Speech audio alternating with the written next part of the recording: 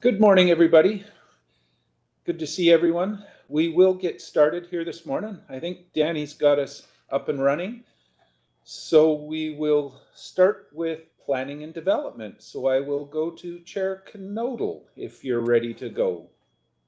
Thank you very much, Director Pendergraph. I'm looking for a motion to approve the agenda for the January 2022. Director Sentes, Director Kazakovich. Any opposed? Seeing none, call the meeting to order. We have one item, item B, quarterly report, Development Services Committee. CAO Noel, would you care to take it away, please? Thanks, Mr. Chair. So before I do, I'd like to introduce Mark Petrie. Mark is now taking over our Building Inspection Bylaw Enforcement Department.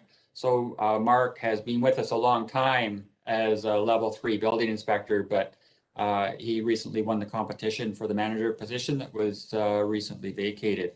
So Mark started in his new position with us on Monday. And he'll be working with Mr. Garish on the activity report for development services.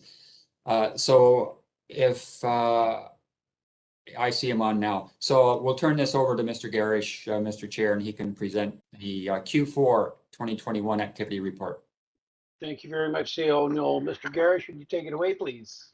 Great, thank you. I'll just get my presentation up and rolling here. And I was just quickly talking with Mark before the committee this morning, and he's a little under the weather, so I'm going to try to stick handle both the planning and the building bylaw enforcement end of the presentation today. So starting with building and bylaw enforcement, just some stats showing this year versus last year comparisons. So as the committee can see, the number of building permits up from 2020. Dollar value is up substantially as well, as is revenue. In terms of the bylaw enforcement department, it looks like 59 new complaints received in the quarter, or possibly the year, 167 resolved. And then, as the board is aware, other big news for the department, the bylaw enforcement coordinator position is part of the budget and hopefully will be approved shortly. All right, so I've got some charts here that just show the breakdown of revenue by electoral area and some other ones that deal with years. So for 2021, you can see here by electoral area. So it looks like the big one was Area E at around $25 million in value of permits issued, followed by Area D, A, and then H rounding out the top 4. Just pause here for a second so everybody can see it. Moving along, so another way of looking at it this time, annual comparisons.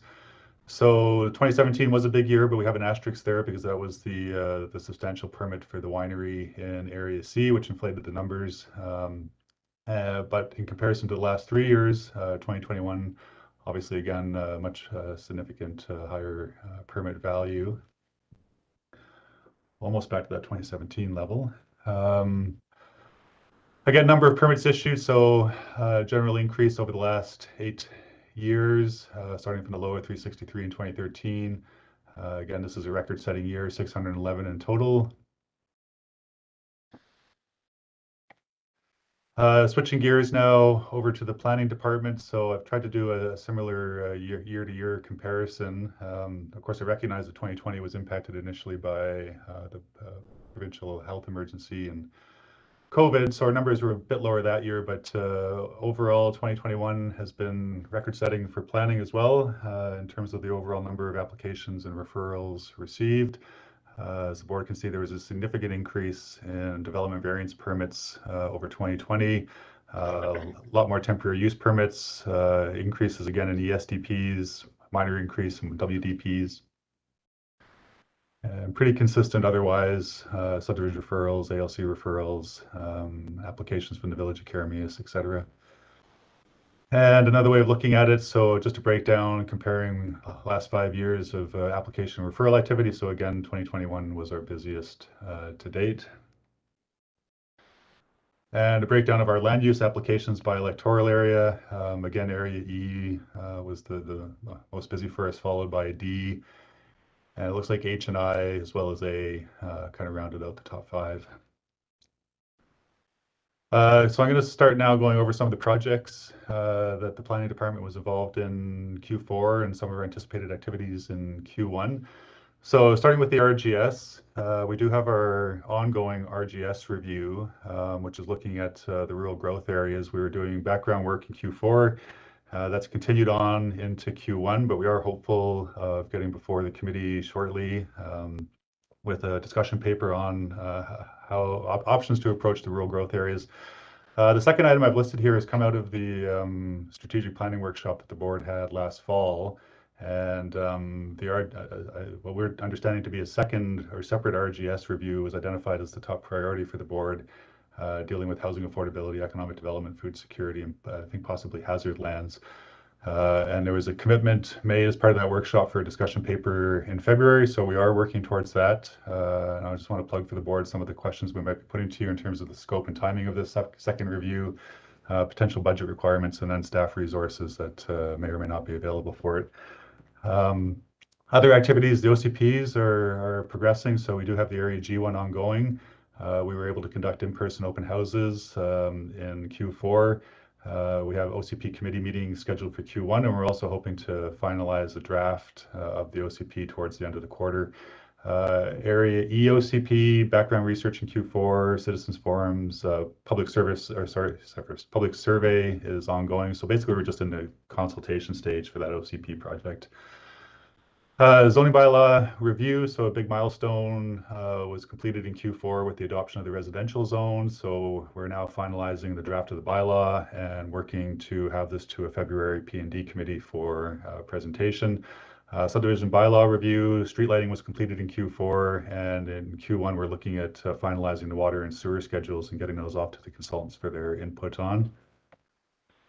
Falder zone review, we completed the public engagement in Q4. The board has resolved to defer that project, so we have no actions planned for Q1. We'll just wait for the Meadow Valley Aquifer study to be completed. The West Bench Geotech was also completed in Q4. We do have some ongoing OCP and zoning amendments that have come out of that, responding to some of the recommendations made within the review, which we're in the process of public consultation right now, and we'll be bringing that forward for board consideration in Q1 as well. ESDP review, whoops, just happened there. I've lost my power. Oh, there it is. Are you guys still able to see my PowerPoint presentation? No, we have the screen filler. You faded away on us, sir. Yeah, somebody went to Mexico. I'll Take it with Nice us. picture. okay. It's come back. Okay, sorry about that. I'm not sure what I did there.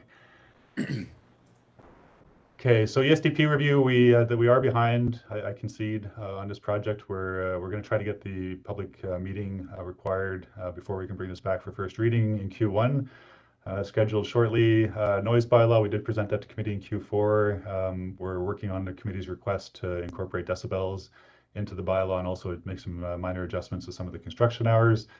Storage containers, the most recent public consultation process is closed. We're still sifting through the comments received, and I believe we're heading back for committee review of the feedback in February. Delegated DVPs, I don't think I've raised this with the board previously, but the provincial government did make amendments to the Local Government Act last fall in relation to allowing local governments to delegate DVPs to staff. They also made changes to the scheduling of public hearings and when those are required, and also notification requirements for public hearings. So we're hoping to address those with the board, one item each quarter. So for Q1, it's delegated DVPs. The public hearings and newspapers will be in Q2 and Q3. Temporary farm housing accommodation. This is a carryover from 2021.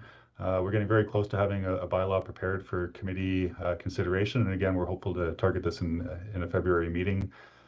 Septic compliance or assessment reports, just for the board's benefit, we're bringing this forward in February. It's related to the temporary use permit application process, primarily for vacation rentals, and just trying to establish some better guidelines around how a property owner can confirm that their existing septic is capable of accommodating a vacation rental report. And so we've finished consultation with the registered on-site wastewater practitioners, which is the ROPE acronym there. And we're just trying to sort out all their comments and make some updates to the bylaw. Watercourse development permit update. Again, I don't think I've had a chance to brief the board too much on this one, but following the 2019 changes where the province moved from the riparian area regulation to the new riparian area protection regulation, the province has started to provide direction on how to deal with retroactive developments, which they're not proposed or prepared to approve, but they believe that local governments can approve them. So we've got some amendments that respond to that and will allow the board to consider permit issuance in those situations. The Area D ECDEV office, there is still ongoing implementation in relation to the recovery plan, and similar with our discussions with the province on DREO and the land use contract. No specific updates, but just it's an ongoing discussion. And I believe that's it for my presentation. I'm happy to try to answer any questions the board may have. Thank you very much, Mr. Garish. Any questions for Mr. Garish, please? I think you've done amazingly good job. I'm not seeing any questions. One thing, Mr. Garish, would you make your stats available to the members? I find them very interesting, please. Yes, will do. Thank you, sir. With that, I have no other items on the report, so I'll be looking for a motion to adjourn. Director Robinson, Director Bush. Any opposed? Seeing none, we'll adjourn the meeting of the Planning and Development Committee and back over to Chair Pendergraft, please. Thank you. Hey, thank you, Director Knodel. That will move us on to Community Services Committee, and I will go to Director Monteith to chair this one. Please, go ahead. Thank you. I'd like to open the Community Service Committee meeting at 9:13 a.m. Would anybody like to make a motion to adopt the agenda? I have Ms. Robinson and Ms. Sentis. All in favor? All right, moving on to item number B, we have a delegation from BC Transit to CAO, please. Thanks, Madam Chair.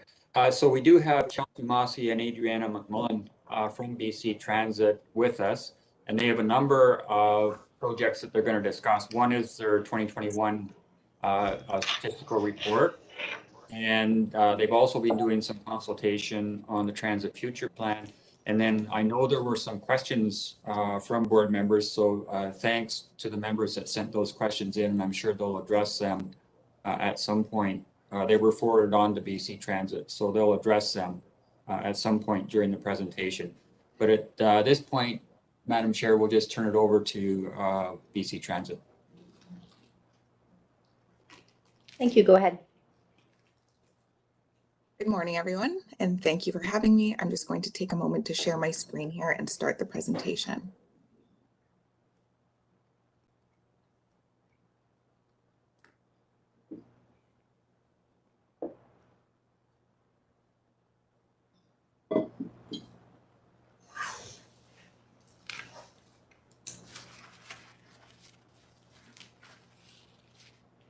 Okay, so it looks like everyone can see that.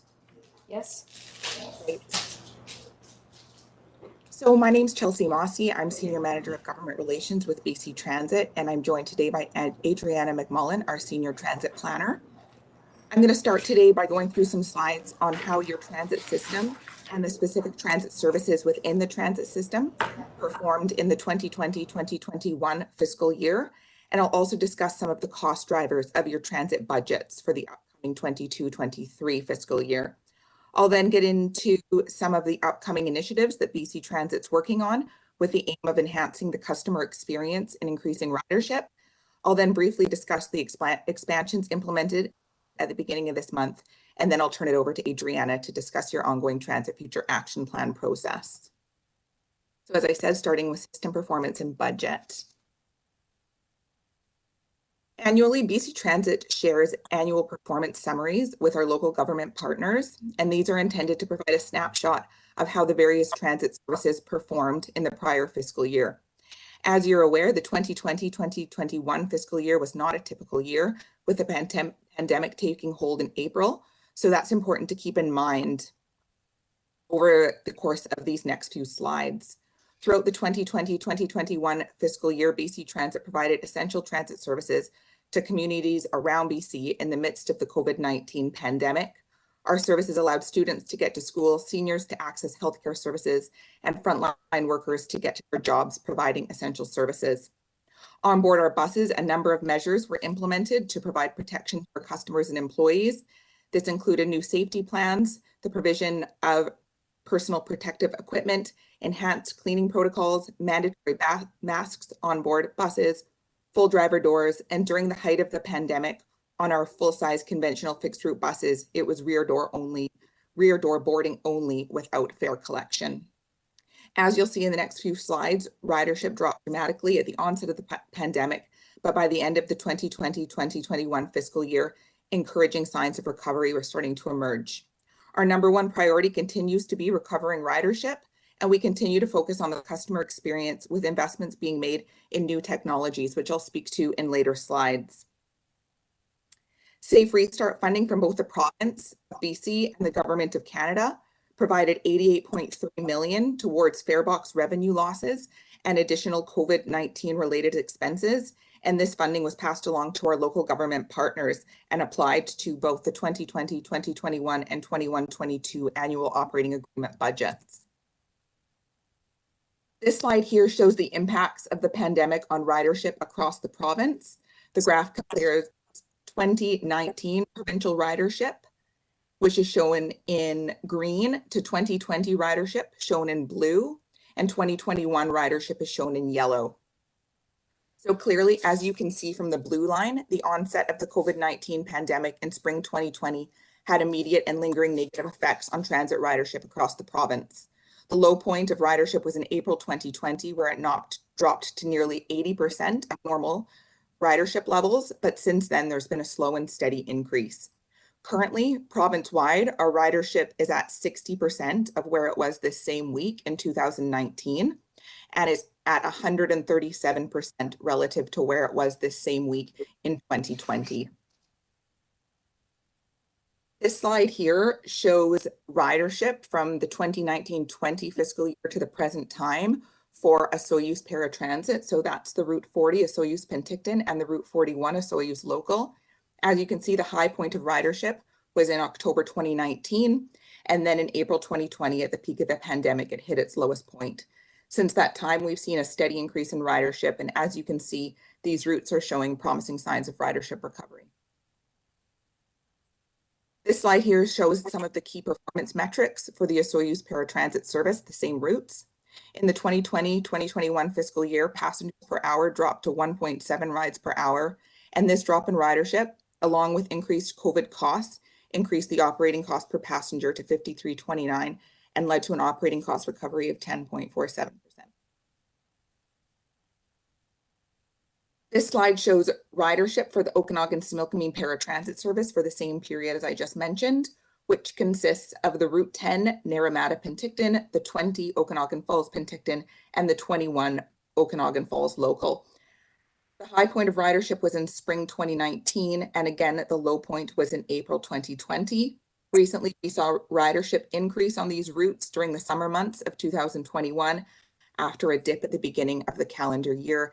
And then at the end of the year, you can see a bit of the impacts of Omicron, in our most recent months, you can see a bit of the impacts of Omicron happening there. While ridership recovery doesn't appear as strong as the previous Soyuz graph did, it's important to note that ridership recovery on these routes are in line with or even better than the recovery that we're seeing on similar paratransit routes throughout the province.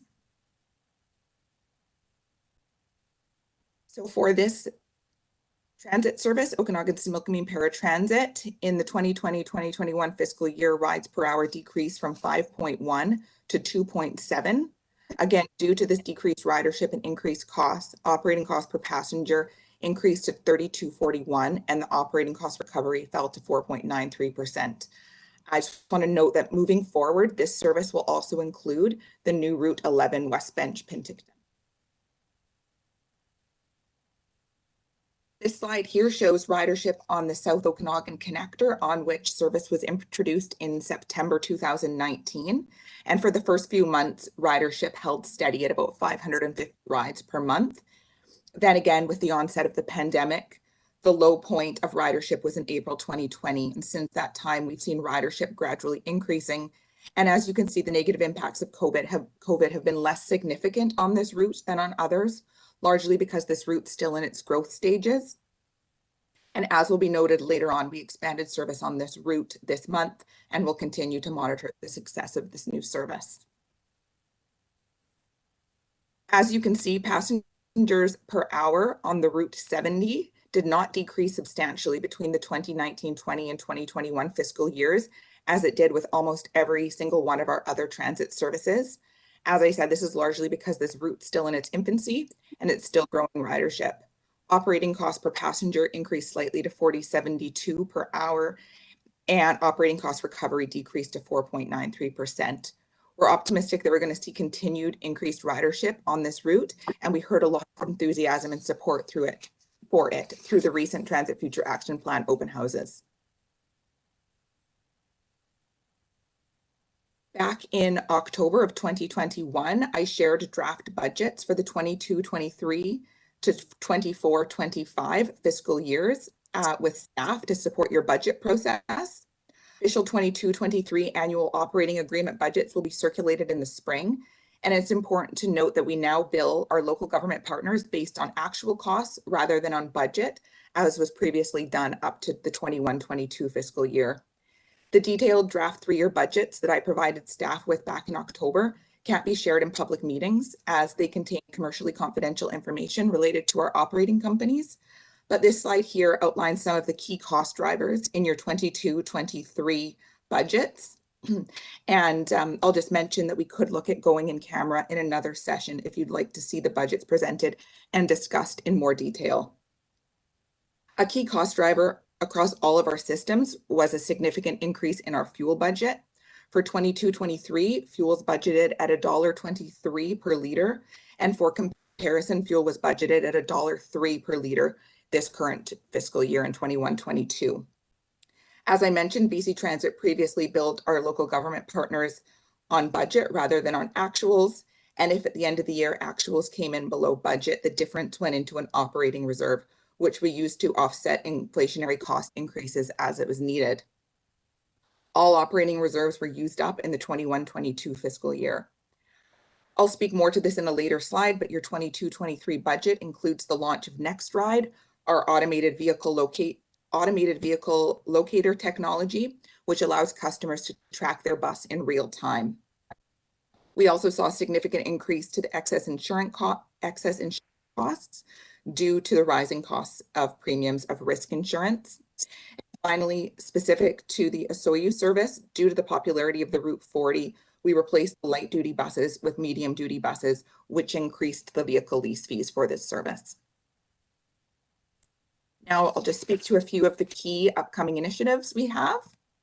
Last time I presented to your board, I highlighted that we were in the process of implementing an electronic fare collection system, which will allow people to pay their fare via a credit card or their smartphone. So this slide's an update on that work. We've now selected a vendor for this project, and more information about the vendor and their system will be shared through a public announcement on January 25th, and details will be provided to staff via a webinar on February 10th. This webinar will include information on the selected system, as I mentioned, on the vendor, as well as on our plans for engagement and, importantly, the implementation schedule for the electronic fare collection system. So staff will be able to provide you with more details following that February 10th date. As I've mentioned, BC Transit is continuously aiming to enhance the customer experience and recover ridership. And as part of this, we'll be launching NextRide, which is our automated vehicle location technology across the province on all conventional fixed routes over the course of the next year. And we're targeting rolling out NextRide in your transit system in the spring of this year. NextRide uses AVL technology to allow customers to see their bus in real time and identify predicted arrival times for any stop. On board, automated stop announcements will call out stops to customers, which will increase the comfort and convenience And also importantly, it will improve the overall accessibility of the transit service. Throughout BC Transit, next ride will provide bus location data to mobility providers like Google Maps, as well as our partner, the Transit app, so our customers can track and monitor their bus routes using their application of choice. Next ride will also enhance the operational data we receive, which can be used to properly gauge our system performance and effectively plan transit systems, and it will also enhance our operational oversight of our buses. The Next Ride project is funded through the Investing in Canada Infrastructure Program, and this program is cost shared. This project is being cost shared with the Government of Canada contributing 50%, the province contributing 40%, and the local government partner, so in this case, the RDOS, contributing the remaining 10%. Discussions are currently underway between the Regional District of Okanagan Similkameen, your local Ministry of Transportation and Infrastructure Highways Department, the Ministry of Transportation and Infrastructure Transit Branch in Victoria, and us at BC Transit, looking at installing bus stops on either side of the highway at Gallagher Lake. The need for these stops was identified in the 2015 Transit Future Plan, so we're very supportive of this project and happy to be involved in conversations to move the project forward. Through MOTI, funding for these types of projects is available through the Minor Betterments Program, which has a cap of $100,000 per project per year. So this project may have to be done over multiple years due to this funding cap. MOTI is still accepting applications for projects for funding in the 22-23 fiscal year. So collaboratively between all parties, we're aiming to get an application in for this timeline. I'll now just talk briefly to the expansions we implemented at the beginning of this month. Implemented 3 expansions on January 3rd, 2022, and also put out a new rider's guide for that date. On the Route 70, we implemented an expansion which added midday trips Tuesday through Friday, replicating the service levels that were previously offered on Mondays only. We introduced introductory level service to West Bench via the new Route 11 West Bench Penticton, and their service now offers 3 round trips per day between West Bench and Penticton. And finally, we expanded service on the Route 30 Summerlin Penticton, introducing Saturday service and also adding a new midday trip. It's important to note here that the Route 30 is funded by the District of Summerland and not by the RDOS. These expansions have only been operational for a few weeks now, so we have limited data on them, but we'd be happy to come back at a later date to report on the success of these expansions. And I'll now turn it over to Adriana to discuss the Transit Future Action Plan process. Great. Thank you, Chelsea. Good morning, everyone. So the Transit Future, I'll just jump into this. The Transit Future Action Plan is essentially an update of the 2015 Transit Future Plan that we did. You may recall we had the bus out, and this helps inform future transit decision making. More specifically, we focus on the near 5-year term coming up. Next slide, please. So our original timeline that we revised with had us doing general public engagement this past November, and then moving forward to endorsement. And we did come out and hold open houses in the area at the end of November. It was BC Transit's only and first in-person engagement since the pandemic. So there was a lot of curiosity of how we would be able to roll this out. Next slide, please. Oh, pardon me. Yes, so we had intended to hold some additional stakeholder engagement targeted to Penticton this past summer. However, due to some infrastructure uncertainties, we've ended up looking to postpone that. Next slide, please. Oops, oh dear, pardon me. Yes, anyhow, previous slide, sorry, Chelsea. Yeah, so essentially, due to the Penticton workshops not being able to happen this past summer, we're looking to hold them this summer, and we will be looking to extend the timeline to try and wrap the plan up in 2022. Thank you. Next slide. So again, there was some weather situations happening. We had the flooding in Princeton, so that impacted our open houses this past November. Next slide, please. And in terms of the outcomes, we had a very robust participation in 2015 for the 2015 plan. There was a much smaller participation at this last round of open houses that we held in November. And so we had, a good showing in Penticton, but some of the others were less well attended. And then also the online survey had some low participation, and consequently we did extend it. Next slide, please.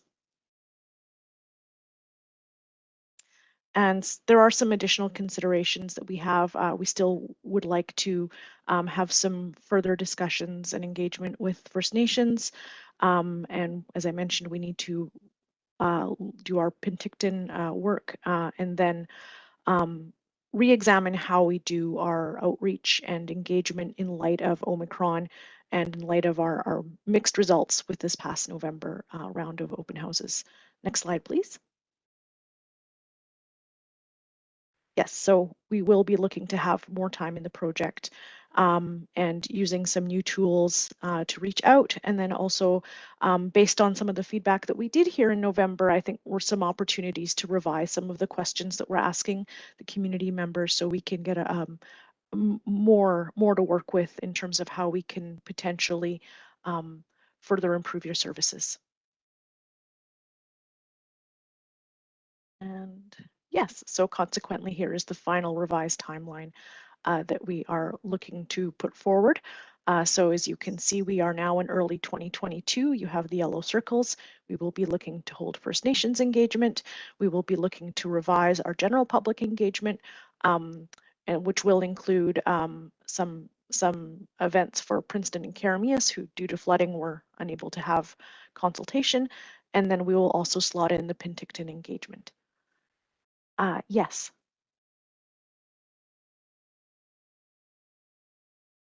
And The end. there we go. Thank you, Chelsea. My apologies. I see that there is a question there. Director Roberts. Yes, to the chair. Sorry, can people hear me? I'm having some technical difficulties. Okay, perfect. Again, thank you. Very good presentation. And sorry I didn't get a question in earlier to you, but I actually did get some phone calls from citizens with a question, and it was in regards to Headley. Now I'm going to think more about a process. I'm the director of Area G, which has got Olalla, Headley, of course, and rural Karamias. With weather changes and the history prior where buses used to go right into the town and people were able to get onto the bus in relative safety. Now that we're more down by the road, we're also having issues with inclement weather and road maintenance. Is this a process when you're talking about maybe having like an ability to have a safe covered kiosk for people to waiting for buses? Is that something that is a discussion between you and MOTI? And how would we proceed? We've got a lot of people that are concerned that it's pretty difficult for them to get down and stand on the side of the highway in snowy weather waiting for the bus coming through from Princeton. And we do have a stop with the school bus area. So just kind of wondering whether or not if there's a formal process in regards to this as a question and how I could pose it. Thank you. Through the chair. So I think what you're asking is if would be funding available for a shelter on the highway. Is that correct? And if that's the question and I'm understanding correctly, then it would be the same process as I discussed for Gallagher Lake. You could seek funding and work with MOTI through the Minor Betterments program for a shelter. And that's certainly something that between Mark Woods and myself and the Ministry of Transportation Infrastructure, we could look at getting an application. Thank you. Is the delegation done presenting?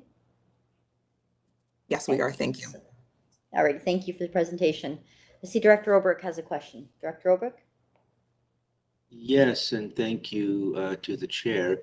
I have two questions. The first is, I'm the director for OK Falls, and the first relates to the breakdown of passengers per hour and operating costs per passenger. The information provided is a combination plate of 3 routes, and one of those is Naramata. What I would hope to receive, if possible, is the specific breakdown for OK Falls. People in OK Falls really care about this service, and this information is a little bit confusing because for all we know, there's 5 passengers per hour in Naramata and 0.1 of a passenger per hour in OK Falls, and the average is 2.7. So if I could get that breakdown, that would be really helpful. And then the second question is, we had the public engagement on November 25th. That's the same day we had strategic planning. I was at the strategic planning meeting with the rest of the board. Members in my community did not receive notice of the meeting. Nobody, not the Economic Development Office, not any of the commissions, nobody. Indeed, only 2 members of the community were present. Now, Mr. Woods knows that I spoke with Chris Fudge asking for this opportunity back in, well, 2019 and again 2020, and even 2021 we had a delegation and I spoke to concerns. So it's not that we weren't looking for an opportunity. The 2 members who attended contacted me on Friday, November 26th. One of them said, Juan, we know you know how important this is, and we felt we wanted to shoot you the next time we saw you because you weren't there and you should have been there. Now, the 2 men who were there, I know them well. They found out about the meeting by accident because we'd been speaking about this service in the weeks prior, and Wayne, one of the 2 men, was on the RDOS website, and that's how he found notice. That's not a good way, by accident. If not, and he brought Jeff with him. If not an accident, there would have been no meeting at all. I mean, there'd have been a meeting with BC Transit and RDOS staff only. So my question is, can we get a proper meeting? I'll give you an example. That was November 25th. 2 people showed up by accident. December 9, our OK Falls Community Association had a meeting. We had 44 people in the gymnasium. We had an 85-inch smart board, and we had over 60 attend by computer. Over 100 people. Those same people are interested in this community. And I can tell you, I talked to many people on transit after November 25th, express outrage and disappointment because they would have been at that meeting had they been aware. So the short question is, can we have another meeting? Through the chair, thank you for raising all of that. And certainly, as Adriana mentioned in her slides, we do want more robust participation for this Transit Future Action Plan process. And we also wanted higher levels of participation through the open houses. There was a couple of reasons why we did. So we chose to intentionally only give about a week's notice for these open houses because of the constantly changing public health orders and because of constantly changing restrictions. So we were concerned that if we promoted too far in advance, things would change, and then at the last minute, we wouldn't be able to move forward with the open houses. And the second reason we chose to only promote with about a week's notice was to avoid large crowds gathering in indoor spaces. We just really didn't know how many people to expect at these events, and we were concerned about overcrowding. I think we had some lessons learned from this, and definitely we want to do further engagement in whatever form looks to be safe given this Omicron variant, but potentially things could look better as we get into the spring. So yes, I think that's a long way of saying we're definitely looking forward to some more robust engagement. Thank you very much. To your first question, we don't have sometimes granular information at the route level, but let me work with our finance team to get some information over for you for that specific route. Thank you for that. I see that Director Canoodle has a question. Thank you very much to the chair. I'd just like to, it's a comment that I'm the Area C Director, and I'd like to thank the ladies very much for their input on the Gallagher Lake thing. There's 600 souls in that area and a high density of seniors. So they're very much looking forward to this moving ahead. So thank you very much. I appreciate it very much. Thank you. Alrighty, I don't see, oh, I see Director Pendergraph has a question. Thank you, through the chair. I am curious about the wording in the presentation said the elimination of the shared operating reserves, but when you described it, it sounded like it was just depleted to zero. Or is it actually eliminated, or has it just been brought down to zero? If you could clarify that, please. Through the chair, good question. It was eliminated and depleted, brought down to zero because of the fact that we moved back along with the province to billing actuals rather than budget. So it's the answer to your question is both. It was depleted to zero because we eliminated the shared operating reserves. Okay, thank you. And Director Coyne has a question.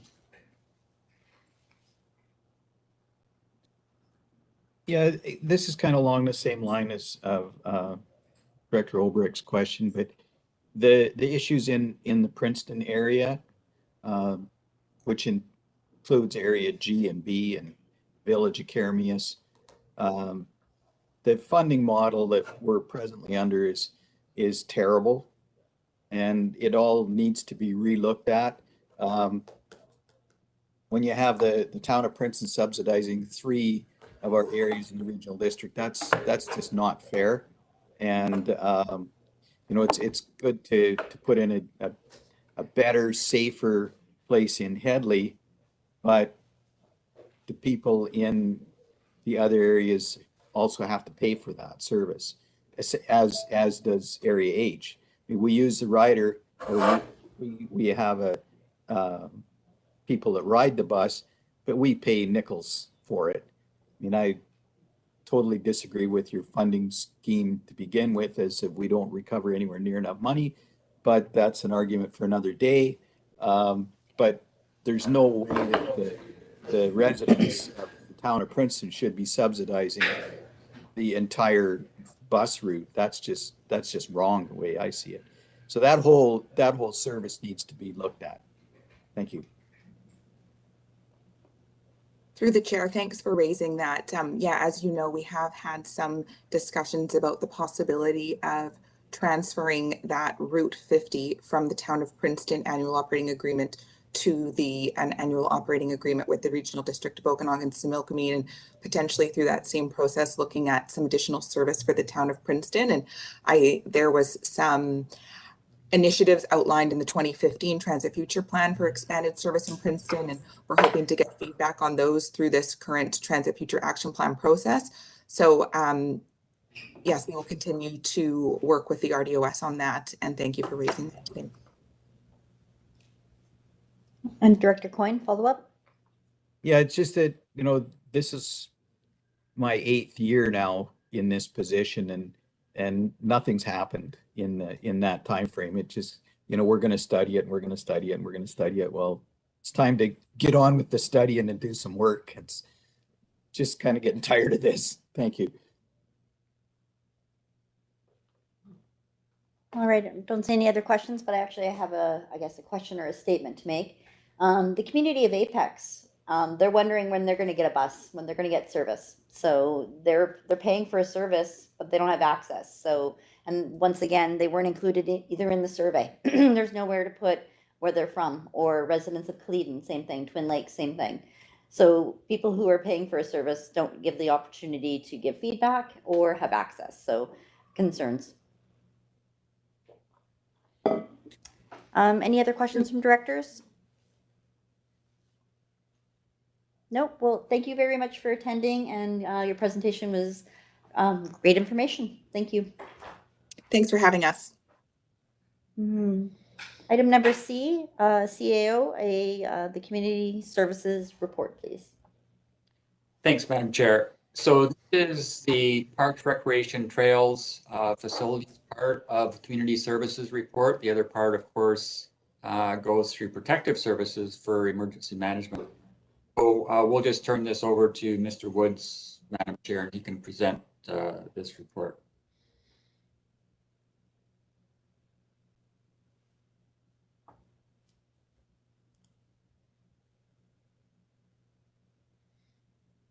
Mr. Woods?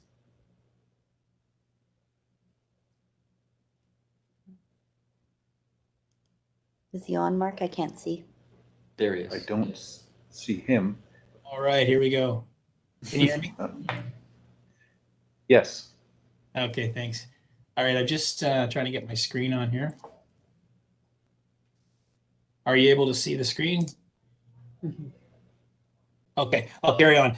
Okay, so thanks. As always, I've got a number of items on the list that I'll just touch on some of the high points for you, but by all means, happy to answer any questions or follow up on any items that I don't touch on. So for the Parks, Recreation, and Trails side, we in the last quarter did quite a bit of work in the planning and permitting stages of some of our projects. Some specifics. So planning side, we were in the near the end of a development plan process for Mariposa Park on the West Bench, as well as some continued planning work for the preliminary design of the shoreline restoration at Kaleden along and adjacent to Pioneer Park, which includes some Section 11 permitting with the province of BC. We've also continued with the engineering assessment work on the trails side. From 2018, some of the washout issues, specifically west of Falder, where we had some substantial washouts. We've worked with the province to get some funding to do the redevelopment planning to get us prepped for that. It's obviously we've seen significant damage caused during the recent flooding events in Area H as well. So this is the process. We get back to the table with the province and do the necessary steps to the planning redevelopment. So that's one response from the 2018 flood that continues. So we'll get ourselves ready to repair that should grant funding become available. On more of the project side, some physical work being done. We're continuing with the Similkameen Rail Trail corridor from Cost and moving towards Karamias. We're probably around 90% complete on that project, which is very exciting. We've got one small section to complete, as well as a portion that goes across the Karamias Creek. We need a bridge, so we're working on the final design of that and anticipate that work to be done in Q1 of this year. We're also, we completed a number of upgrades, Naramata Library and the Old Age Pensioners Building. We did some work for new windows and some heating units work. We also continue with our tree planting program in the fall, as we do in our parks, where we install some new and replaced trees, where we get rid of some of the invasive species and plant with more appropriate species. That's a fall project that we do each year within all of our various parks and fields. We did a landscape project down at the Osoyoos Lake Park as well. Back on the planning side, the trail network that leads up to it, the Osoyoos Lake pedestrian corridor, we did a repair permitting process to get us ready to rebuild. Again, that was a reaction from flooding in 2018. So getting ready to do another construction project on that site. On the recreation side, we had a number of events take place, winter events, Christmas events. We also, in line with the International Volunteer Day, held some recognition events in some of the communities with our volunteer groups. We launched the Recreation Winter Guide, as we do typically on a quarterly basis. And we are also working on establishing a new recreation software.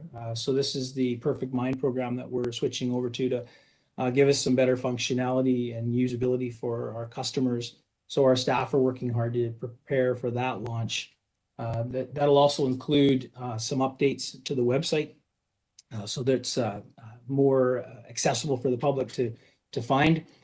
And the website's also our location for updating on the COVID-19 response challenges. So those are almost daily that we go back through the user groups that communicate directly with the province and health authorities, and then communicate back to our recreational groups. So our recreation manager, Augusto Romero, is our lead on that. So we have fairly routine meetings with them, and we post those updates to the public, typically through those venues as we move along.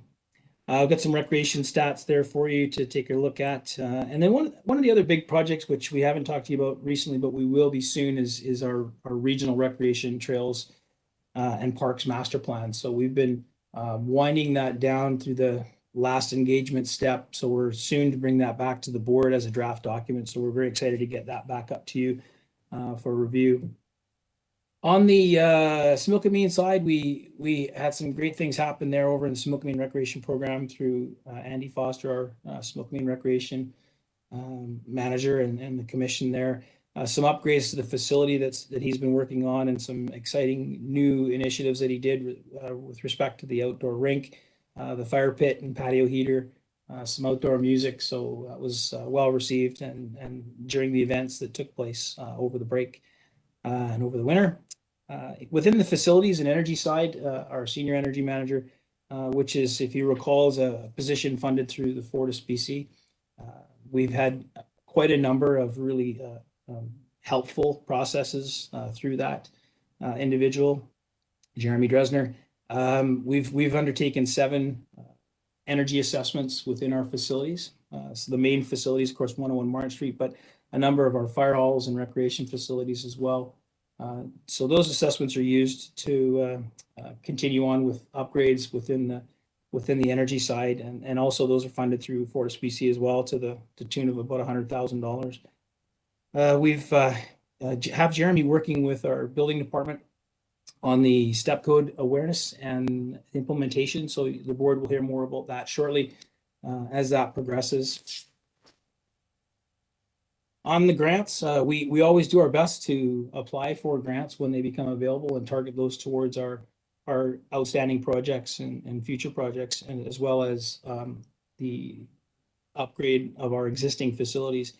So in this regard, within the energy side of things, and again through Jeremy Dresner, we've got about 10 grants here that he's been successful at on our behalf to the tune of around $360,000. So it's very helpful for us as we move forward on these initiatives.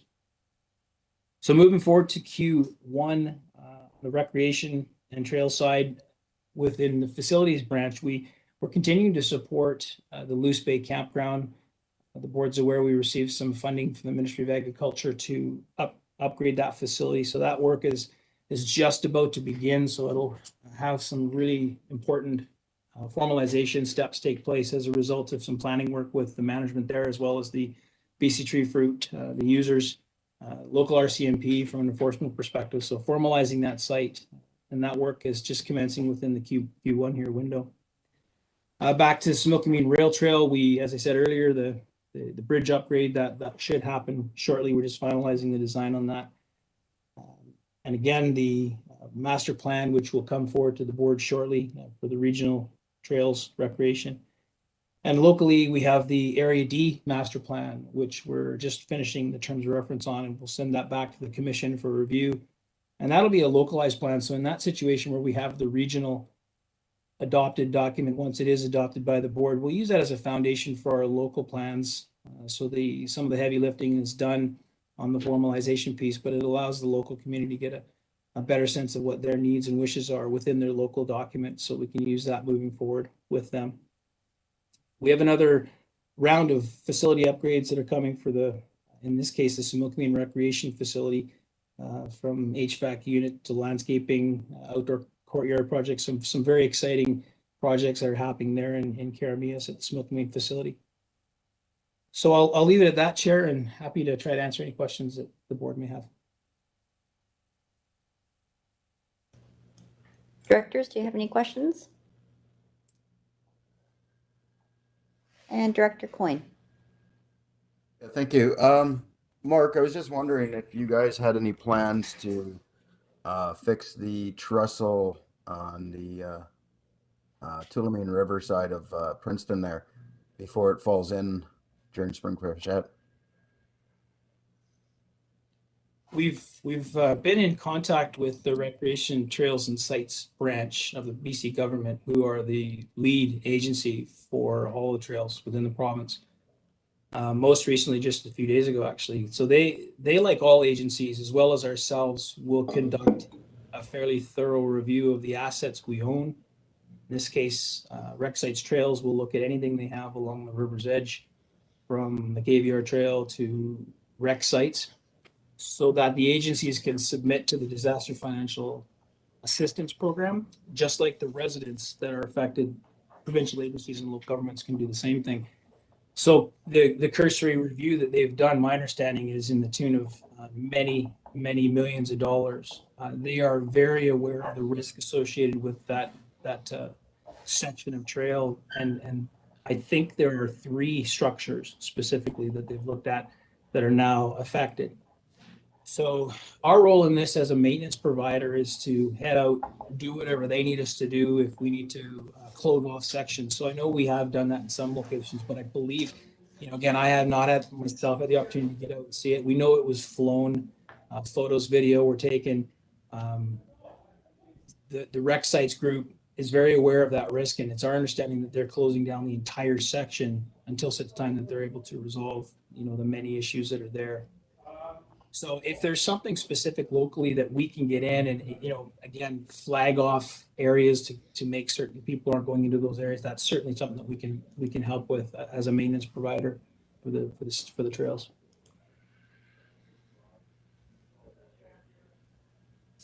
Mr. Woods? Yeah. Just a follow-up, Mark. The one right on the other side of the tunnel there, like, we're really concerned that that's going to fall in during freshet in the spring. If you could put some pressure on them to stabilize it. The concrete work is on one side, and there's a channel flowing between the bank and there, and that concrete it's not as strong as it used to be. So if that goes out, there's a chance it's going to take out one of our wells. The wells come down and probably take out the Brown Bridge, and so if you can put some pressure on them, that would be great. We're going to do the same because we don't want to see that taking out any more of our infrastructure. We've had enough of that. Thanks, Mark. Yeah, just as a follow-up, I'll respond back to Rec Sites Trails and get a definitive timeline from them as to what their next steps are, and if there's anything we can do locally, like I say, to put some pressure on there, we certainly will try. Thank you. Director Obrick? Yes, thank you to the chair, and through the chair. I have 3 questions. The first, I was trying to lower my hand. I don't know how to do this. The first question, I was quite interested when I saw the success for 2 electric vehicle charging points in Naramata. OK Falls has fallen far behind our neighbors. Summerland, for example, just spectacular success with EV charging stations. Princeton, I spoke with the mayor in Princeton, gosh, a year or more ago, and he told me how many charging stations they have in Karamias. And we have some private wineries, for example, and others are putting in. But is there any, so the first question, any plan, any hope for any electric charging for OK Falls? And the second question, the KVR Trail west of Vassal Lake. I know that is a long story. I think the province acquired that for the purpose 25 or so years ago. But an update on that, that's a long time concern for our community, and very interested in seeing some action there. And then the third question, Jeremy Dresner, we have a community development, economic development office in OK Falls. Gail Scott did some really interesting work on a project, an electric trolley, sort of inspired by Wenatchee and their success south of the border in electric vehicles, and a heritage trolley, and partnering in the South Okanagan. My understanding, Jeremy was quite a bit enthused about the project, and it. So curious what prospects you see for that project, and ways to maybe see that move forward. So those are my 3 questions. Thanks. Yeah, thank you, Chair. On the EV charging side, the Fortis BC will fund local community charging sites. The site in Naramata was a request that was made by Area Director Kazakovich a number of years ago through their process. that was a long process. My understanding from Fortis is it wouldn't typically take that long. They had some challenges. We had some challenges establishing a site. We have formally requested through that program that we'd like to see a charging site installed within Okanagan Falls. I know that they have it in their queue to look at within this cycle, so we look forward to hearing back from them. And I'll follow up certainly with Robert Stupka, who is and Michael Leland, the two contacts I have with Fortis, to find out if there's a definitive timeline, and I can respond once I get that from them. On the KVR Vassar Trail, obviously we know that's highly complicated. That project there was some communication that went to the media that started through the Trail of the Okanagans group, which is an advocacy outfit that is very, very supportive of the network of trails. They work with two other groups in the central Okanagan, North Okanagan. Actually, I believe there's three. There's one in the Shuswap area. They had participated in a discussion during UBCM that I was in with staff was the staff on staff discussion regarding that location.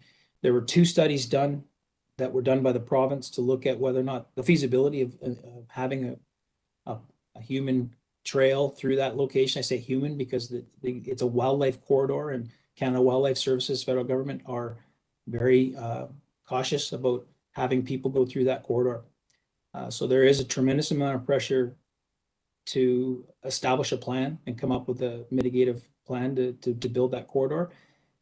And at that UBCM discussion, that was the first time that the province had said to us that they're prepared to have us actually develop that mitigation strategy. So we have not even begun that process yet. We certainly can. We're looking forward to getting additional details from the province of what specifically they need to learn from us. And we also need to make certain that we're involving all the agencies that need to be involved, primarily our Indigenous partners. We know both Pacific Indian Band and Suisun Indian Band have a strong interest in that area.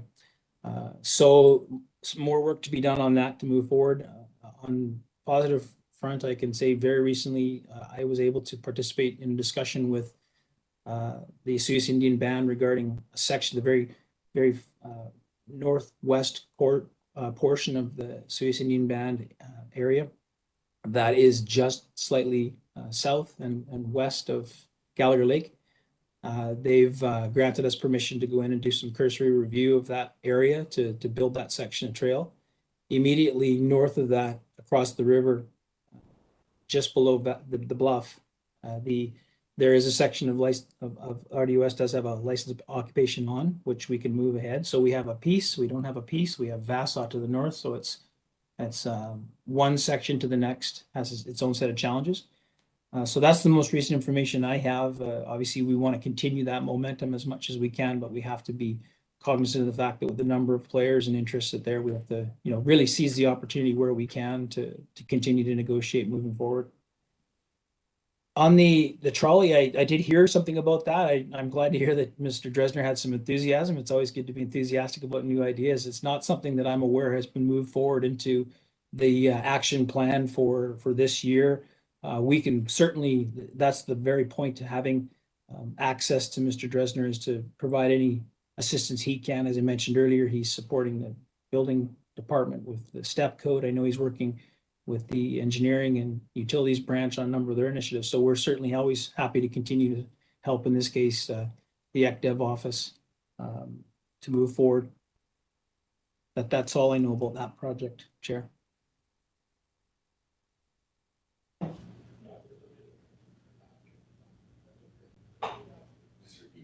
Sorry, Director Canuto. To the chair. Mark, I got two questions for you. I'll take the easy one first. Loose Bay Campground, I believe there was a question that went out from Finance Officer Zafino on this, but I just want to confirm the amount of money we're looking at putting into this to do these repairs.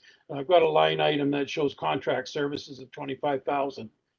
Is that the budget that's being set forward for these upgrades? The approved grant from the Ministry of Ag is closer to $400,000, which is all tied directly to that site for upgrades. Okay, I'm not seeing that in the budget for this year, but that's okay. I did have a meeting with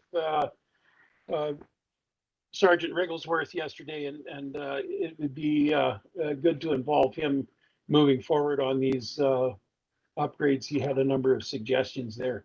On to the other one, on the rail trail.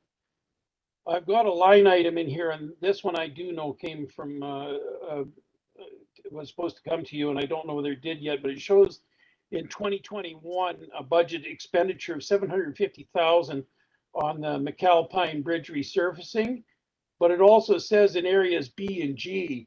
So I don't think Director Bush or Robinson really want to inherit me that close to them. I'm just wondering, I suspect that there's some kind of a misprint there, but I want to get that clarified because that's a sizable hunk of money that could very well be used for resurfacing that when we get tenure on it. Yeah, so just on the upgrades to the campground, Sergeant Rigglesworth is certainly involved. We've had 2 site meetings that I know I was at myself, and staff continue to talk with him to make sure that we touch base really to capture what the RCMP thinks are the appropriate next steps there. So he's certainly involved. On that budget item, I'll follow up with Jim Zaffino on that, but the McAlpine Bridge, which is the Ministry of Transportation bridge, just slightly below Gallagher Lake, the only project that we ever have had targeted there, which was, you know, a conceptual project of creating an underpass, and or we could have at one point looked at the budget for a resurfacing, and what we'll often do is target a grant, and that could have been our portion. It could have been the grant amount, but I'll follow up with Jim Zaffino to find out exactly what that's targeted towards and where it's proposed to be funded through. On that particular item, McAlpine Bridge to Road 22, do we have a position of where we're going with that, where it's at this point in time? That is a pending application through the province of British Columbia. So we submit our applications to Front Counter BC, and that was the one they told us would be probably a 2-year process, which we are at 2 years now. Yes. So we follow up with our colleagues in those branches routinely. A very long process, unfortunately, but that's where we're at with that one. Thank you very much, sir. I appreciate that. Very welcome.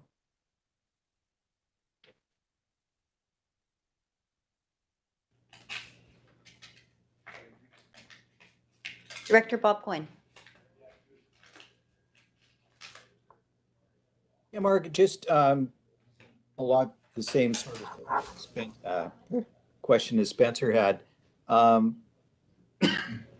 get pretty much daily questions from folks out in Tillamook about the future of the trail.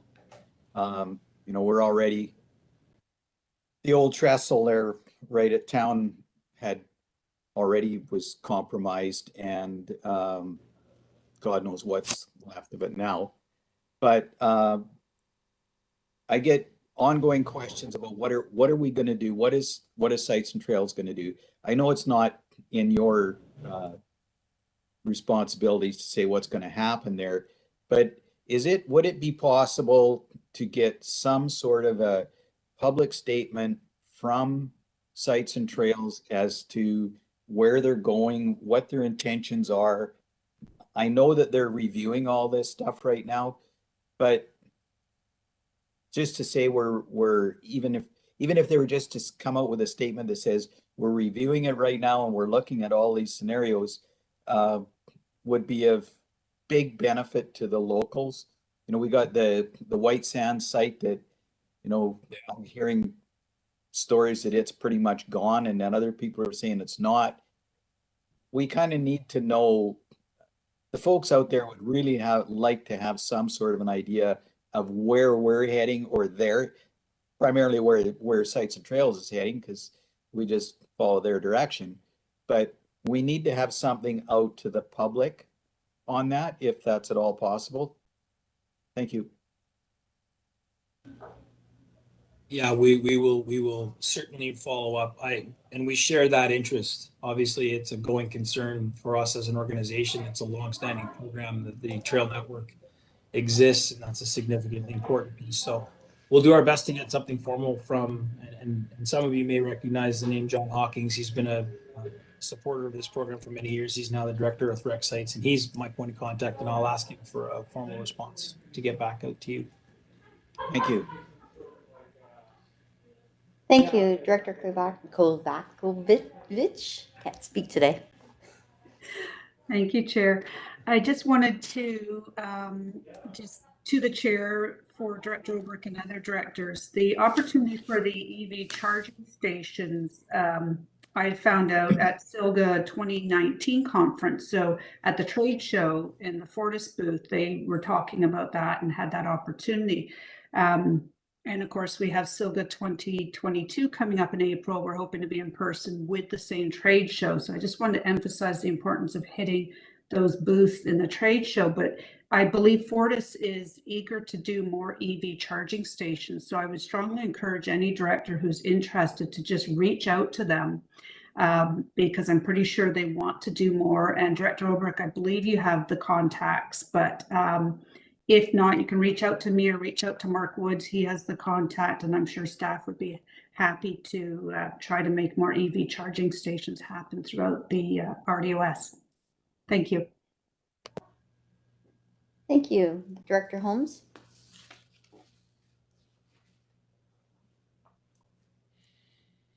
Yes, thank you. I was going to talk about Summerland our charging stations as well.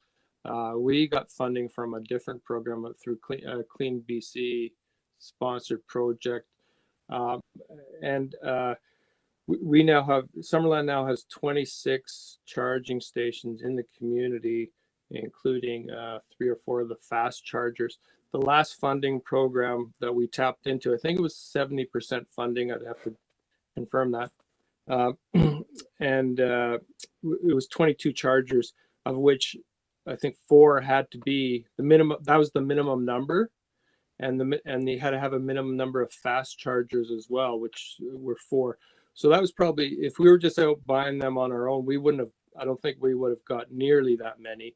But because there was the criteria had a certain number, which might be too much for any one electoral area to do, but it might be worth looking into if it can be done on an RDOS wide basis with different electoral areas and even different municipalities participating in, so we could get these things rolled out throughout the region. Maybe Mark, you could touch base with the District of Summerland staff to find out exactly where that funding came from and everything. But it was it was a quite amazing project. So,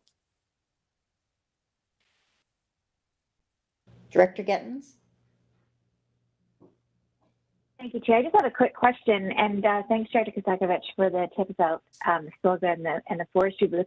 Has anybody seen any discussion around charging stations for e-bikes? I know just with everybody using them a lot more, I'm just curious if there's, well, actually, to be honest with Director Kozakovich, every time we go to Naramata, we're like, oh, I wish there was an e-charger up here on the KVR. So has anybody ever seen anything like that? I'm just curious. Thanks. Mr. Woods, do you know anything about that? Well, no, not off the top of my head, but we can certainly have a look, Chair, and respond back to. That's an excellent idea on some of our more isolated locations of the rail trails. I know we typically shy away from having locations where people can plug things in because they can be problematic, but there could be some opportunities to lock them out and do them in a formal way, but we could follow up on that. So I'm just going to ask Chair Pendergraph. I think we're getting close to time. Can we go over for Director Obrick's question, or? Yes. Okay, Director Obrick. Thank you very much. And just to Director Gettin's question, in OK Falls, yes, we've had discussions, strangely not just about e-bikes, but scooters. We have some older people who have scooters. And so the South Skaha Housing Society has had discussions about, the phase 2 building, the grant application, which failed in the springtime after we took action against the housing minister. I think that might have been a coincidence that we weren't successful on that $10.2 million grant application. The Also at the IGA Center, we've had discussions with Philip Locke, the landowner, and the thought of having an EV station there, including scooters and e-bikes. But you know, the e-bike is it's a real coming feature. We have many community members. We have hills, and they really love the e-bike to go up the hill. I don't know how much of a need there is for the charging, but the scooters, the thought was if you had a functioning grocery store with a place where the community members with their scooters or e-bikes, OK Falls Town Center Plan, you may recall, has a focus on pedestrian and biking and walking. So the idea of bikes and scooters fits real well in OK Falls. Thanks. Alrighty, well, if we have no further business, I'll call for a motion to end the committee meeting. Director Sentes, Director Gettens, all in favor? All right, Director Pendergraph. Okay, thank you, Director Monti. And that puts us to Environment and Infrastructure Committee meeting, and I'll go to Director Gettens to chair that one. Please, go ahead. Thank you. Thanks, Chair. So we'll call the meeting to order at 10:17. If I can get a motion to adopt the agenda first and a seconder, please. Thank you, Director Sentes. And all in favor? Any opposed? No, thank you. Not seeing any. We'll go to the first item then, which is the Lower Nipmuc Improvement District acquisition discussion update. And I'll refer this over to the CAO, please. Thanks, Madam Chair. Just on the agenda, Director Coyne had called earlier, and if we do get a chance under the engineering activity report out on the net zero waste Eastgate issue is a hot topic right now. And if not, we'll catch it up somewhere down the road in one of these agendas. The Lower Nipmuc Improvement District first came to committee back in October 2021, and we had the engineers report out on the engineering assessment that they had done with regards to the conversion of the improvement district over to the regional district. And it was the motion on the floor, the recommendation from administration at that point was to decline the conversion. And committee referred it back to administration to get additional information at that point. The reason for our recommendation was simply the cost of the proposed recommendations out of the engineering report and the liability surrounding it. So that went to committee. It was referred back to us to get additional legal information. We brought it back on December 2nd, and there were additional questions and requests for information, so it got referred back. And so we're bringing it back to committee for the third time, Madam Chair.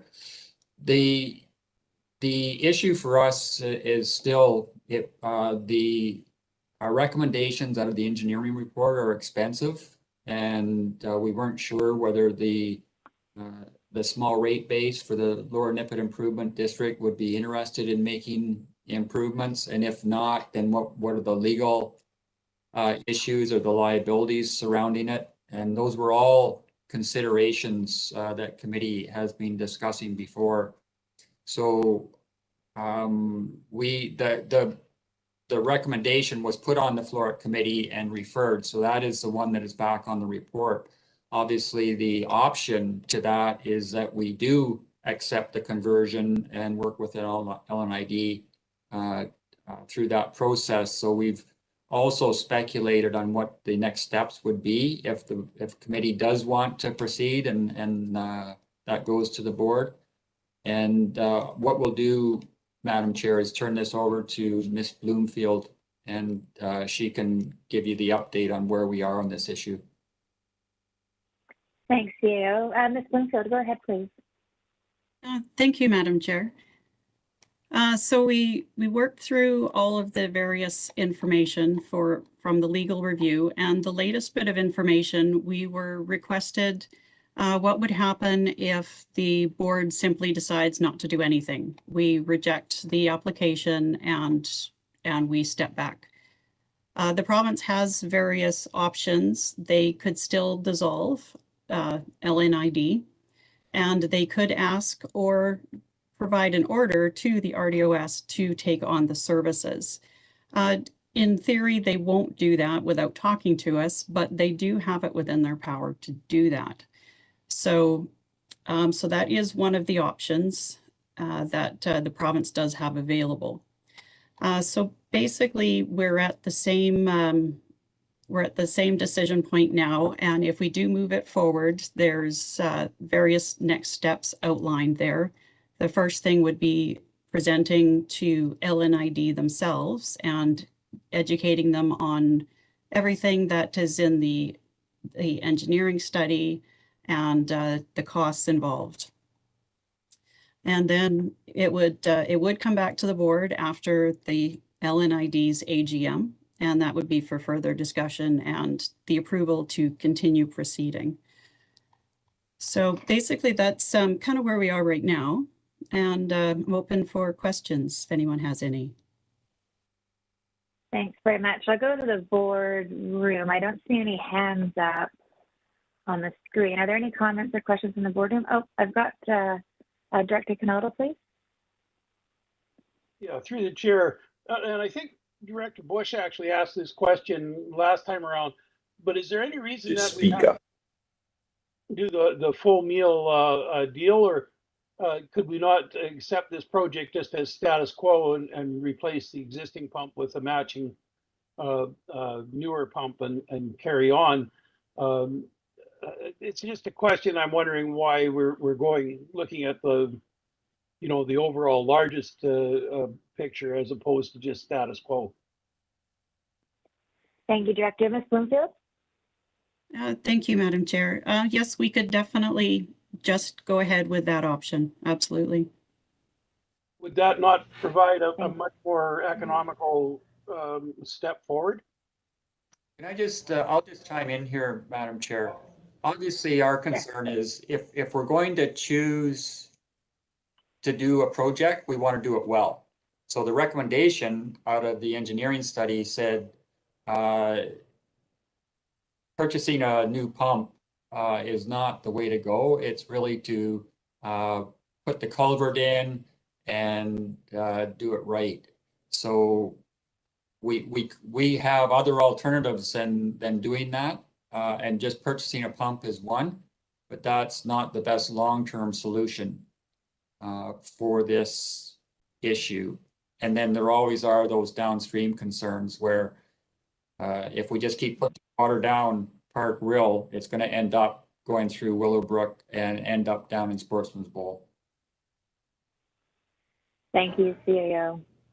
Is there a follow-up, Director Canado, with that information? Or are you good? No, I'm satisfied with that. I was just looking for a reason why, and I know Director Bush asked that, but it never really got answered at one of the meetings. So thank you very much. Excellent. We've Thank got you. I'm just going to check into the boardroom. in the boardroom. Thank you. Go ahead, Director Johansson.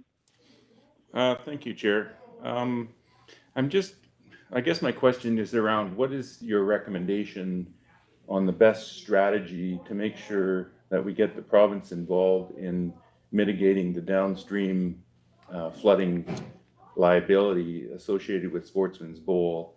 It seems like whatever we do, we need to address that as well to mitigate any liabilities especially for the RDOS. And I'm just wondering what your recommendation would be on the best strategy to make sure the province is engaged in that discussion and in those works as well.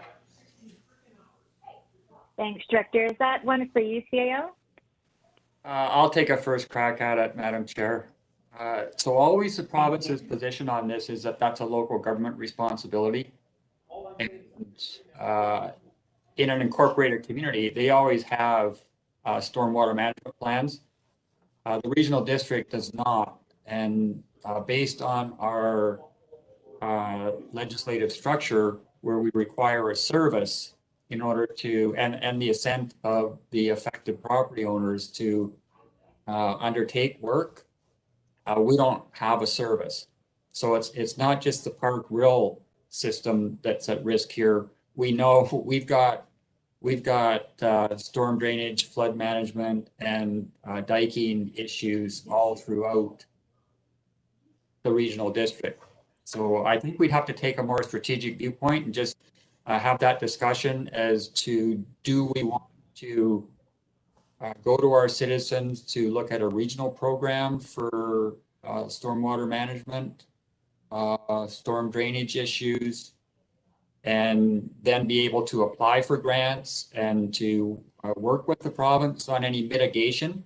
Right now, through our system, we are strictly response. We wait for a catastrophe or a disaster or an emergency to happen, and then we can apply through EMBC for funds to correct it. But we don't have any opportunity to look at this proactively. Thank you, CEO. Director Johansson, do you have a follow-up to that, or are you good? Well, just I'm looking in the report, and it says if we decide not to do this, the provinces could ask the RDOS to take it on, but that likely won't happen. But they would likely consult with LNID and the RDOS, and I'm just wondering if that might be the best strategy, is just to say kind of no at this point, which would engage the discussion with LNIB and the RD and the province, and that might be a good time to deal with the in particular the downstream flood issues in Sportsman's Bowl. That's what I was kind of wondering on that as a question on that approach. Force the discussion at some point with this specific drainage area. Thanks, CAO. Yeah, thanks, Madam Chair. In an emergency response situation where the province has a project that they want to, that they think would be a good idea, and yet they don't have delivery mechanism, we always wait for them to order us to do that, because then that alleviates the liability down the road. If we choose to do it ourselves, once you do work, you own it. If you're ordered by a superior government, then they own it. So that certainly is a consideration. You know, but I'd hate to speculate. Sorry, I didn't pick that up in the report. We shouldn't speculate on what the province would ask us to do in any certain situation, because it's we don't have an experience with this, and they have variables that they consider that we don't. So I wouldn't speculate as to what the province would do if we refused it. Okay, thanks, CAO. That's fair. Director Coyne Senior, please.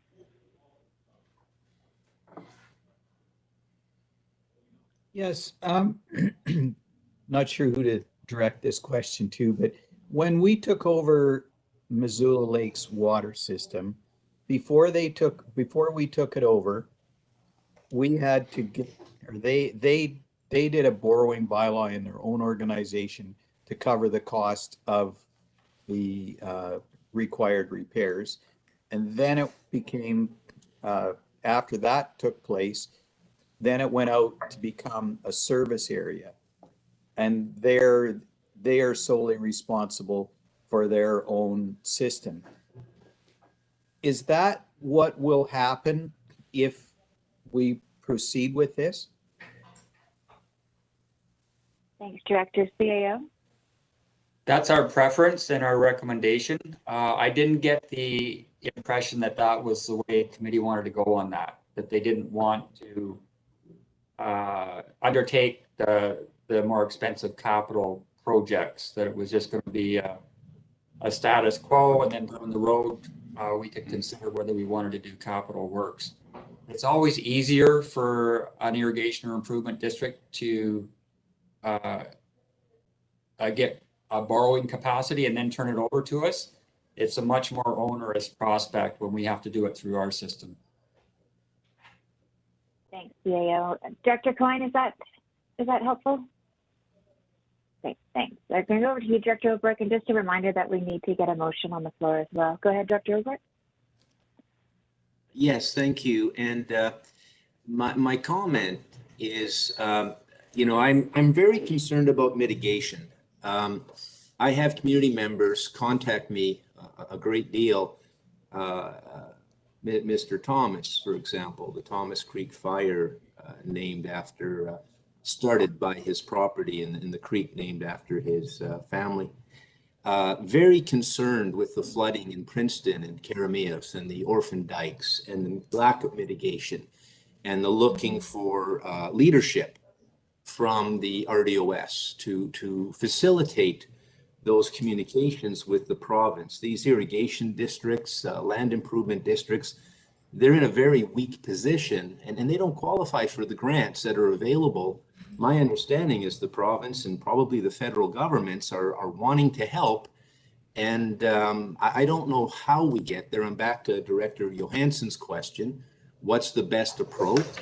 How do we get that accomplished? And I think our voice is much more effective in a collaborative spirit of getting some real help here to mitigate and prevent harm.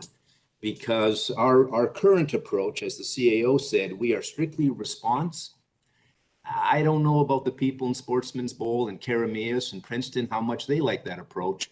But I think it's time for this province to step up and partake in mitigation. Mitigation has been absent. I know Linda Larson spoke to our board on Friday, November 16, 2018, on the absence of mitigation. I myself spoke with the Premier Horgan on March 13, 2019, and with Member of Parliament Richard Canning present. We talked about mitigation, the importance of it. They know it's important. And I think there's a willingness in this country at this time, but we have to do our share and step up and maybe participate and collaborate. And if we just simply say, not our department, and we're going to do nothing, well, I remember 2018, and I don't think the good folks in Oliver and Sportsman Bowl, and I know what's happening in Princeton now, and I have had family in Karameos, and I know what it's like when the water breaches those dikes. And this, the CAO is right. We have issues all through the regional district that are not well attended to, and I think we need to pause and think about the future and the opportunities that present, and how can we participate in a good faith manner to help prevent what is clearly foreseeable harm coming. Thanks for the opportunity to speak. Thanks, Director. Director Roberts, I see your hands up. Thank you to the chair.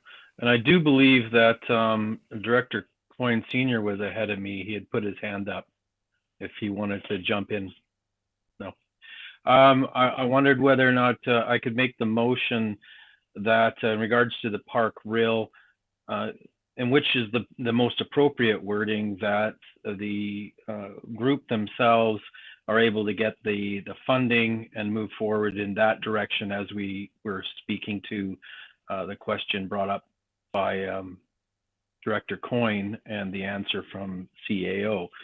Is that an effective, I just need to know the effective way of making that motion. Thank you. Thank you. Sorry, the dogs are going to bark again, so just be prepared. Sorry, Director Roberts, can you just repeat the idea of the motion that you're looking for, please, one more time? I apologize. I'm between two night shifts, so my synapses aren't snapping.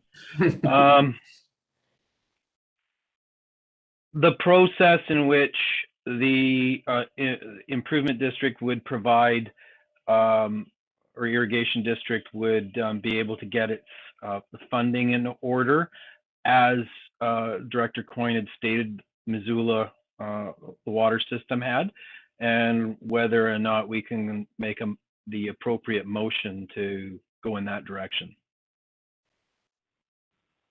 Okay, thanks, Director Roberts. Can I just check in with you, please, Ms. Alden, and see if you've got enough information to help us with the motion? So from what I can understand, Director Roberts just said is basically that there be consideration of borrowing prior I'm sorry. In advance. Did I understand that? Sorry, Ms. Mullen, you're just cutting in and out a little bit more. Can you try that one more time, please? Sure. So my understanding is that this recommendation suggests that a loan authorization be undertaken prior to transition. Director Roberts, is that the direction you're heading? Okay, great. Is there any costs that are obvious with that or not at this point? Just simply that the group be requested to borrow funds in advance? Comments from anyone? Yeah, follow up. CAO? Oh, go ahead. Go ahead, Yeah, if Director Roberts. the CAO, because I'm not sure if I misunderstood, but the discussion between Director Coyne Sr. and the CAO in regards to us moving forward, it seemed to make the most sense for them having the funding to do the repair before we move on to anything. So he stated that if we had done the funding, it would be a lot more arduous. So I'm just trying to get clarity and find out if, that's the way we can move forward and how we would put it in a motion. Okay, thanks, Director Roberts. I think that helps. Can I just defer to you, CAO, about how to get this motion put forward in a way that we can vote on it? Yeah, I'm not sure the discussion is over on this yet, Madam Chair, but the options would be for us to decline the request. An option would be to just approve the request. And the other option would be to approve the request with the condition that the LNID obtains the funds required to make the capital improvement identified in the engineering report prior to conversion. I think those are your three options. Okay. Is that final one there, Director Roberts, about the condition for the LNID to get the funds before we take over? Is that what you were heading towards? Yes. Thank you. Okay. And do you want to put that motion on the floor then? Director Roberts? Yep. Okay. Seconder?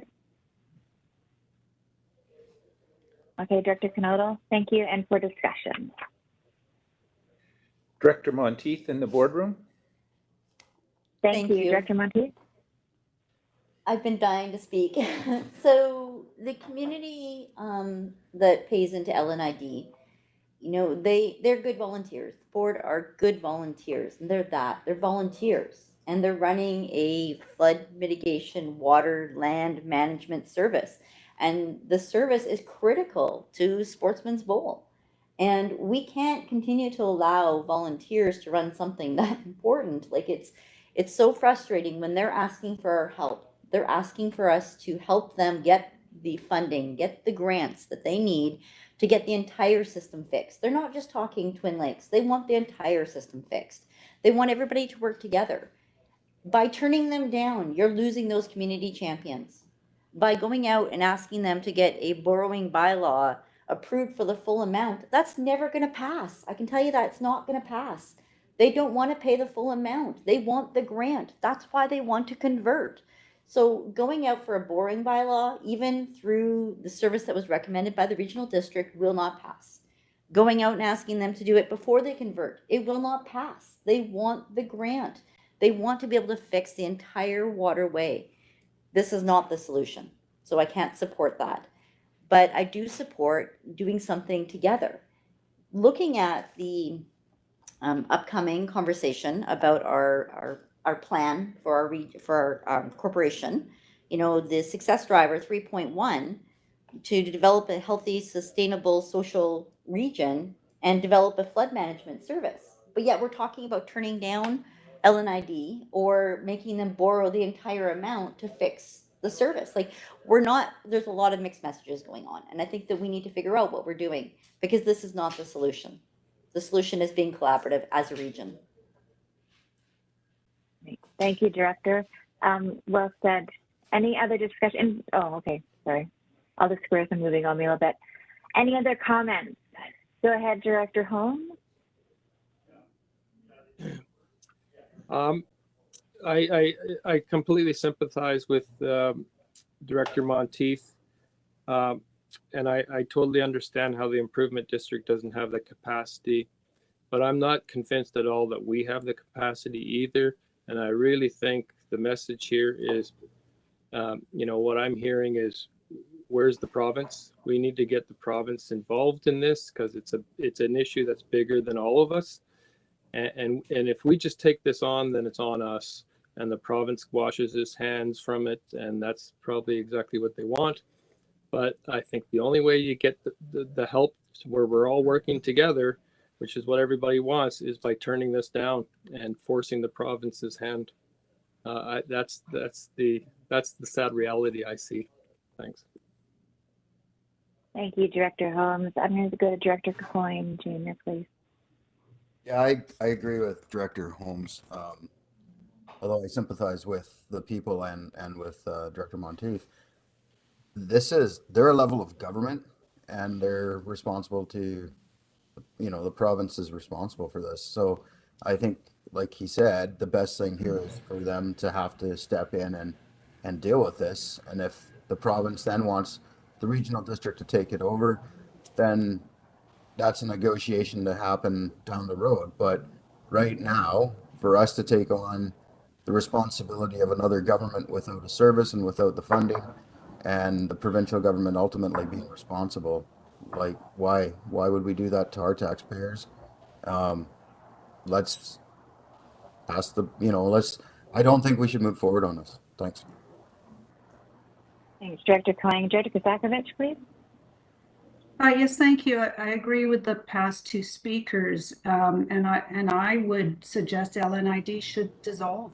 I mean, that's how you move forward and get some action. And if they're not able to manage what they are currently doing, they should dissolve. And then we'll see what happens if the province steps in and gets us engaged in the process. But if they can't manage what they're doing, then I think they do need to dissolve. Thank you. Thanks, Director. I don't see any other comments. I'll just double check in the boardroom, and then if not, we'll call the question. See no hands here. Thank you, Chair. So the motion that's on the floor is an alternative motion, and it's the approval with the recommended motion, but with the condition that LNID obtains funds required prior to conversion. That's the question on the table. So I will ask who all in favor? Anybody in the boardroom? No. No. Okay. Any opposed? Who's opposed? Okay. So that motion fails. So we need another motion. And thank you, Director Bush. Yeah, I would make the recommended motion. Thank you, Director Bush. Second by Director Sentes. Discussion? Director Coyne Sr., please. Could you please read out the recommended motion? Yes. Sorry, it's going to go. Okay, the administrative recommendation is that the regional district decline the request from the Lower Nipmuc Improvement District to assume ownership of their infrastructure. Thank you. You're welcome. Any discussion?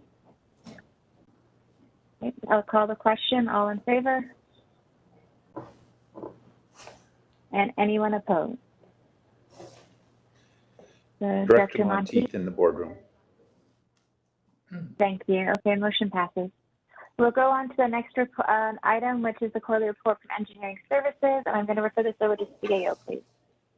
Thanks, Madam Chair, and that is Ms. Bloomfield, and we'll just turn that right over to her.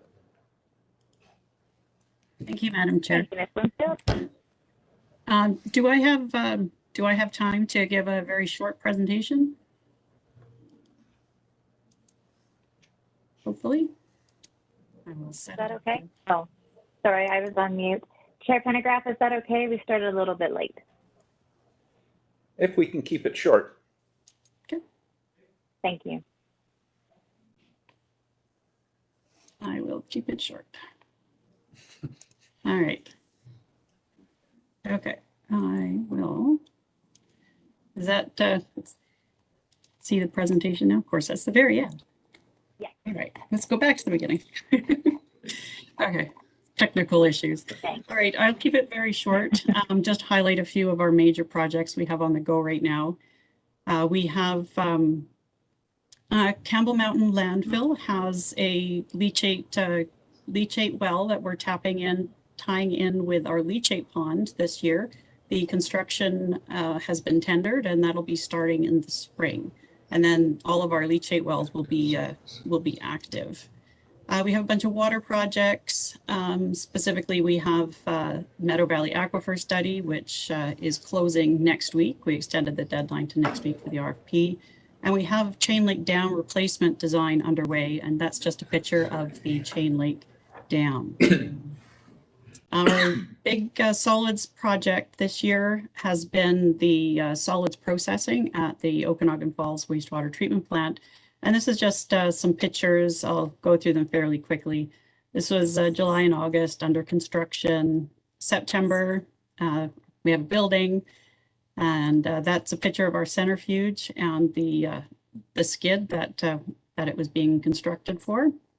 And November, we had our door on, a lot more work done, and our roof is going on to the addition.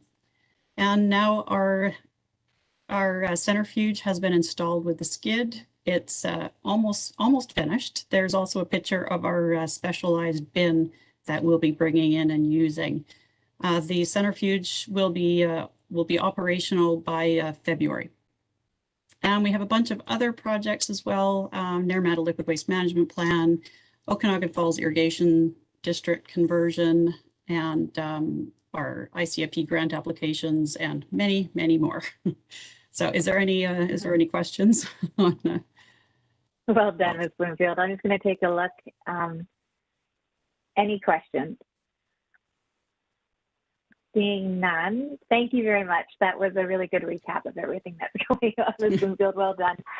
CEO, we can go on to that net zero waste Eastgate issue, or pop down to item D. Never mind. I'm going to go right over to item D, please.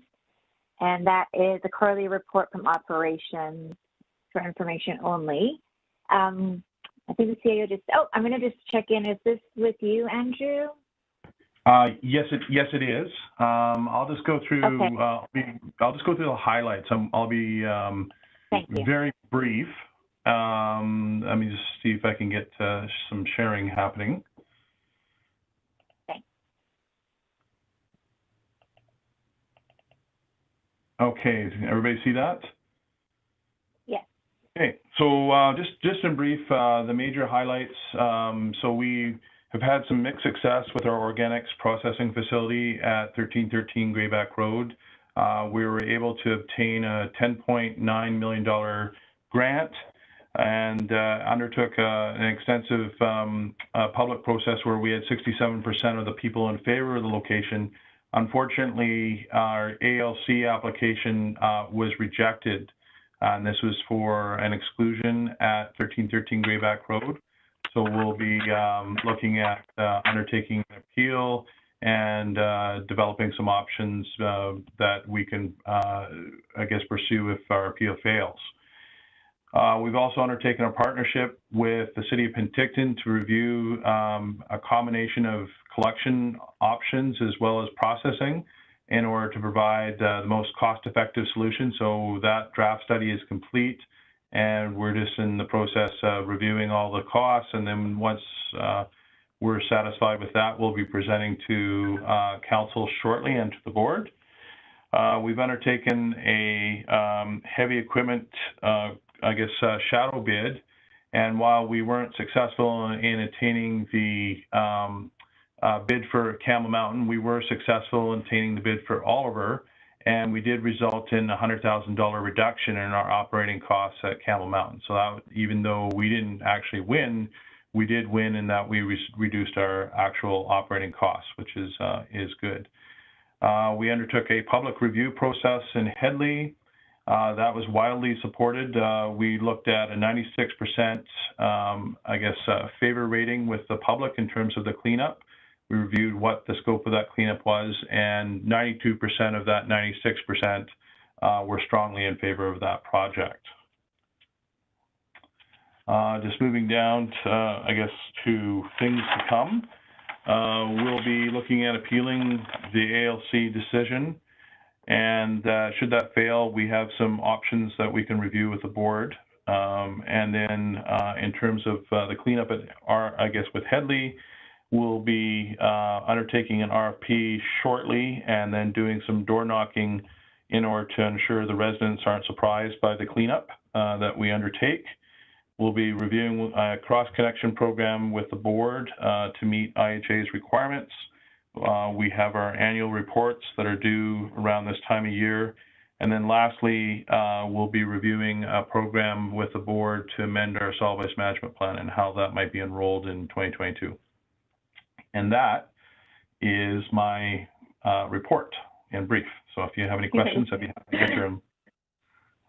Yeah, well done again. Thank you so much for that. I just want to check in with the board really quickly because I know we were going quickly, and just make sure that everybody's had an opportunity to speak if you've wanted to speak. No? All right. Well done. Thank you so much, Ms. Winfield and Mr. Reader. That was very well done. I'm going to ask for a motion to adjourn the meeting, please. Thank you, Director Robinson, seconded by Director Roberts. All in favor? Any opposed? Over to you, Chair. Thank you.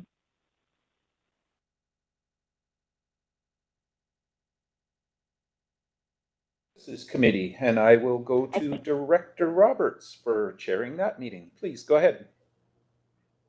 Thank you. Could I have a motion to accept the agenda for protective services? We have Director Coyne Sr. and Director Sentes. Thank you. All in favor? Any opposed? Thank you. Accepted. Now, if you just move on to the agenda, could I pass this over to the CAO? There we go. Thanks, Mr. Chair. So this is a protective services side of the Community Services Department, and it covers anything to do with our CMP, but mostly emergency preparedness. And we'll just turn this over to Mr. Woods to give his Q4 report.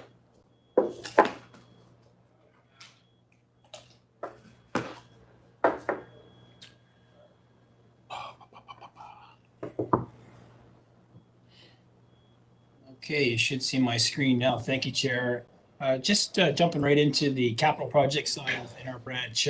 So some projects that we have been working on for some time now and are starting to get close. The Naramata Satellite Fire Hall up in North Naramata.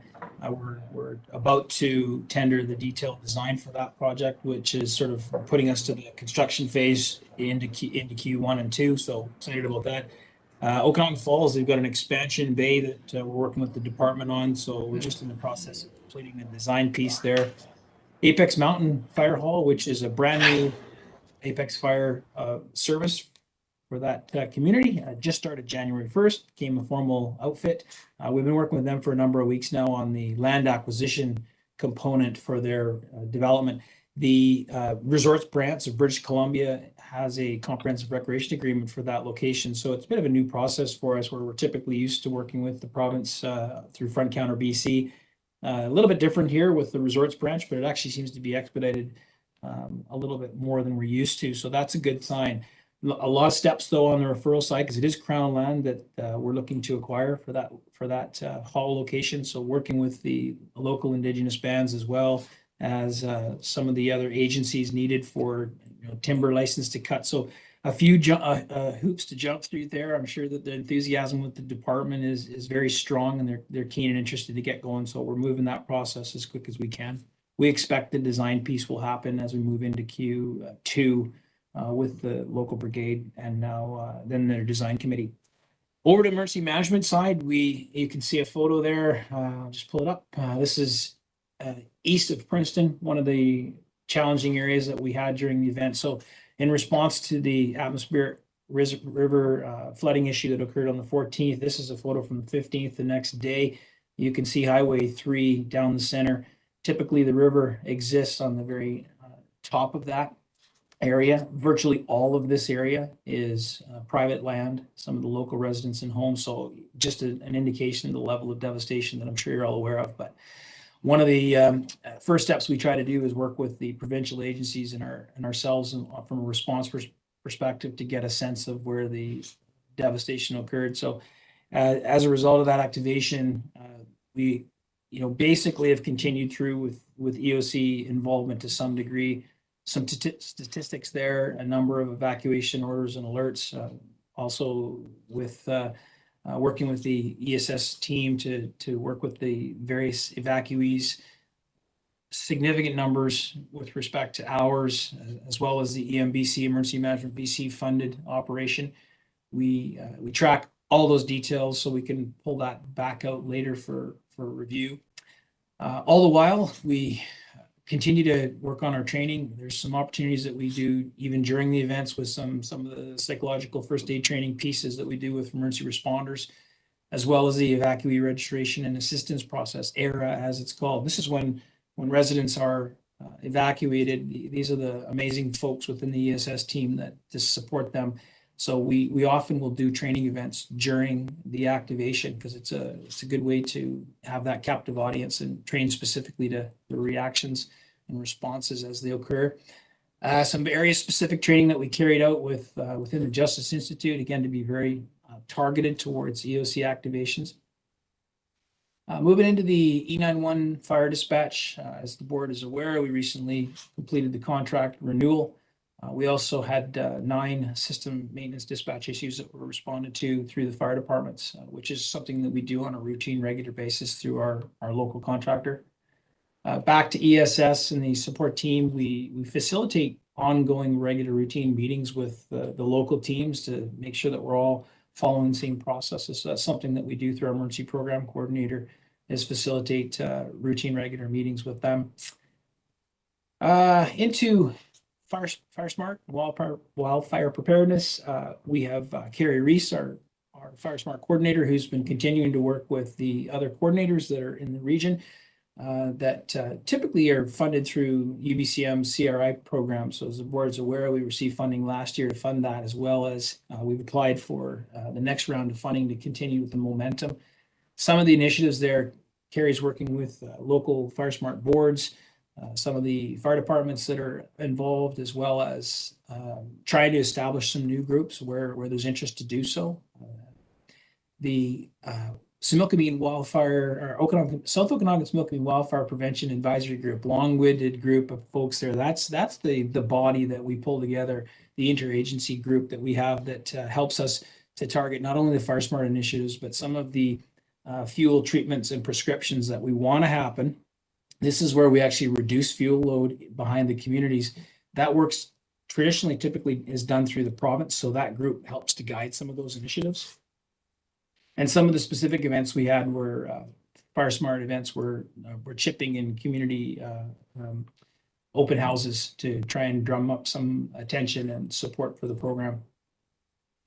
Some grants, we received a number of grants over the last year. Specifically, in the last quarter, we continue to roll on those. Some of these have been around for some time, including the Fire Smart grant and some of the flood preparedness grants as well. So there's 11 grants there that are close to $2 million we have this year, and we have pending grants close to $500,000 that we're applying for to continue to fund some of our programs. So planned activities moving forward.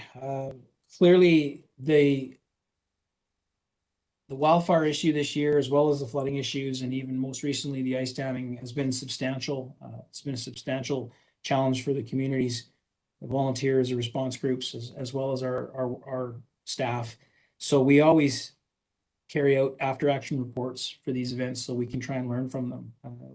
We're in the process of completing the after action report for the wildfire season when flooding occurred. So we will be back to the board shortly to present the results and discuss some of the learnings from the after action report for wildfires. But we're also starting a process for the atmospheric river event that occurred, which from the discussions the board has had recently, there's some interest in expanding that scope and looking at our program. And we'll bring some options for the board back during the second reading of the budget for your consideration on how to expand that scope of work. So moving into recovery, as we call it, of the phase of the emergency response, which is really assisting people to get back to normal. And there's a substantial amount of work clearly to be done in our communities. The Emergency Management BC branch has recently approved funding of what we call a recovery manager position. So we have an individual that's going to be working with us, which will start next week. This individual will work right in the communities up and down the affected areas, and with our partners, certainly with Princeton and the other communities, and to really to try and address unmet needs of the people that have been affected. There could be any number of challenges and issues, and it can be overwhelming for the public. So the goal here is to have an individual that can focus in on what those unmet needs are, target people towards the programs. This is what the Emergency Support Services team has been doing, and municipal staff and regional district staff. So the province is attempting to assist us with that burden by having this individual available to us. So that's just about to roll out. So we're looking forward to getting Trevor Keir is his name, and he will be starting shortly. So we'll have him out in the communities soon. The disaster financial assistance process, so the DFA, as we call it, it's something that comes about after significant events. It's a federal and provincially funded program to allow residents, agencies, as I mentioned earlier, even provincial agencies, but ourselves included, to address the funding needs associated with this devastation. So we ourselves will be doing that, but again, working with the communities and the residents directly to do our best to assist them in that funding stream. That's all I have, Chair, and happy to answer any questions if I can. Thank you, Mr. Woods. First of all, could you put there you go. Any questions for Mr. Woods?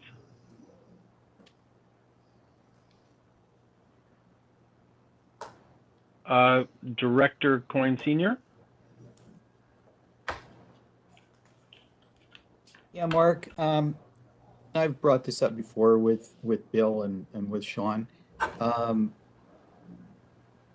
Is there a plan in place yet to have public information meeting, be it virtual, be it real, in our area where people can get some sort of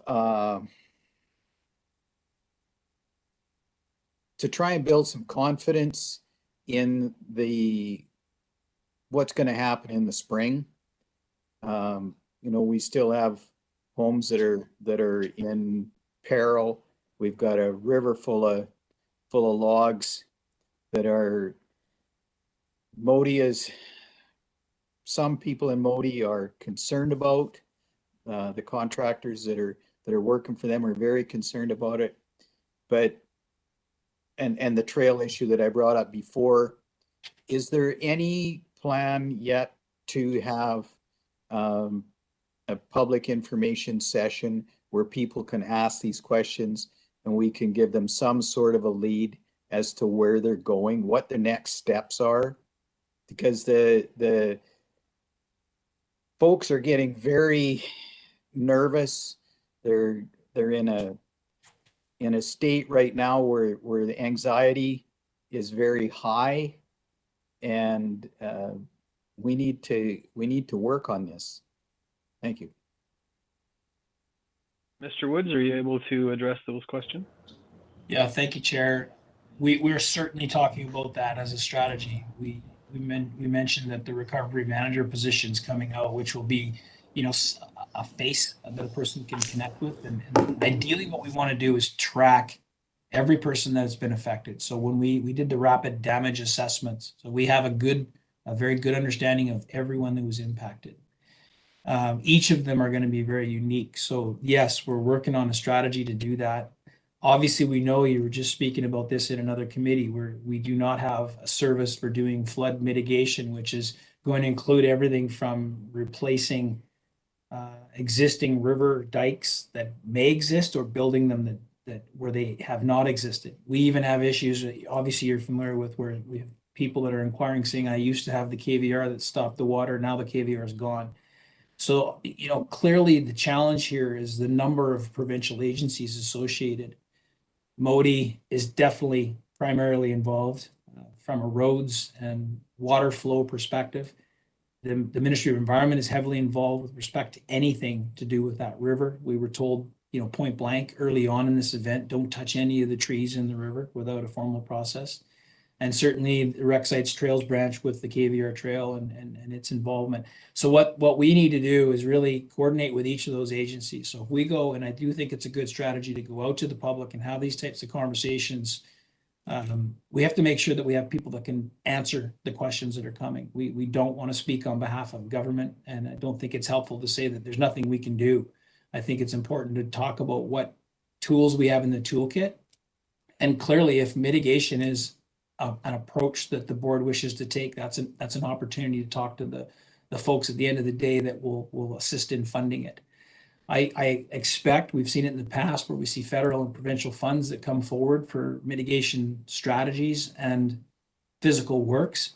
We certainly hope that comes forward. It'll, obviously it'll have to be a consideration, but will the funds be put in place to assist? All those types of questions. So, going out and meeting with the public, I think is very valuable. We want to make sure that we do that in the right timing, and we want to make sure that we have answers for them.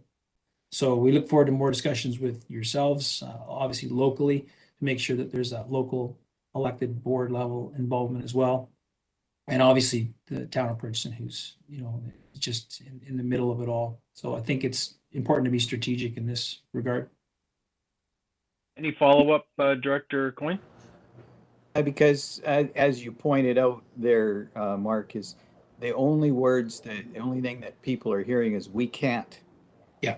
We can't work in the river. We can't do this. We can't do that. But that's coming from, unfortunately, it's coming from Sean and Ann because they're the ones that are on the front lines. But we need to somehow get the province to sit at that table and say, we can't do this because, or we can look into this, or we can try that.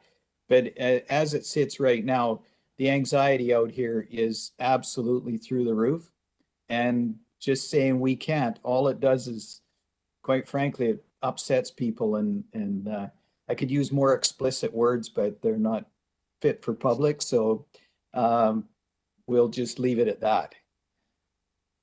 Thank you. Thank you. I see any other hands. I do have a question, but I'm definitely wanting to see if anyone else wants to go ahead. All right, if not, again, I'm looking forward to what you've stated there in regards to the recovery manager, and that again you said was Trevor Gear. Hoping the timeline would kind of tie into some of the concerns that Director Coyne has just stated. And I'm wanting to look at a timeline in regards to our discussion that ties into our strategic planning, because I did bring up the concern and my support for a regional flood and again, I think it was beyond floods. We talked about water culverts, the whole works, coming up with flood mitigation or water mitigation service so that we can attract federal and provincial grants. Now, I'm believing that this is something that we should probably be looking at and having as a discussion sooner than later. What would be a timeline that is appropriate? Because again, with all this stuff going and moving at the moment, is this a discussion that the board should have like via a next meeting, or is it something that has to be tied into the whole process of what you're dealing with, Mr. Woods, with everything that's been happening? That's my long-winded question. I would defer that to the CAO to answer on the timing of the process, Chair. Thank you. Could you speak to that, CAO? So that would be the creation or establishment of a new service for us, which is not a short process.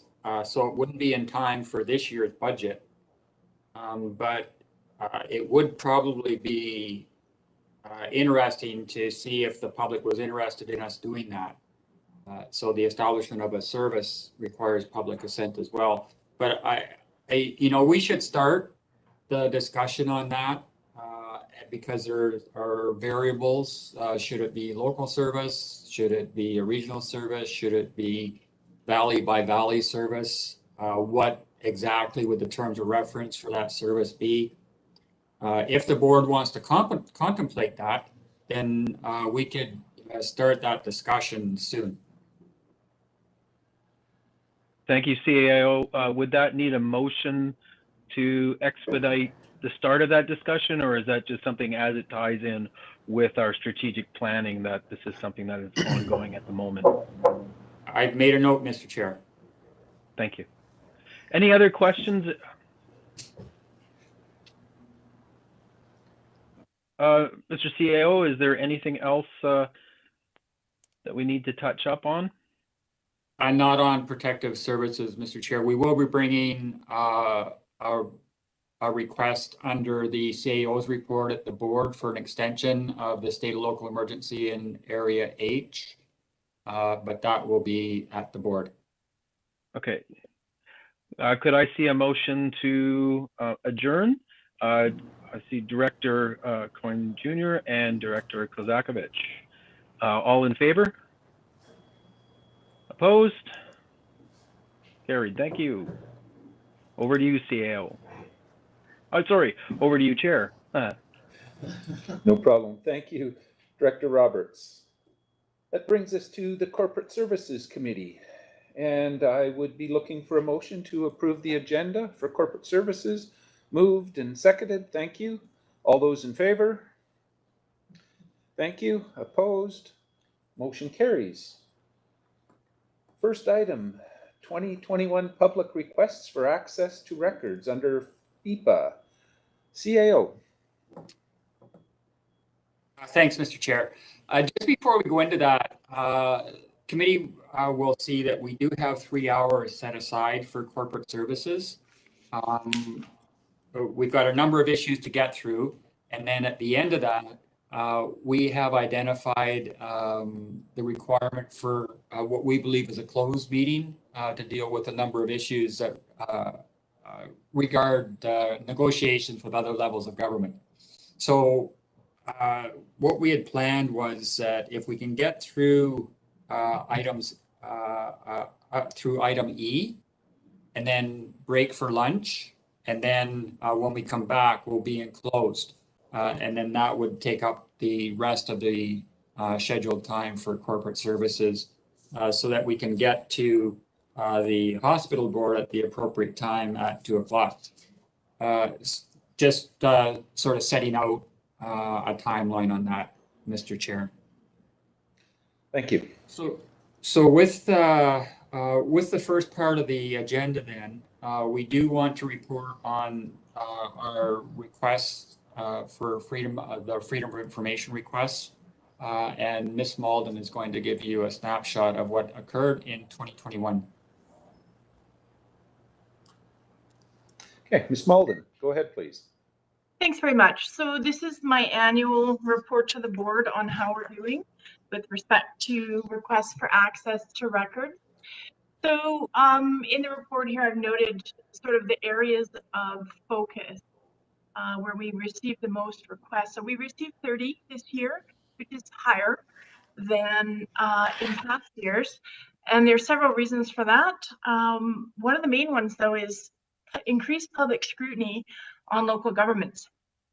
I think every local government that I'm aware of has seen an increase in the request for access to records. So that means we simply build that into our process. We know we're going to get more requests from the public. People are paying more attention to the business of the regional district, and there's nothing wrong with that. The other part of that, though, is that we need to make sure that we're as proactive as possible in releasing the records that we can release in a way that the public can find them. So on our website or in just general dealings with the public. We've put in several new programs this year, a privacy management framework and a privacy management program. If you have an opportunity, there's links in the report. I'd encourage you to go check it out on our website. And if ever there's inquiries from the public, that is a good spot to draw their attention to. So again, back to this year, primarily our requests were related to bylaw enforcement. So we're working with the bylaw enforcement team to find ways to provide information to citizens in advance of them having to come to us and go through the FOI process. Second to that was general matters. So those are things that don't fit in a specific category, and then planning matters, and those have decreased over the years. I think the planning department is doing an excellent job with keeping applicants up to speed on the progress of their application and such, and so we find a decrease in that area, which is really good news for everybody. So again, I'd encourage you to have a look at the privacy management framework that's in our website. And if you have any questions, I'm open for them. Smolden, is there any questions for her? Oh, I see one from, go ahead, please. Summerland Director. Momentary lapse in name. I guess. Director Holmes. I'm just curious, does the RDOS have any serial FIPA requesters that you get, who kind of just submit requests for sport on an ongoing basis? Not at this time. I haven't seen that for a couple of years. So we're either putting enough information out or those people are focused elsewhere. Okay, it's good to hear. Thanks. Any other questions on this? Seeing no hands, we'll move on to the next item on the agenda, which is the corporate business plan from Q4 of 2021. CAO. Thanks, Mr. Chair. So we do operate on a calendar year, and I wanted to take the opportunity to close off on 2021, and then immediately following this, we'll talk about the 2022 business plan and where we intend to go from there. So on this one, and the committee should be very familiar with this, we report out on it quarterly. So this is the Q4 report. So this is our year end. We usually report out just on the dashboard. And I thought what I'd do, we do have a couple of objectives that were colored red and yellow. So I certainly want to cover them as to why we aren't going to complete on those. But I also wanted to take the opportunity to go through it in a little more detail just because it is the end of the 2021 calendar year. Committee can also see on the dashboard, we use a very simple matrix for everything that is going to finish on time and on budget is in green. If we think there are minor issues or maybe part of a objective that isn't going to be accomplished, it's in yellow. And those that are definitely not going to be accomplished are in red, and we'll explain those. And then when we get into the actual work plan, you'll see that there are a variety of colors in the update box, and we do that by quarter, and we'll point that out. And we do use acronyms for the responsibility column, and those are our managers that are responsible directly for those objectives that are identified.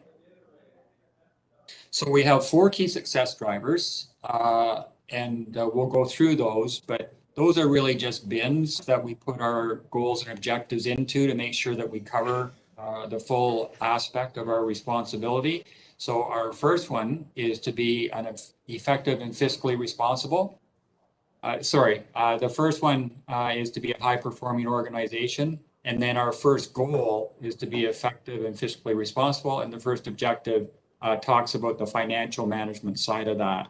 And you can see that we did have one yellow box in the objective 1.1. We had intended to do more work on our fees and charges policy in 2021, and we didn't get around to that. And that is going to be carried forward into 2022. But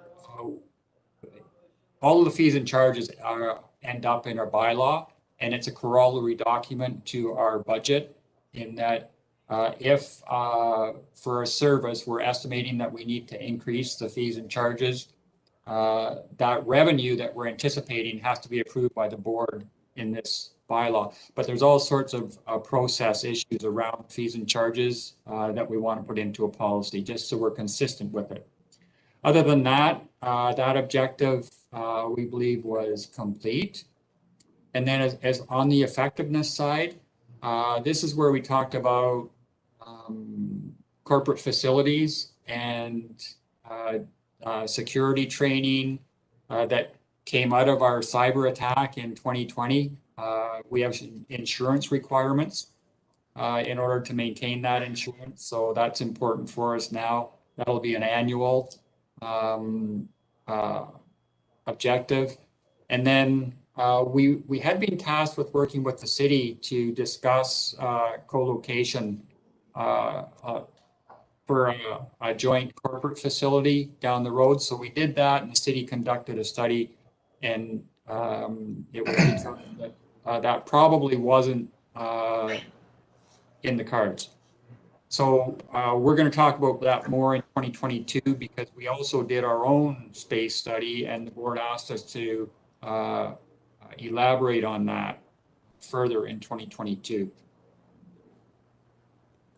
The second goal under a high-performing organization was all about safety. So this is, we have various performance measurements with regards to that. We did successfully pass our 1.2.1.1, which was our competition in our class under WorkSafe BC. So we were one of the higher ranked organizations in that municipal field. That comes out every July, so we reported on that in Q3. The third one is about our organizational development program, and that's where we do our staff perception survey, and we develop an action plan based on what our staff point out to us we need to improve on based on those 8 characteristics of high-performing organization. So that is still ongoing. We do that on a calendar year. We have completed our 2021 staff perception survey, and we've reported out, or we are reporting out back to staff on that, and I'll be showing that to the board, the final results of that one of your February meetings. The fourth goal was on, we know that our best alternative or option for improving the effectiveness of our organization is through information technology. There's just so many opportunities in that field. So we created this goal a couple of years ago, and then we have different objectives and performance indicators each year. And of course, we got tested on that significantly in 2020 with the cyber attack and the IT assessment and the forensic audit that was done after that cyber attack by our insurer. So we've got lots of work to do, but we're plodding through it. The second key success driver is about customer service. So that first one is about focus internally and what we can do as an organization to improve. And then the second one is about focusing externally on objectives that we can undertake to provide better service to our customers and citizens. The first one was about promoting regional district facilities and services, because every time we go out for a citizen survey, it becomes very apparent they don't understand really what we do and which services are ours, which services are provincial, and which services are run either by irrigation or improvement districts. So by branding and getting more information out to citizens, we think that can only make for a stronger perception of customer service. So we concentrate on that. We had a couple of projects that we wanted to undertake with regards to our facilities. One was that promotional program I talked about. The other was we had a major renovation on the Similkameen swimming pool this year, and that was completed successfully. The second goal, or second objective on this goal, was just continuous development of programs, and this is where we had our investigation into the Lower Nippit Improvement District, It's where we went back out to do more research on the 2020 citizen survey. And it's where we have also put the electoral area D incorporation study so that we can remember to report out regularly on that. So while the first two were complete, we're considering the 2021 phase that we were supposed to do in 2021 with the incorporation study to be complete. And obviously that will continue on into 2022 and possibly forward from that. The second goal was about enhancing key services. We have a yellow on this one. We had intended to do an update on the invasive weeds and pest bylaws, possibly a consolidation on that one. We didn't get completely through that. We're working on it. And then the other is this development services software. So the basic gov software that the board funded back in 2019, and we've been working through the implementation on that. That's our planning and building inspection by law enforcement package that we had funded. And although they didn't tell us this initially, once we got underway, we found that it wouldn't talk to our financial programs. So Danny has been working to put all of this stuff on the cloud and doing what Danny does. And we've got them talking. So now it's about just doing the rollout. So training staff and then making sure the public understands how to get into it. So that will be good. So that's a carry forward as well. The Transit Future Plan, they just are underway on that. So they canceled their capital program for 2021. They also did for 2020. So these are carry forwards from previous years. We had discussion about how area H, G, B, and Karamias could participate in that transit route that comes from Princeton to Penticton. And BC Transit indicated that there are discussions underway about converting that from the town of Princeton, not to reduce or mitigate any transit service at Princeton, but how we can contribute for that area between Princeton and Penticton. So that is the one that is still going to continue in 2022. The two routes, West Bench and the additional routes on 70 from Penticton to Kelowna are already underway. The third key success drivers on regional sustainability. So those are those three pillars of sustainability. Social, economic, and environmental. And we lump all of our projects under these three goals. So the first one under social is about our regional emergency management program, because that does affect people. You can see that there was one yellow box in there, and that was about getting more information up through the emergency management team, which is the CAO group, and the Protective Services Committee. And we have to do more work on that in 2022. And now you'll see in the 2022 plan that we have included the request from the board to do more work on the emergency management program and do a study as to how that could be more effective. So that'll be a carry forward. Yeah, just the pandemic part of the plan still underway, and hopefully we're through this Omicron wave very soon, and that would be then the end of it. And we're going to do more work on the business continuity plan in 2022.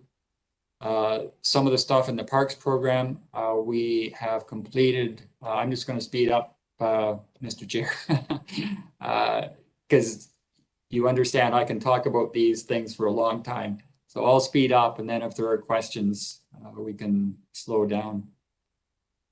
Under economic sustainability, we had this discussion about commencing the fourth phase of the asset management plan, and which is the selection of software. We have our 3 phases of the plan that were done by consultants. We know what the gap is between what we have and what we need to have, and we need now the software, and we have a grant for that. But we had some turnover of key staff in that position in 2021. So we're on it, but it will be carried forward into 2022. And that's necessary because more and more the province is telling us that we won't be eligible for grants unless we have an asset management plan, a functional one. So we're working on that. We did do the supply chain management program. That was through one of our software packages. As far as long-range planning, Mr. Garish took you through the main ones on that. So that's the Area G, OCP, and the Regional Growth Strategy. You'll see E pop up in the 2022 plan. And as far as the third pillar of sustainability, now environmental sustainability, this is more of our hard services like water and sewer. So the first objective under this is the solid waste management plan. We had a number of activities under there that we completed. And the second one was about the solid waste infrastructure. We have one yellow for 2021 under that. And that was about the revised entrance exit for Campbell Mountain landfill. We have a number of, as committee's aware, we have a number of projects underway at Campbell Mountain. We have a master plan underway. We have a design closure operations plan underway. We're stuck in this discussion about siting the organics facility. That all comes into play before we can specifically determine the location for the new access egress. So that then is a carry forward into 2022. And Mr. Reader explained our problems with the ALC with regards to that 1313 Greyback Mountain Road site. The shadow bid for heavy equipment was very successful. As we indicated, it was done independently and fairly. We had an independent project manager on it to make sure it was. We had a really good competition, lots of bids on both Oliver and Campbell Mountain. And we were the successful bid on Oliver. And as Mr. Reader said, even though we didn't win Campbell Mountain, the current contractor came in $100,000 less than they had been charging us for the last 5 years. So we consider that successful. The next one is on wastewater. We had identified that we wanted to develop a liquid waste management plan for Naramata. That's underway, not complete, so that will carry forward. We have an objective in here about our water systems, and we carry forward the Sage Mesa one. We're still in discussions with the private owners of the Sage Mesa water system, but not to completion yet. So we'll just carry that forward as pending. And the rest of it, we believe we were successful on. We've added one regarding dam safety. That's an ongoing program now. And I'm not sure if it was a Testa-Linden Creek issue that caused this, but the province is now has more onerous oversight on dams, and there are annual requirements on all of our dams that we have to undertake. So we're just going to continue to report on what we're going to be doing the following year on these. Shinnish Creek diversion and Chain Lake Dam, we are doing some work on that because the province designated us as the owner, and we still need to do some service area work on that to expand the area of benefit from that. So we'll be doing that in 2022. Climate change impact, we've got a couple here. We did not produce a climate change preparedness plan. We're working on that, and that's where Mr. Dresner is very involved. And we were also going to look at alternative energy sources, and again, that is underway, but not in plan shape. So we'll carry those forward. When we move into our key success driver number 4, this is the one about providing governance and oversight in a representative democracy. So this is where we include our dynamic strategic planning cycle and process. And it's also where we talk about any sort of internal improvements we can make at the board level to assist the board with that. So that's where we talk about elected official training and governance protocols and the impact of UNDRIP and DRIPA. We're in that, but we're not completely satisfied as to where it's going yet. We know that the province is well underway with their 5-year plan under DRIPA, so we'll continue to keep the board advised on that. And then we also want to improve on our communications and relationship with our 4 Indigenous communities within the regional district. And that'll be a carry forward as well. You'll see that in the 2022 plan. So I'll leave it at that, Mr. Chair, unless there's questions. Okay, thank you, CAO. Is there any questions in regards to that report? I'm not seeing any hands. Seeing none, we'll move on to the next section, which is the 2022 business plan report. CAO. Okay. All right. So we did have our strategic planning workshop that was facilitated by Dr. McIntyre, Dr. McIntosh back on November 24th. And we've endeavored to include all of the main priorities that the board came up with under that. And I've sort of identified some of them in the, see if I can find the right report here, in the covering report that came out with the 2022 plan.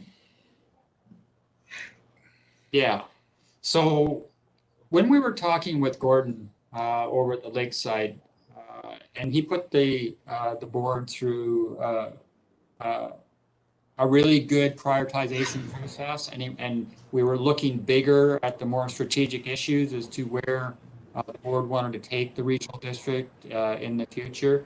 And the 5 highest priorities that we came out with out of that,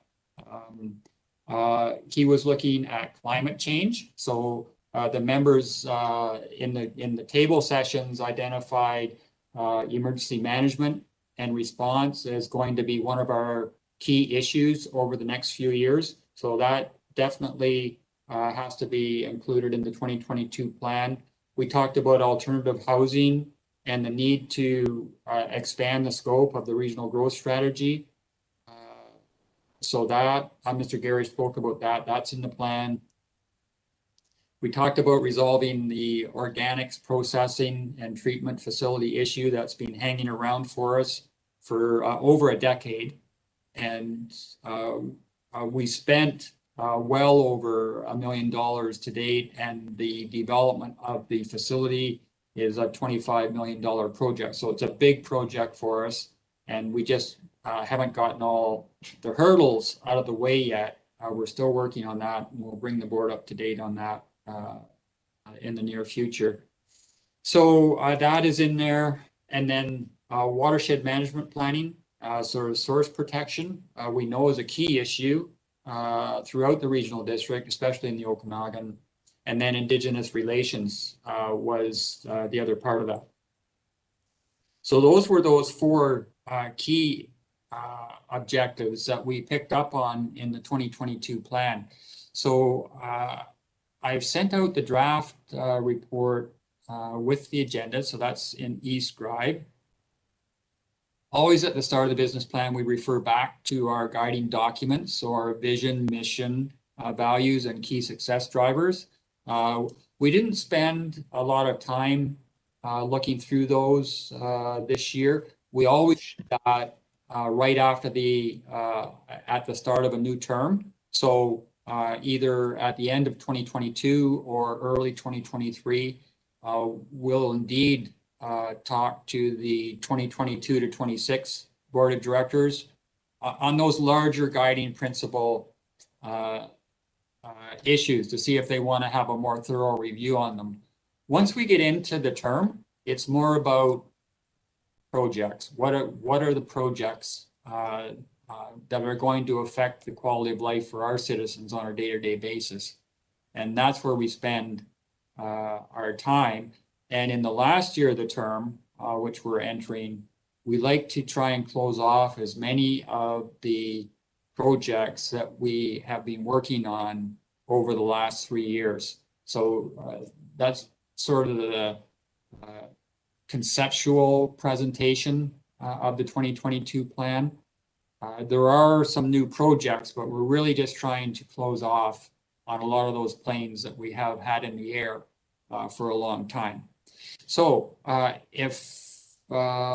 I'm going to work through, you can see this is again a cascading document. We talk about the key success drivers, the goals that are under each key success driver. I give you some statistical data as to really the makeup of the regional district with regards to our 15 constituencies and the number of votes in the weighted voting system, how that is indicative of the difference between the Similkameen Valley, the Okanagan Valley, and municipal rural. We have a lot of variables in our system that incorporated communities don't, so it's always of interest to just refresh memories on that from time to time. Go through the planning process. We don't really ever stop our strategic planning process. It's dynamic. It just goes from one year to the next, and it's a full year program.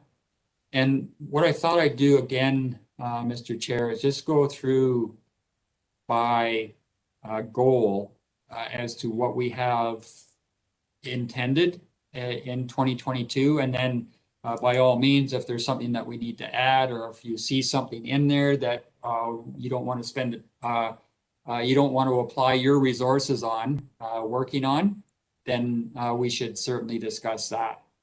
But our key success drivers remain the same. Basically, our goal statements remain the same because they're all very general and broad. And then we've had some changes in our objective statements, and then certainly the performance indicators are where the biggest change is. So that's sort of our cascading system. So again, key success driver number 1 is high performing organization. And the first goal is effective, fiscally responsible organization. And then we talk about those two things in different objectives. So always an objective of ours is to end up with an unqualified audit at the end of each calendar year. So the auditors are busy working on the 2021 audit as we speak, and then they'll finish that off in Q2. We're right in the middle of our budget process. You gave first reading to the budget. Mr. Savino is out industriously consulting on that first reading of the budget, and he'll bring back any proposed amendments to the board second reading. And we have this same thing where we have 156 different services now, each on their own independent budget, because they all have different groups of ratepayers that pay into them. We can't transfer funds from one service to another, so they each have an independent budget. And we like to make sure that we're mostly within compliance with what we start out at the start of the year on. So we aim for that 95%, and we are successful to the most point. We do want to build on our performance indicators. So we had talked to the board a while ago about when we report quarterly on our business plan, I'd like to be able to, instead of just giving you a financial variance report, also give you some performance indicators that we can use to compare externally. So we're continuing to work on those. I think we're getting some good baseline data in most departments now, so we'll continue working on that. This is the carry forward on the fees and charges policy, and then also we want to implement. Well, we've now got a reserves policy. It's really about identifying what sort of reserve we should be carrying under each of those 155 services, if any, and then what level. And then the effective part of that, we have now acquired that lease at 176 Main Street across from City Hall in order to develop that data center that First West has abandoned, and then also to move our finance department over there as well in order to make more room within 101 Martin. So that will take some effort in order to get all that up and running. We're going to complete the asset management plan. We're going to perhaps do a 2022 citizen survey this year. If not, we'll be talking to the board about what form that should be. And then we're going to look at a broad-based corporate customer service training program, which was a major initiative in 2021, and we're ready to push the button on that in 22. Health and safety, we are obligated to provide WorkSafe procedures under guidance from WorkSafe BC, so we're going to continue to do that. We're going to continue to measure ourselves against our municipal classification through the WorkSafe BC website. Who knows what's going to happen with COVID, but we were operating under the communicable disease plan for our organization when this was prepared. The province put us back under the COVID safety plan, which is a more stringent set of rules from WorkSafe BC, which we're under now. So we will continue to monitor and work in conjunction with what the province guides us to do on that. WorkSafe BC has come out with a psychological safety initiative, and we're very interested in signing on to that and developing a plan for our organization. So we've got that identified for 2022. And then for those longer term members, you'll recall that back in 2010, 11, I think it's just 2010 and 11, we did participate in the Provincial Certificate of Recognition Program, which is sort of an auditing program of your organization against provincial checklists. So an independent auditor comes in, reviews your organization based on requirements from WorkSafe BC, and then you can get certified under that. It's a bit of an onerous program, so we're going to prepare for it in 2022 and hopefully be ready for our next audit in 2023.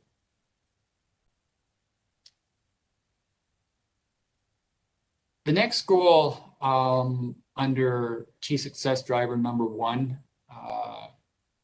is about our organizational culture transformation program, and meaning really for us, it's our staff perception survey based on these 8 characteristics of high performing organization. We've got a lot of information on that based back to 2008 now. So we've got some longitudinal trends and gives us an idea of how we can improve in order to prepare our organization to provide better customer service. So we're going to continue on that.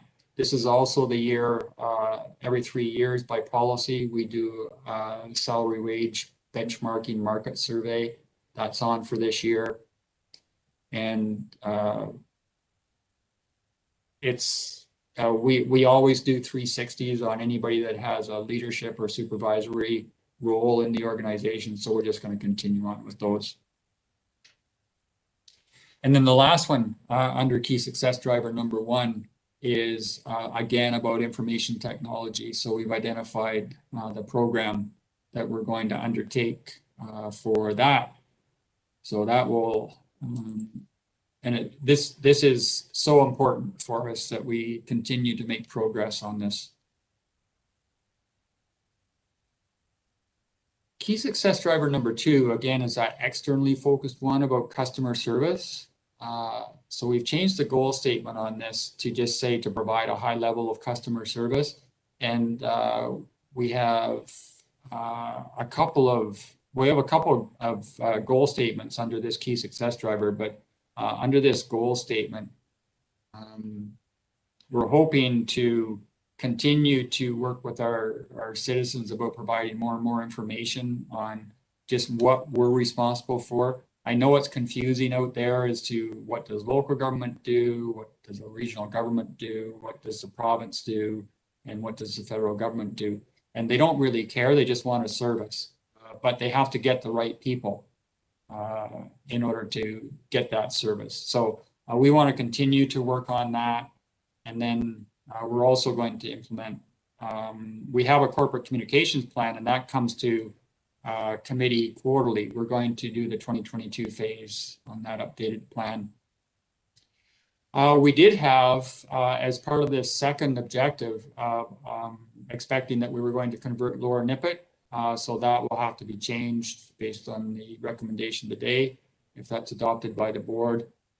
We are excited about the conversion of the Okanagan Falls Irrigation District. We're working closely now with the board of directors from OFID, and they're moving forward in a really responsible manner. One of the milestones on this will be their annual general meeting in April of this year as to whether their ratepayers accept that plan or not. And if so, then we'll barge forward to complete the conversion process so that we can take that over in 2023.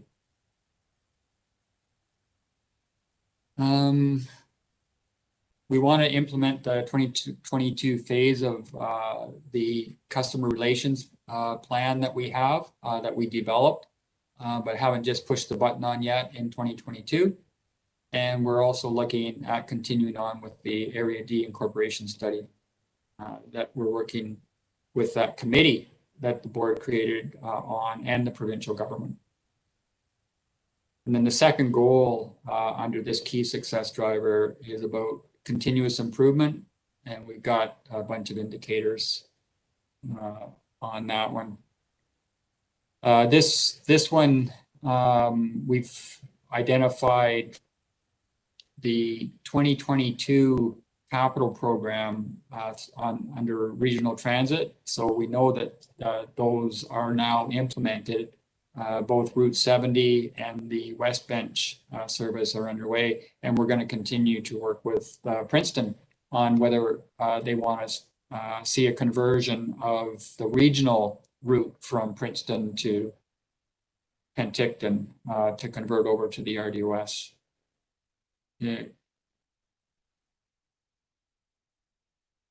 The third key success driver is, again, those 3 pillars of community sustainability. The first one being social, and then economic and environment. So this is where we've got most of our projects identified. So under social sustainability, we've again got emergency management. We're looking at policies that may be beneficial to get into our official community plans as far as flood mitigation and management. Again, we don't have a service on that, but we can definitely develop policies that are sort of land use related. So we're looking at that. We're really looking forward to working more closely with our incorporated communities. So through this, the CAO group and Protective Services Committee, we're going to undertake to get more information and discussion through there. This emergency program study is what the board indicated at their strategic planning workshop in November. So we've got that in there. And then also the carry forwards on the business continuity plan. And, you know, this is what we were discussing earlier in regards to LNID as to whether the board is interested in a flood management service, that's where that discussion and action would flow if we decide to keep that one in. We have our parks program in there and got a number of initiatives. And then when we get into economically sustainable, this will be the year that we complete phase 4 of that and actually implement the asset management plan. Mr. Sfino is intent on doing a review of our purchasing sales policy. We haven't done that for a number of years, so that'll be a good project. And on long range planning documents, so this is where Mr. Garish indicated we have a review of our regional growth strategy underway. We're looking at a more robust review or a larger scope. So there will be an addition onto this one, but the part that's underway is almost complete. So we'll probably go ahead and do that one first and then also work on the enhanced scope one. We want to complete G, we want to complete E by the end of the year. And we also want to then look at that review of alternative housing solutions that the board identified at their strategic planning workshop. The third part is the environmental sustainability. This is where all of our solid waste management projects lie. Just a really ambitious set of indicators that we have underway that we'd really like to close off on, or most of them in 2022. We think we're close on a lot of the bigger projects with regards to Campbell Mountain. So we would hope to have all of these, or a lot of them, in green boxes by the end of the year. We have wastewater treatment under this. So, I mean, we're in a rush right now. We do have that Building Canada 2 grant that is set to expire in, I believe it's 23. So we initially tried to include Skaha Estates into the Okanagan Falls wastewater treatment system. We tried it with Kaleden, and now we're going to give it a try in Naramata. We really need to get the liquid waste management plan done, and we need to hopefully get the Building Canada 2 grant repurposed over to Naramata. And then we want to get going on that project. In the meantime, we're going to do a master plan on the Okanagan Falls wastewater system. And then we have our water one. The biggest one on here, again, is going to be the Okanagan Falls irrigation district conversion. We've got a couple of studies underway in Falder. We know that we have that issue with regards to the Meadow Valley Aquifer. So we're on that.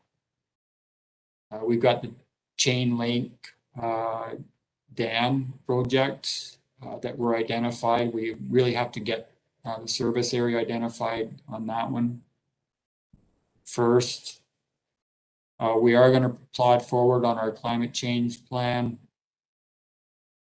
And then under governance and oversight, we have our strategic planning process. Probably the big one under this key success driver for 2022 is the October 2022 election. So Ms. Malden will be back to you early on the plan for that and then how we're going to roll that out. So, and then there are more descriptive indicators down in narrative form below, Mr. Chair. So I'm going to leave it at that. And if there are questions or comments, I'd be happy to receive those.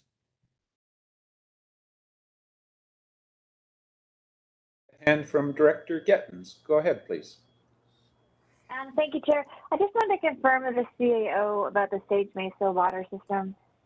I might have missed it on the 2022. Is it on? I know it's, I just wanted to recognize that it's not a service, and I think the RDOS staff has done an outstanding job in discussions with the owners. But is that still something that can continue to happen, even if it's not on the plan, but it was on the last year's plan?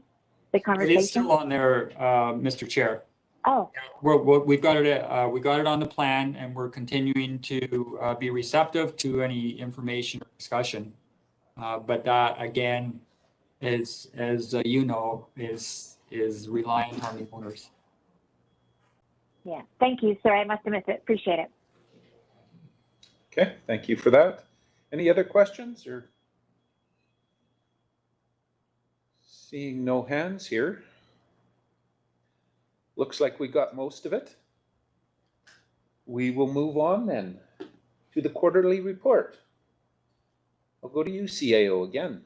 Thanks, Mr. Chair. So this is where we include our 4 support functions within the organization. So really those departments that have other employees as their customers. So finance, information services, human resources, and legislative services.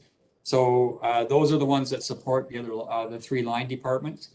I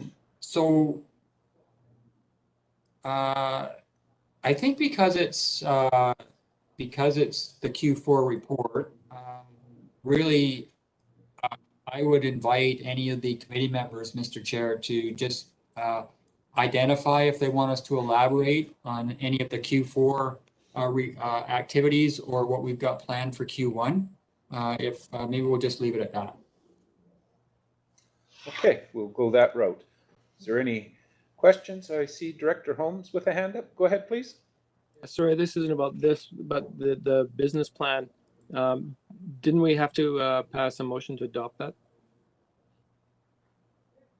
Oh, yeah, there's a recommendation, and then we would have to send that to the board. It would have to be a board adoption, but thanks, Director Holmes. That is a good point. If committee wanted to send that to the board, that would be helpful.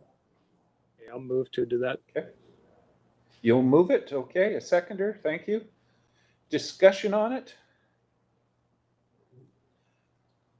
Seeing no hands, call the question. All those in favor? Thank you. Opposed? Seeing none, motion carries. We'll continue on then with the quarterly report. Is there any questions or places in there that you wanted elaboration on?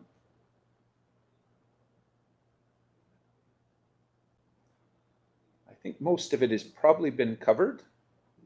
So it looks like we're all right there. We can always check in with staff if there is something specific that is troubling anybody. So that's always an option. I believe then we will recess the Corporate Services Committee meeting for a lunch break now, and we'll come back at freeze of figuring 12:30 or close to that, and then we will start the closed session. Okay, thank you, everybody. Enjoy lunch. Mute us.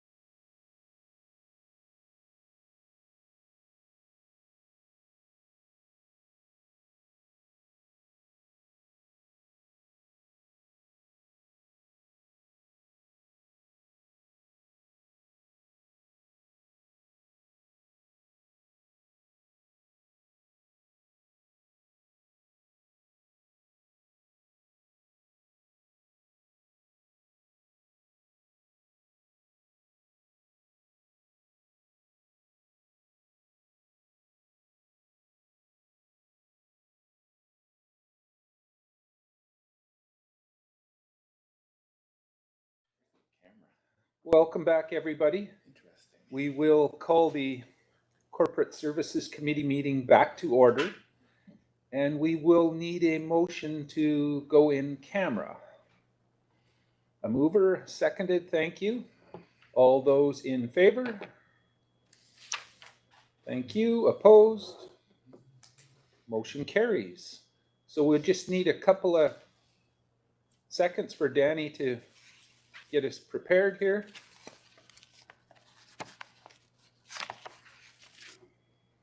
Probably more than a couple seconds, but some time anyway.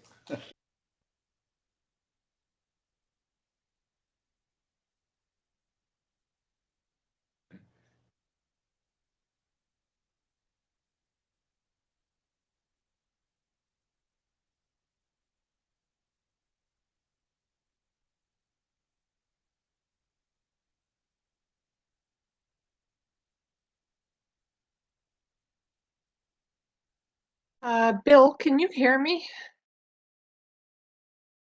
Yes? Yes, I can. Oh, okay. I have a notice of motion. Can I just send it to you via email so that you have a written copy of it for later today? Sure. Perfect. Thank you. You're welcome.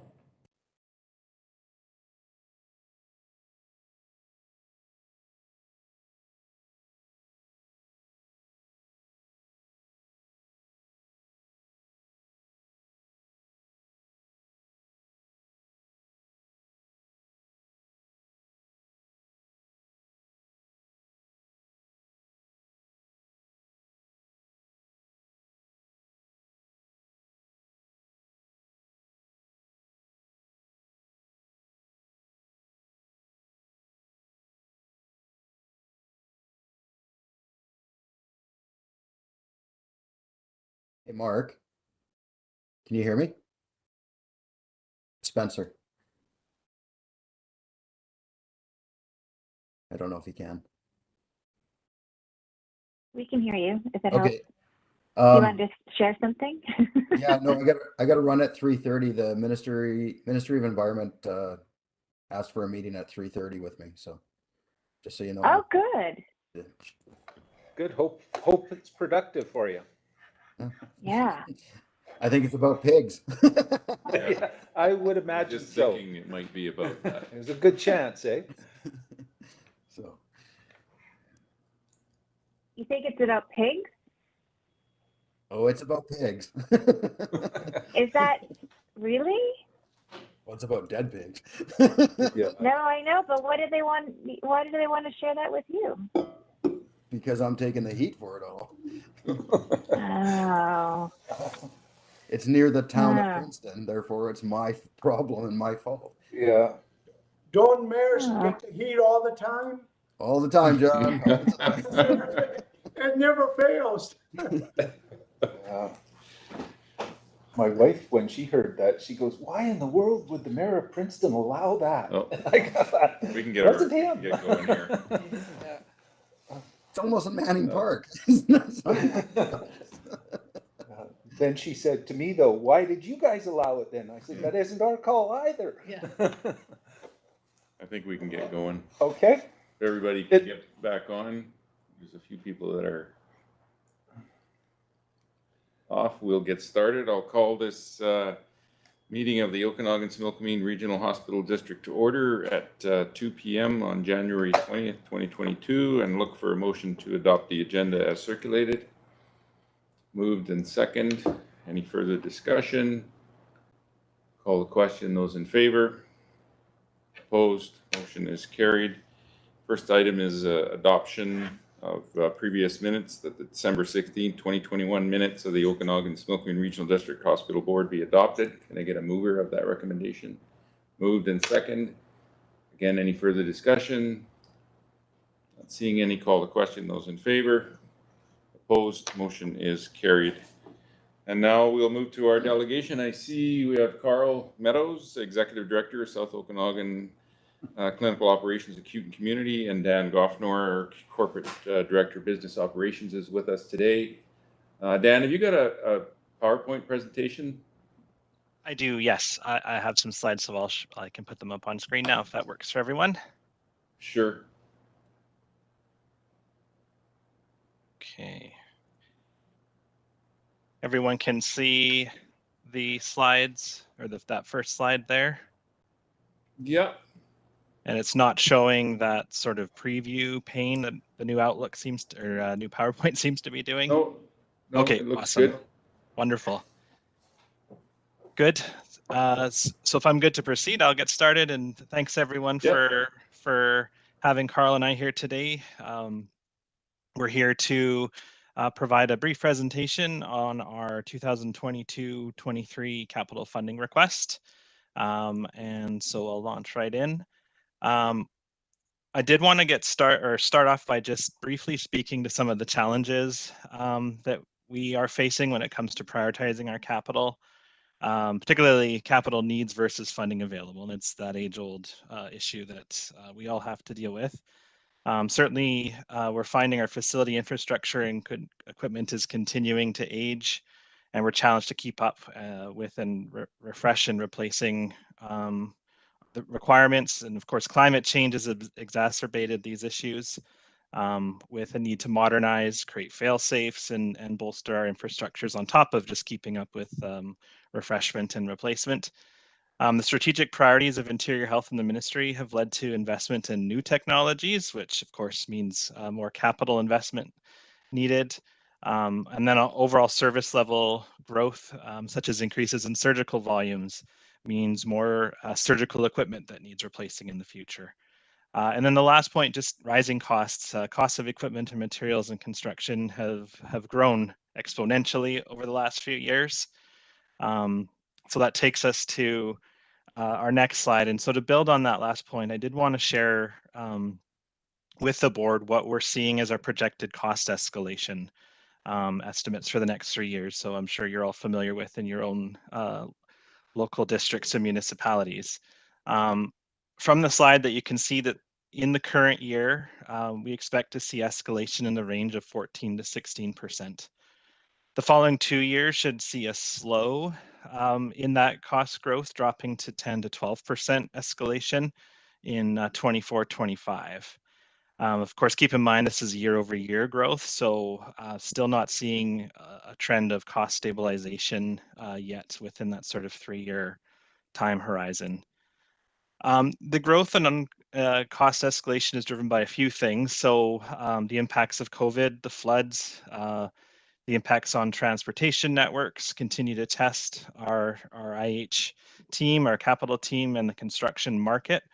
Increasing costs are a result of limited availability of contractors, increased prices of materials, and uncertainty in delivery of materials and building components. And so we're expecting the construction inflation to continue. Projects that are early in their design or yet to be tendered for a construction contractor are at a significant price escalation risk and delays in schedules. The other risk is that the current market of contractors is becoming overextended, so may see some contractors defaulting on contracts and submitting claims. IH does have a number of mitigation strategies that we hope to employ to help reduce this cost escalation impact. So careful and thoughtful evaluation of delivery models to match the market conditions and the project. So having fewer fixed price contracts and more construction management type projects. We tender projects and receive prices for work to be done within a shorter period of time than other delivery models, which means contractors are not charging a premium for events that actually don't end up occurring in the future. And then lastly, adding a level of due diligence to our procurement process to consider what projects contractors or subcontractors are committed on, their liquidity, their risk exposure, and schedule of their work. So turning to the capital funding request itself, you will have received the letter and this table in your package, the letter that we had sent out in late December. I'll start out by saying that the funding request that you have received has been modified in the presentation that we're giving to you now. So IH made a late decision in holding on its funding request for the South Okanagan-Similkameen Primary Care Network capital. So it actually adjusts the total funding request down from just under 6 million to 4.6 million. I'll walk through the more significant projects, other projects that are on the list here. But off the top, Carl was going to first speak to our decision around the PCN capital. So I'll turn it over to you, Carl. Thanks. Martin, just can somebody say, can you hear me okay? Sound check, okay, good. Okay, thanks. So just, yeah, a primary care rural growth. This has been in the spotlight with us and you guys for a while. Just as a quick refresher, wave 1 of the primary care network for the South Okanagan-Similkameen was approved by the Ministry of Health back in November 2018. And that included Penticton, Summerland, Penticton Indian Band being the communities included. And then for IH's portion of the wave 1 implementation, we did not require any IH capital investment. So we did not, no IH capital investment was required. This came from the ministry around wave 1. Wave 2 of the South Okanagan-Similkameen Primary Care Network expands into Princeton, Karamias, Oliver, Osoyoos, the Upper Similkameen Indian Band, and Lower Similkameen Indian Band, and the Osoyoos Indian Band. So our portion of Wave 2 plan includes additional staffing, which you will see as we do the slides, and appropriate space is needed to accommodate them. So Interior Health's anticipated capital projects will be required in Princeton, Karamias, and Oliver. And why we pulled it off this off the request is because we realized that we still have work to do around the planning. So we didn't want to just come back and say, here's the location, but we actually have to work with our divisions of family practice, our First Nations community, to say, not only is here the location, but what is the cost of actually a detailed plan? And we didn't get to that, so we didn't want to come back to you and say, oh, here's what we're planning. We really don't have detailed plans associated with it. So we want to come back to you when it's really finessed better than it is right now. So that's why we took it off. Next slide, Dan. So really, the 2022-23 funding request letter sent in December had included, as Dan had mentioned, a funding request for the capital improvements for all three communities. And recalling from our discussions in the fall that IH was feeling fairly confident that we would have details and cost estimates ready for the Princeton and Karamias projects. We were not feeling confident about Oliver, and that's just because, Martin, you know well, there's a lot of moving parts in Oliver, so we weren't ready to actually make any solid decisions on that. And then the direction was the board was to still bring the full ask forward, but provide the breakdown between communities, and that's what we didn't have. We just, as I said, we didn't feel comfortable that we could give enough detail to this group that they could make a decision around it. So the work leading up to that request had some setbacks in just assembling the details necessary to support our PCN, which is Primary Care Network capital request. So we had hoped very recently that we would have had more information for the presentation today, but we don't. So we feel it's important that we can provide the full details and an accurate cost estimate, which can substantiate so the regional hospital district can make a good decision on this. And then also recognizing that the primary care networks are a major partnership with primary care physicians, First Nations, and local communities. So we need to make sure that all partners are supportive of the plan. And we do have these, we don't have the details yet. So just like to defer our PCN capital funding requests for this round, and understanding that bringing an out of cycle request would not be advised. We would expect to bring the complete details and updated cost estimates for 2023 and 2024 request a year from now. So in the meantime, we are going to roll up our sleeves and get to work with the planning on those three key communities. And I'll just go through them right now. So Princeton. So with that, we can provide some information about the capital improvements in the three communities. This is Princeton. We can confirm that the space will be located within the Princeton General Hospital campus. The space needs to accommodate 5 new primary care network interior health positions. And the scope of the space includes, it has to be culturally safe, clinical space, which would include counseling, exam, and treatment rooms, and then educational sessions and for meetings, and then non-clinical space such as workstations, storage, etc. Next slide. So then we have Karamias. Karamias would be very similar to Princeton. So the location for the space will be within the South Okanagan Similkameen Health Center. And again, the space will need to accommodate 6 new primary care network IH positions. And again, the scope of the work would be the same as Princeton: clinical space, group space for team-based care, and non-clinical space. And then Oliver. So similar to Princeton and Karamias, Interior Health needs to identify space to locate additional IH primary care network staff. Existing IH facilities in Oliver do not have room that could be redeployed for this, redeveloped for this purpose. So we're looking at lease space with the location to be determined. We are looking for space to accommodate 5 new primary care network interior health positions and possibly 1 physician provider. There's opportunity to find space in Oliver that would, so there is opportunity for us to find the space that would support team-based care, and then primary care through strong collaboration with our divisions of family practice, First Nations, and other local partners. So over the next few months, work is needed to create the vision, the detailed service plan that helps address issues of attachment for Oliver and Osoyoos.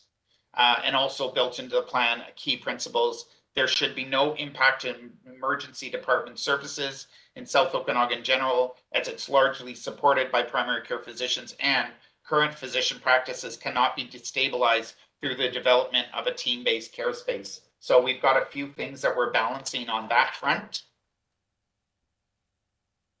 Next slide. So, so the next steps. So as far as the next steps to get us to where we're funding towards our funding requests, first we need to finalize the clinical services models for each of those communities. This will help describe the detailed services going into the space and informs appropriate space requirements and design. The clinical services model that needs to be approved by the Collaborative Services Committee with the divisions of family practice, which brings in our primary care network partners. We then will complete a final confirmation of the required square footage, which drives the revised cost estimate. And then this forms the basis for the conceptual plan, which we then can take forward to discuss and refine with our partners and stakeholders. And after that, we have the firm details to bring forward our funding request to the regional health hospital district. And then project implementation can then begin. Any questions on this before I move on to the next project? Because the next one's talking about oncology. Carl, could you just explain why OSRHD was not mentioned in these slides? It's because we've already got things set up. Am I correct? Can you just explain that? Correct. So you've got a really good established physician practices in OSRHD. And again, they share. I mean, even Garnet Tarr, who's the chief of staff at our South Okanagan General Hospital, his office is in OSRHD. So what we do need, though, in Oliver is that team-based care. So it doesn't mean, Sue, that when we do it in Oliver, that there wouldn't be some interest maybe from the OSRHD physicians, but we don't want to make it so we have to balance it because we don't want to destabilize your system that is actually fairly well established in OSRHD. I have a couple of questions, Carl, but I'll just defer to the board. I see Director Obrick has his hand up. Thank you very much to the chair. Yes, Carl, I'm the director for Area D, which includes OK Falls. And I've been a big supporter of the team-based primary care. My doctor's Dr. Bejan, and I go to that clinic.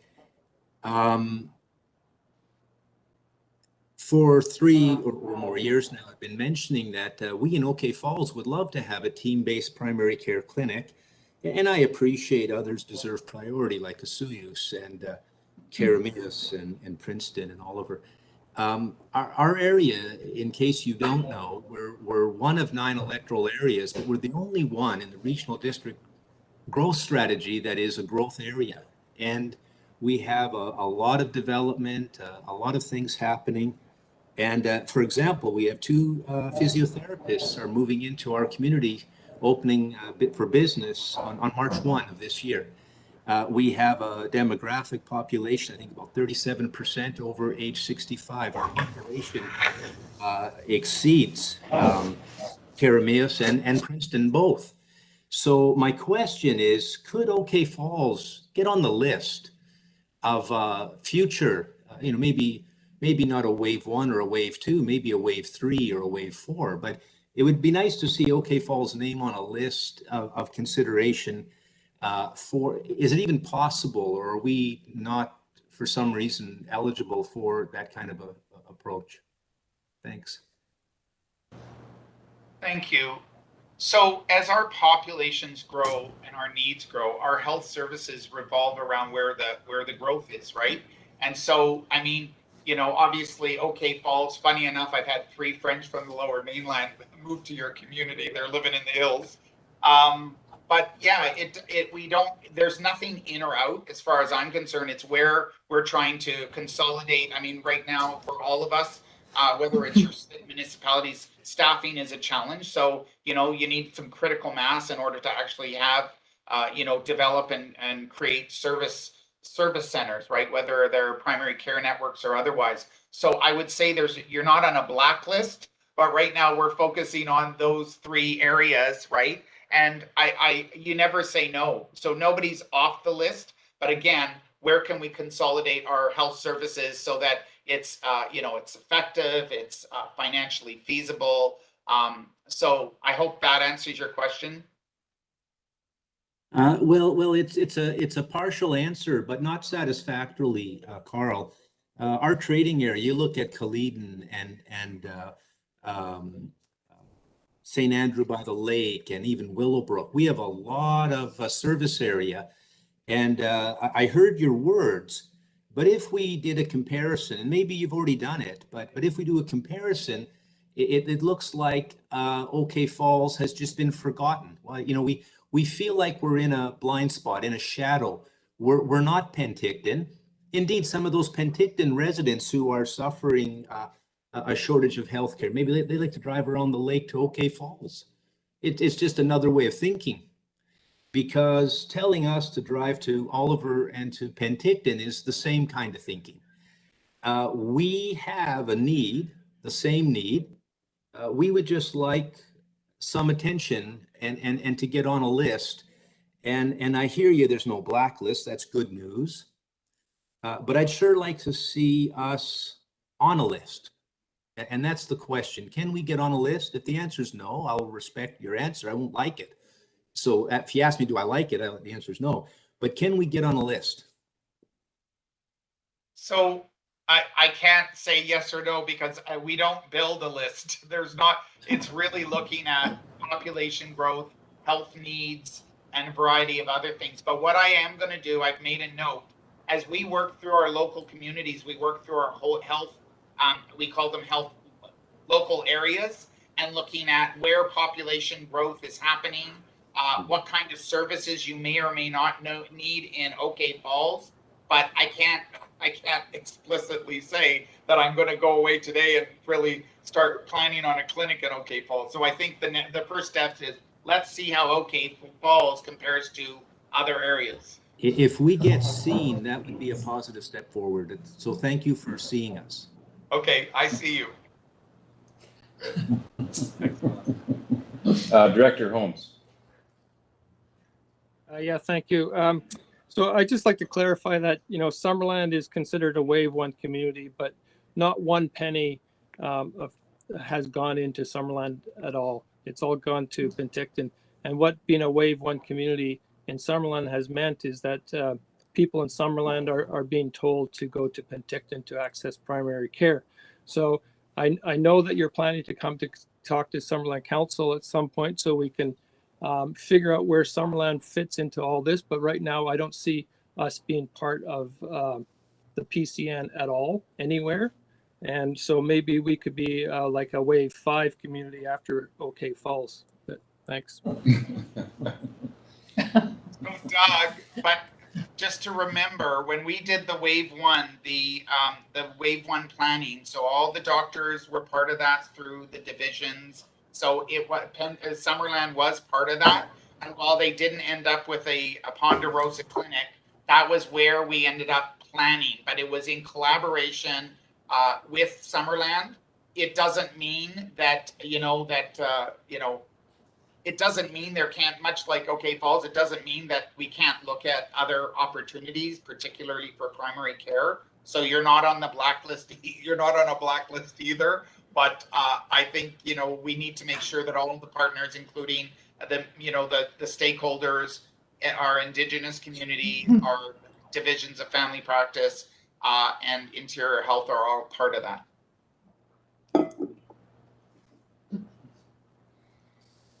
Carl, I got a couple quick questions. The Collaborative Service Committee, is that the same as the PCN Steering Committee?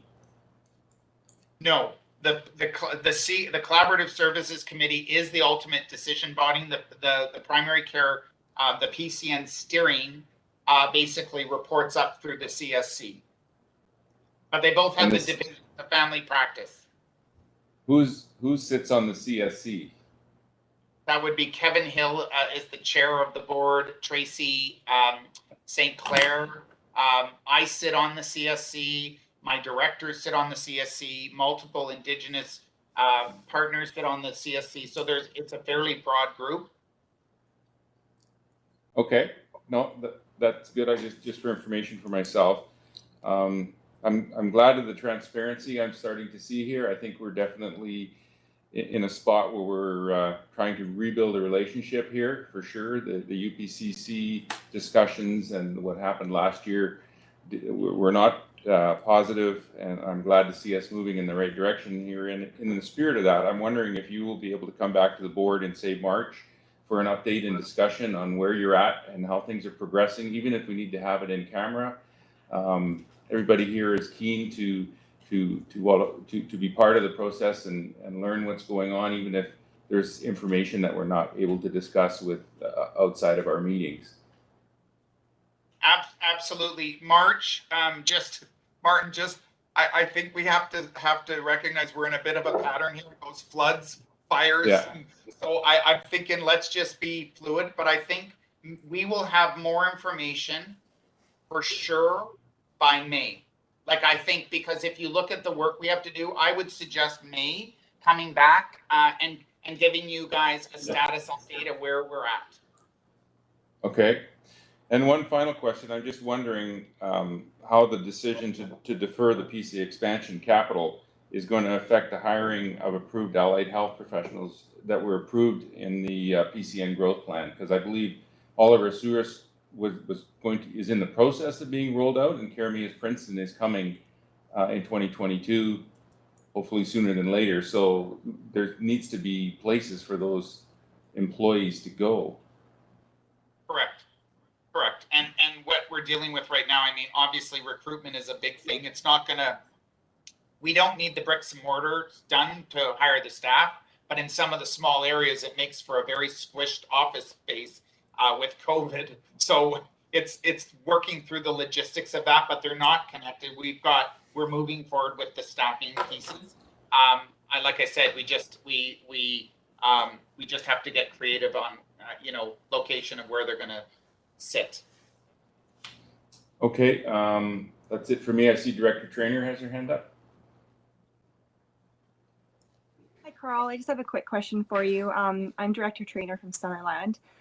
This might seem like a random question, but how far are residents expected to drive for primary care? Does Interior Health have any kind of formula or any kind of thoughts on that? No, but perspective is everything. So, for example, I'm going to use my mom as an example. She lives in Maple Ridge. She has to drive 40 minutes to primary care services, right? So perspective is everything. Some communities, so if you think of Summerland, it's about 20 minutes from Penticton. It doesn't say that, it doesn't mean that we can't look at, like I said earlier, the services or things that you need, but there is no rule about driving. Okay, thanks. I just didn't know if there was any kind of standards and I don't mean exact distances. I just No, we don't have that. Okay. All right. Thank you. I have a hand up from Director Gettins. Thank you, Chair. So Chair, I'm curious about the Oliver idea. So you know how we've been talking about this for quite some time around the board table around primary care and investing in primary care. And then it was in September of 2020, IH was here, and it was made really clear that there isn't any money from IH to invest in a community type building for primary care. But it looks like Oliver is maybe challenging that idea a little bit more. Is that reflective of a change from the ministry that you're able to find a bit more space in Oliver that's outside of an existing IH facility? Because that feels like a change from 2020. And you want to take that one? Sure. It's possible that there was that sort of an evolution. I mean, I think from our perspective, it's our responsibility to provide space for our staff. So we need to hire a number of new employees associated with the PCN. So in cases where we don't have space within an existing facility, we have to look for leased space. And in that case, that's where we can provide capital funding associated with the tenant improvements to make that space usable. So I think that's always been the case for us, but as far as the creation of a broader clinic, that's where we're getting into this work coming up here shortly to look at what opportunities we have to work with the divisions to see what can be done in that instance, which might look beyond simply the space for our staff. I don't know if you want to add anything, Carl. Yeah, so we need providers to have actually a true vision of the team-based care, right? So if we don't have the providers, Interior Health can lease, we probably would not get money for tenant improvements. We would squish people into existing spaces. So when these opportunities come to us, whether it's urgent primary care, where we're actually embedding our Interior Health staff with division staff, that's where that investment comes, right? So if we, for example, pick a spot and we can't get any providers, it's going to be challenging. That's why we have to really roll up our sleeves and work with our divisions of family practice, because ideally we want nurse practitioners and general practitioners to be working in the building with us in that team-based model. And therefore that attracts the capital dollars for the PC and rural growth. Okay, thank you. Director Holmes? Yeah, just following up on that. So does Interior Health have a preference then? Like, does it look at having its staff work at an Interior Health facility or a non-facility such as Ponderosa? Do you view like Ponderosa as more of an anomaly, or do you have no preference in that regard? Does that make sense? Yes. You guys are really. You're looking at me, Carl. Oh, okay. Go ahead, Carl. It's physicians are both either sometimes fee for service and different contracts. So with certain models, there's different contracts. So it depends on it. We don't have a preference, but they're not all the same across Interior Health. So it tends to we have the model where IH owns and leases the building, and then the providers work under contract for us, with us, right? And then other ones where the divisions, for example, runs the clinic. So it just depends on the model, but there's not a weighted scale of saying this one's preferred. It's really around the service delivery model. And once we land on that, then we look at the best approach to look at funding contracts and how we're going to do that, and how physicians pay for overhead. There's quite a few different models out there.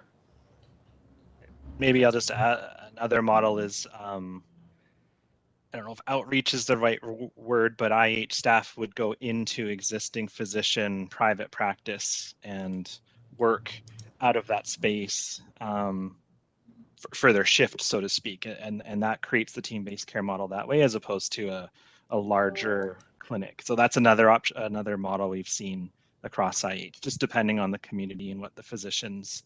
But that's part of the collaboration. That's the collaborative process. That's how it evolves, right? Yeah. So the South Okanagan Smoking Primary Care Network is not committed to one specific model. It's open to different models depending on the community. Yes? Yes, correct. Thank you.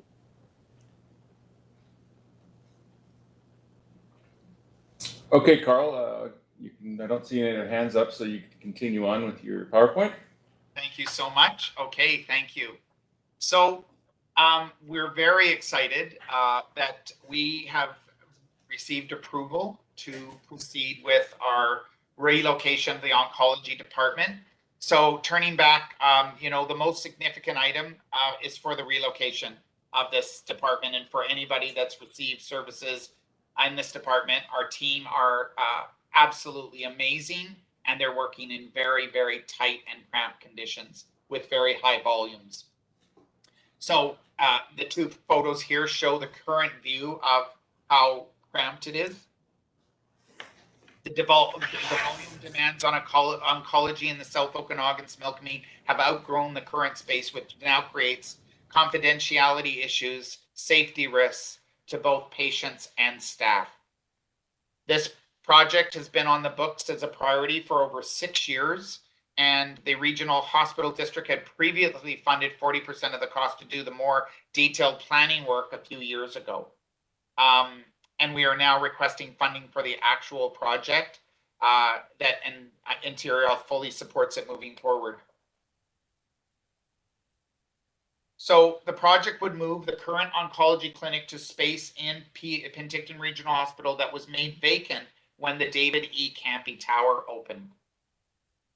The new space will be much larger and included expanded treatment and clinical space, more space for clinical staff, and more space for support areas. And in planning the new clinic, it'll have the capacity to meet the projected needs out to 2039.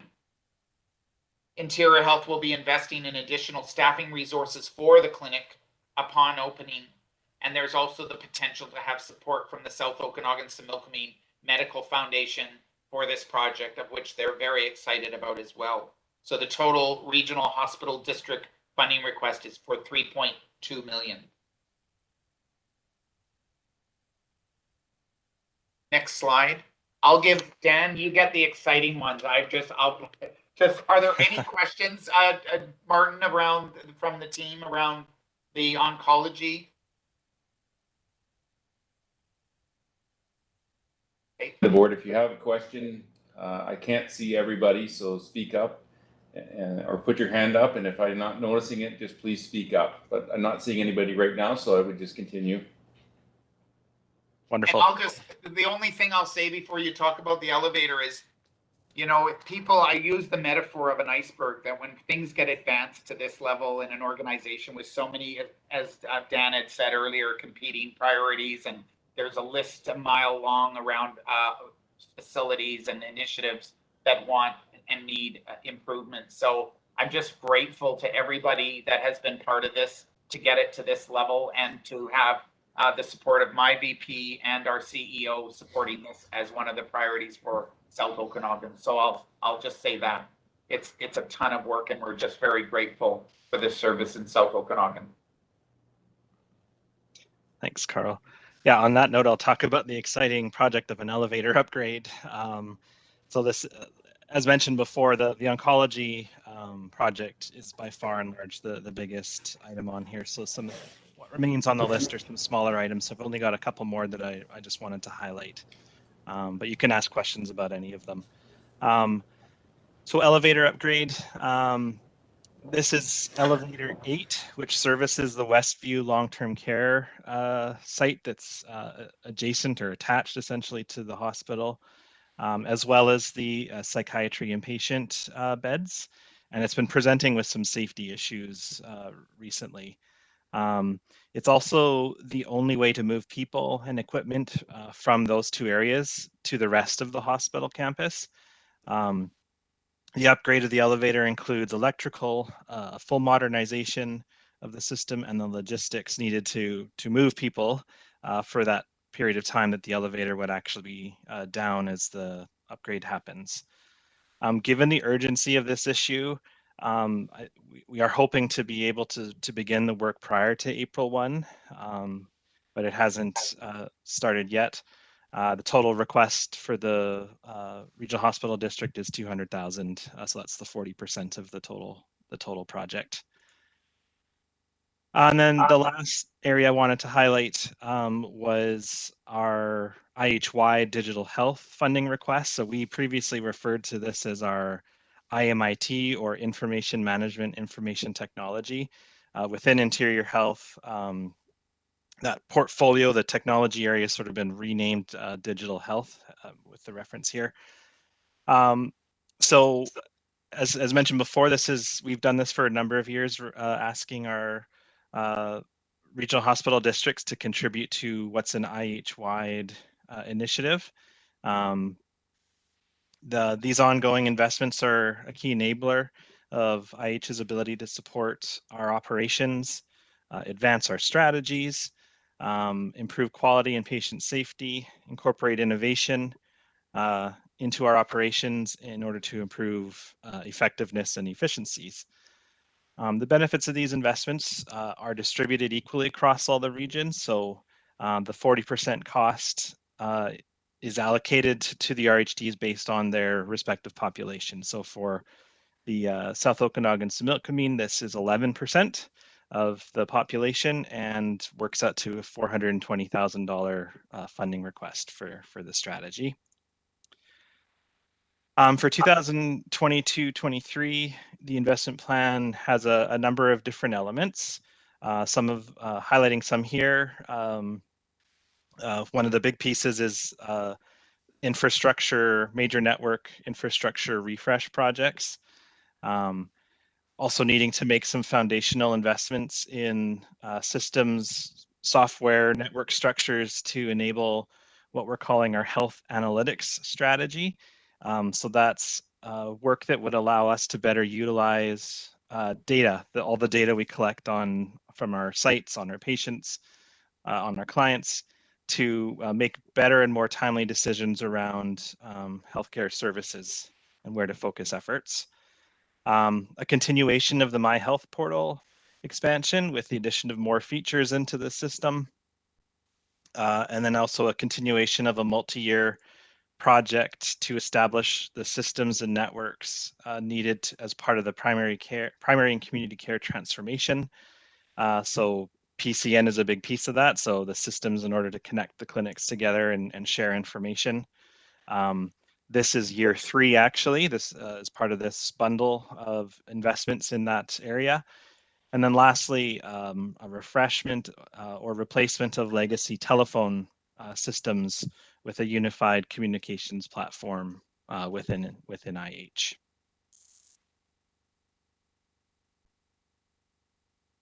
So that's it for our presentation. So we would open it to the directors with any other questions they might have on our request for this year.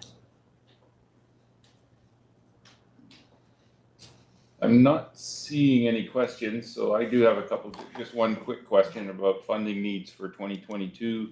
I'm assuming all the projects would be completed in 2022 except for oncology, and the timeline for that to be completed is 2024, you were saying? Yeah, it would be a 3-year project starting this coming fiscal, so it would be 24-25 is when we would expect to see that project complete, and we'd be able to move into this new space. And the other, going back to oncology, the other 13 million that's required there, that funding's already been secured for the oncology as well. Correct, yes. Okay. Director Oberg. Yes, thank you. I have a question about women and children's services. I'm assuming the delegation is familiar with a letter that was in of April 30, 2021, expressing concern. Doctors Bejan and Dr. Rickman speak to the disappointment. The words in the letter, we are disillusioned. They speak of no upgrades for women and children's services from the 1950s. I'm assuming first you're familiar with the letter, but my question is there a need to address women and children's services at the hospital? And if so, what is the plan? I don't see any mention of it in the years I've been on the board. The article, you may be familiar, expresses disappointment that there's nothing in the plan as of April 30, 2021, and the fear is that it may be years and years. So I don't want to read the letter, but if you could speak to that, I'd be curious to hear your information. Thank you.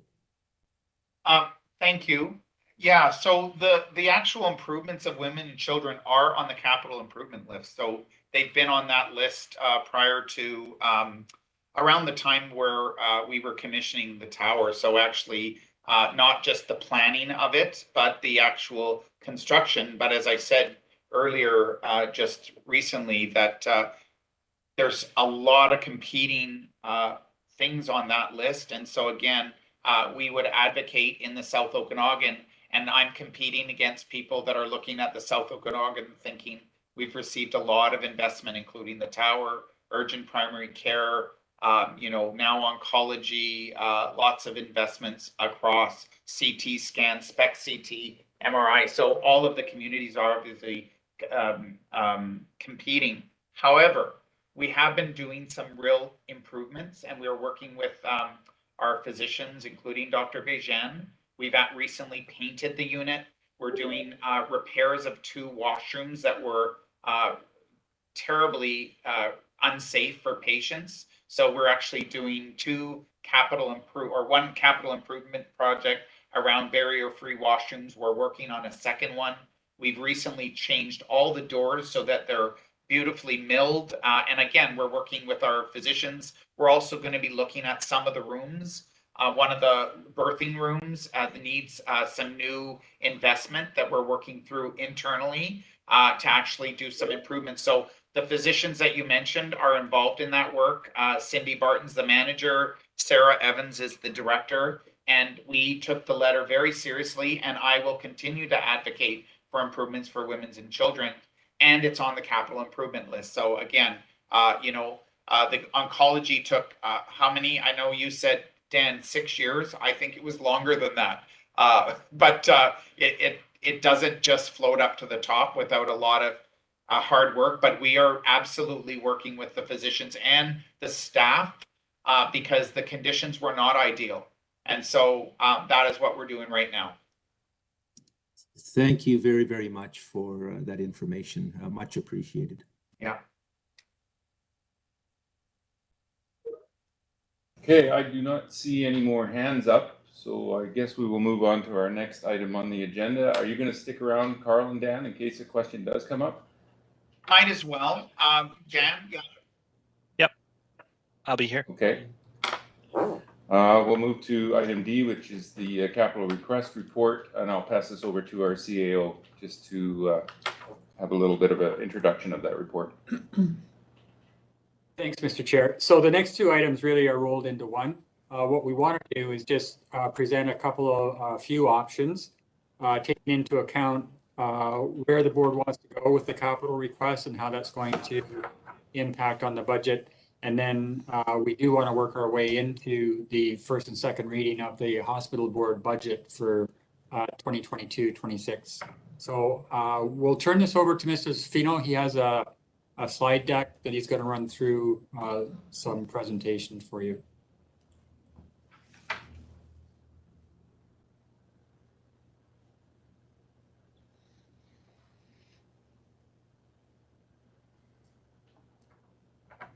CFO.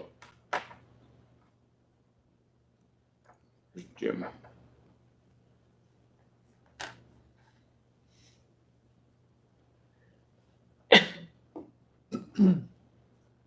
Jim was on the screen. Where did he go?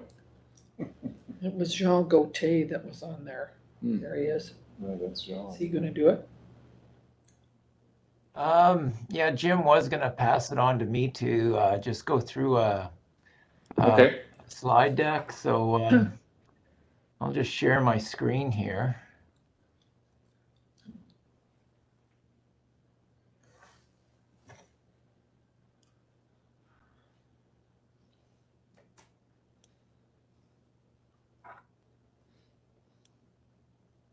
So hopefully everybody can see that. So yeah, I'm just trying to, I'm going to be just presenting the budget as it was, as you got it in your package, but there was a revision that we received from IHA on Tuesday, withdrawing the request for the PCN, the 1.4 million.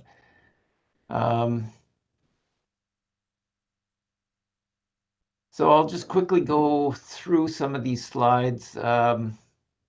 Typically, the RHD funds 40% of Interior Health's capital budget for the region. Currently, as the provisional budget sits right now, the total revenues and expenditures are set at $20,282,000.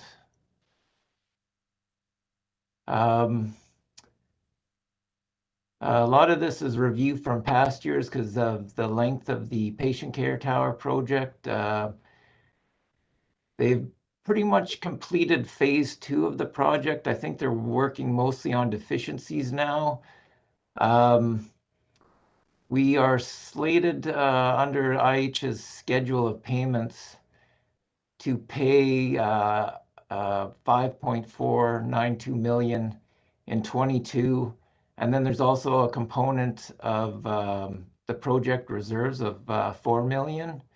So the total payments due by the end of this fiscal year are $9.527 million. I have noted here the 22 capital equipment and improvement projects budgeted at $5.98 million, but that'll have to be amended due to the withdrawn request for the PCN of $1.4 million. You'll notice that there's a $1 million in addition when you look at the provisional budget. That $1 million that's in addition in the capital grants was approved by the board last year for the urgent and primary care center in Penticton on Martin Street. And that was funded through reserves. I think that was passed by the board in May of 21. So that had to be carried forward to 22 as IHA is just preparing the capital claims that need to be paid for that facility for our share. I had set the tax requisition a little bit above what last year's pool that was raised. So for 2019, 2020, and 2021, the total tax requisitions that was raised was $6,447,140. So we haven't had any rise in taxes in the previous 3 years. What is significantly going to impact the way it's presented now is the reduction of that $1.4 million coming off the capital grants, but I have some scenarios at the end of this slide deck that may give some options as to what amendments may be brought forward. So under this provisional budget, if the taxes were set at $6.5 million, with the data I have for the 2022 completed roll assessment, the average residential property value in our regional hospital district is $590,000. So roughly the average levy would be $116.65, which is about $4.50 increase over 21.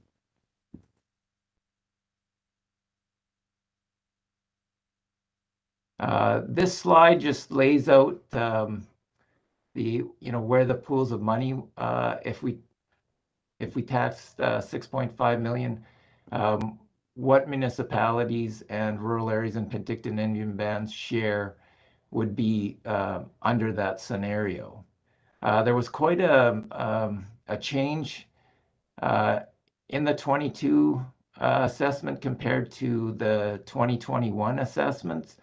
I think this board probably noticed that when you were reviewing the RDOS budget, especially in the rural areas, there was quite a significant increase of anywhere from about 30 to 50% rise in assessment. Currently, this is the long-term debt at the end of 21 that our regional hospital district has currently. The largest one, of course, is related to the ambulatory care tower project that's at Penticton Regional Hospital. The maturity on that is set for 2045. that small amount, I think that would drop off during 2022. Now, under that provisional budget as it's set now, we don't really have any reserves that would be remaining. Most of it's committed to either the ambulatory care tower project or potentially reducing any tax increases to fund any future capital requests. So right now in our reserves, the uncommitted total would be just over $50,000. So what I did was I just looked at some scenarios in regards to putting together different budgets and some different scenarios in regards to borrowing. We don't really have any reserves to draw on, but because that $1.4 million request was withdrawn for the PCNs, that changed things quite a bit. So as you probably got in your package, I'm not going to go too much into detail, but the current capital funding request that Dan alluded to earlier is just under $4.6 million is the ask for 22. The average approved requests over the last 5 years from 2018 to 2022 is just under $3.3 million. Last year, the 5-year average was just over 2.6 million. I've already spoke about the ongoing payments in regards to the Penticton Regional Hospital. Currently, our debt servicing costs for the Penticton Regional Hospital Care Tower is just under 3.5 million right now. But we're slated to borrow another 9.5 million this year to complete that project. And the estimated reserves at the end of December 31st, 21 was just under 3.5 million. This just goes over what was approved by the Regional Hospital Board over the last 5 years in regards to the IHA capital funding requests. So currently, the average that I used in the budget scenarios for the years for 23 to 26 in regards to the IHA request was just, I think I used $3.3 million, which is that 5-year average. Okay, so scenario 1, I increased the tax requisition by $2,860 over what was taxed in 2021. And I considered borrowing the $3.2 million in regards to the relocation of the Penticton Regional Hospital Oncology Department. Under scenario 2, the tax requisition would have to increase by $1.8 million to cover 100% of Interior Health's 2022-23 capital requests. In scenario 3, we spread the costs of the relocation of the oncology department at Penticton Regional over a 3-year period. And it was based on what IHA thought that they would be requesting in regards to capital claims over those 3 fiscal years. So, and I funded it through a combination of tax requisition increases and transfers from reserves. Scenario 4, we spread the costs a little bit differently over 3 years. I think for the first 2 years, it was 1.12 million. And in 24, it was 960,000 to get to the 3.2 million. And we also did that through a combination of tax requisition increases and transfers from reserves. And in scenario 5, we spread the entire cost of the relocation of the oncology department over 5 years. So it was $640,000 each year from 22 to 26.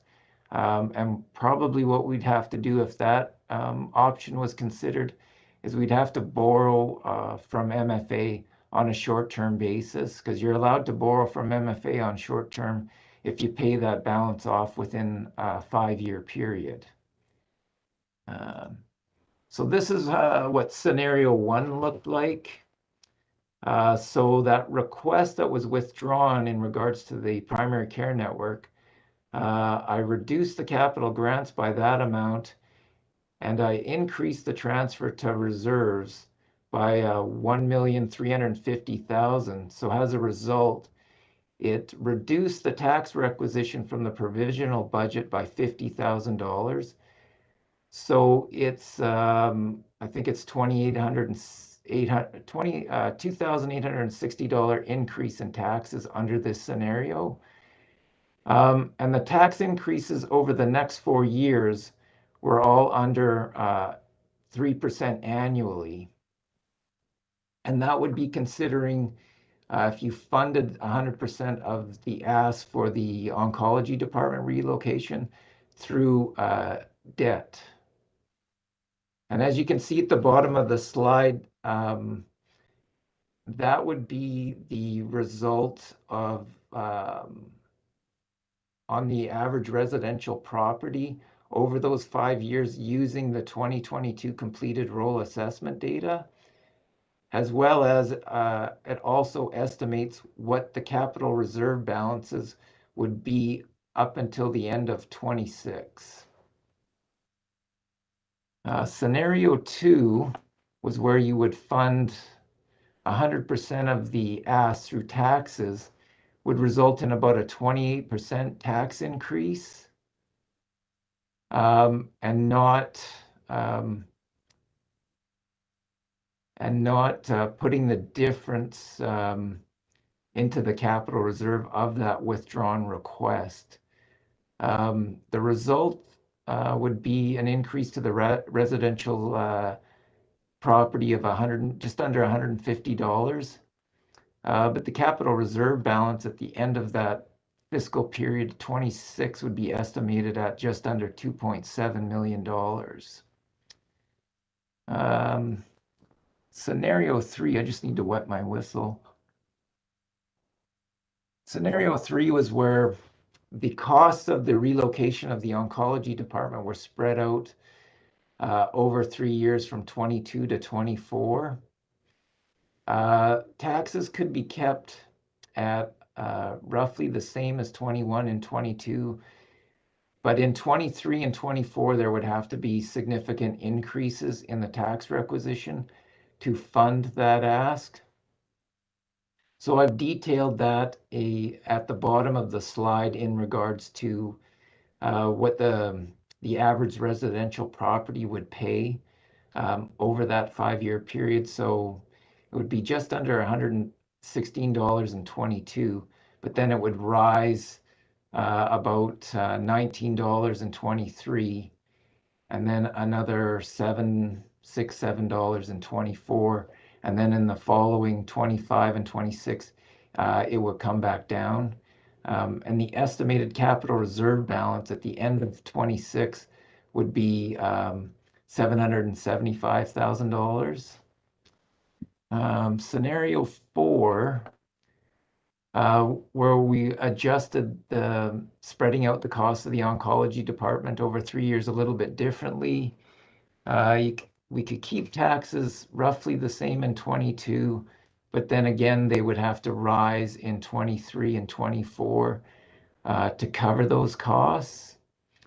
And the capital reserve balance would be the same as in scenario 3 at the end of 26. And scenario 5, where we just spread out the costs over the 5 years of the relocation of the oncology department.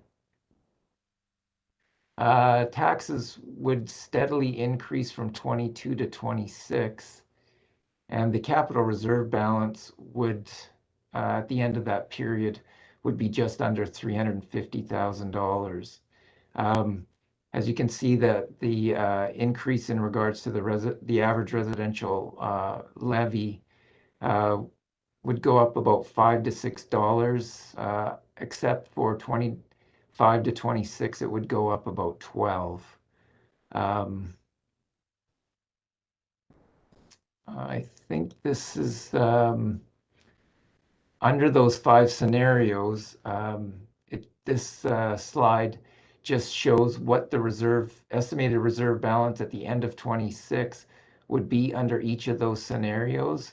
And it also summarizes what the tax increase in 2022 would be compared to 21.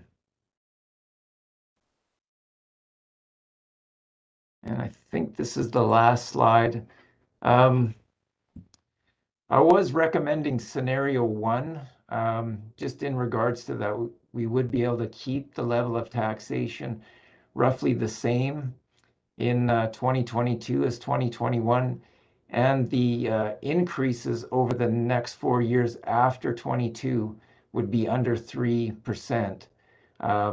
That's if the board is comfortable taking on funding that oncology department project through debt proceeds. And also, just of note, should you want to consider additional tax increases, every additional $100,000 in tax levies will increase the average residential tax levy by $1.80. So if you increase taxes by $1 million, the tax levy on an average residence would increase by about $18.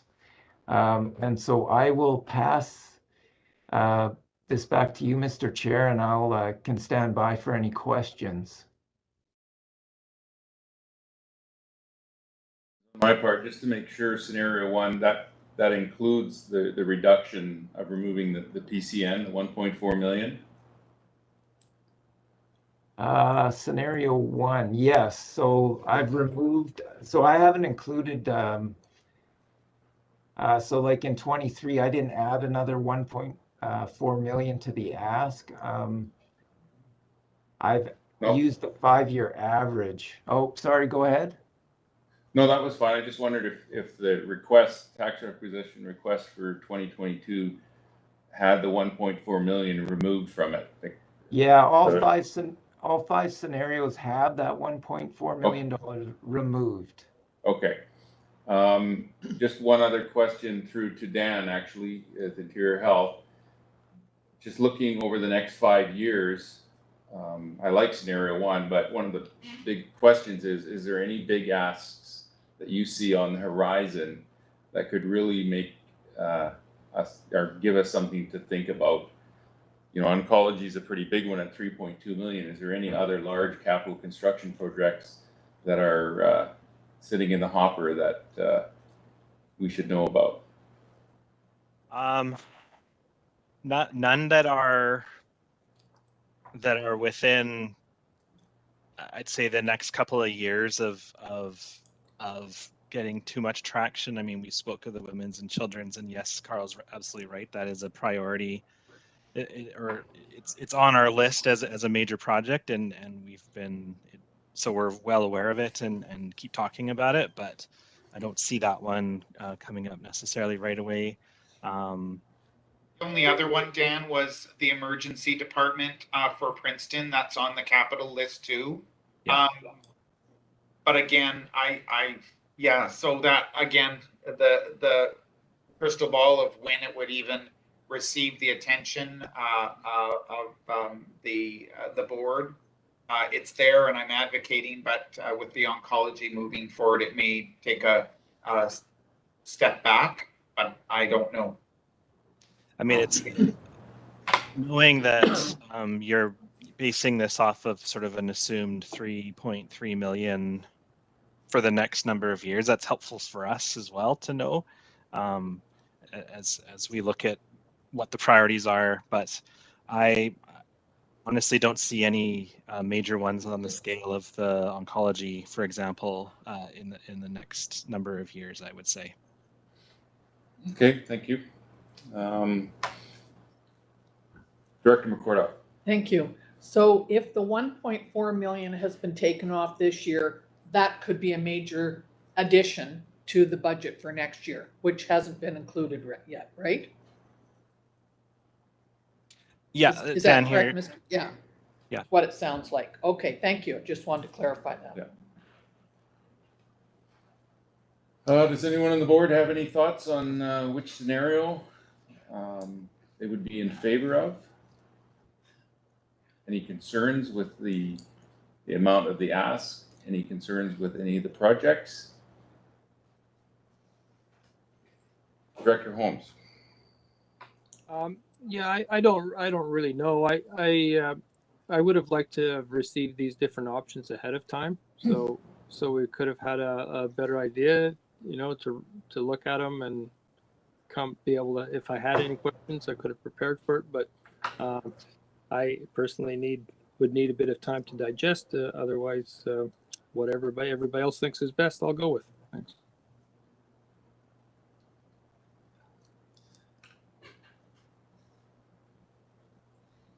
Mr. Chairperson. Very quiet out there. What's that? Martin, would you be okay if I just, Dan, if you could stay, I have a meeting that I'm presenting something and I'm just getting asked whether I'm showing up to that. So thank you, everybody. Thank you. Well, I'm not seeing any hands. Can I just say Sure. that we just got this information from Interior Health yesterday, Yeah. and John has worked with it literally overnight, and we hadn't seen anything like this either, Martin and I. So it is a little overwhelming, I think, to look at it all right now. But you know, do we have time to take a step back and have a look at these options before we make a decision today, or does it have to be done today? CAO.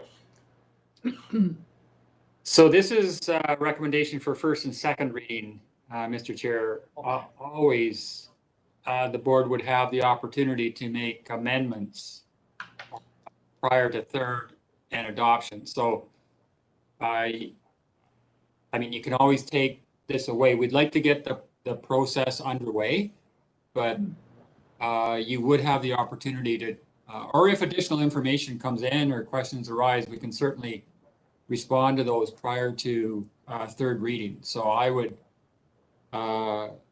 hope that at least we'd get this on the books and then adjust as we go along. Thank you, CAO. Director Robinson. Yes, through the chair. I sure don't feel comfortable even starting this process without a little bit more homework done. Like, this is massive.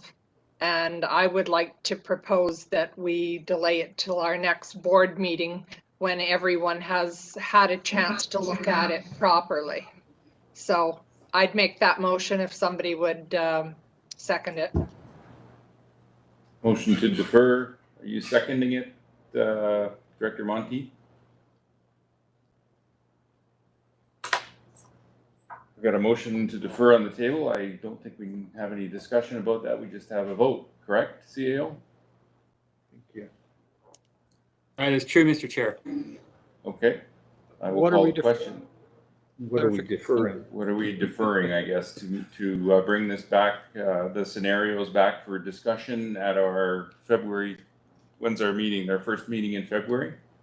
February Well, 3rd. deferring first and second reading of the budget. That's what you're deferring.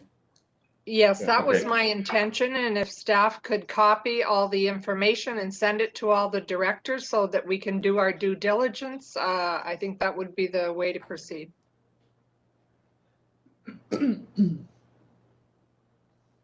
Okay. Sorry, just point of order, Mr. Chair. Did you ever get a motion on the floor? Yeah, we did get a motion to defer and it was seconded. Well, you have to have a motion on the floor to defer it. Oh, sorry, you're right. We didn't get a motion to defer.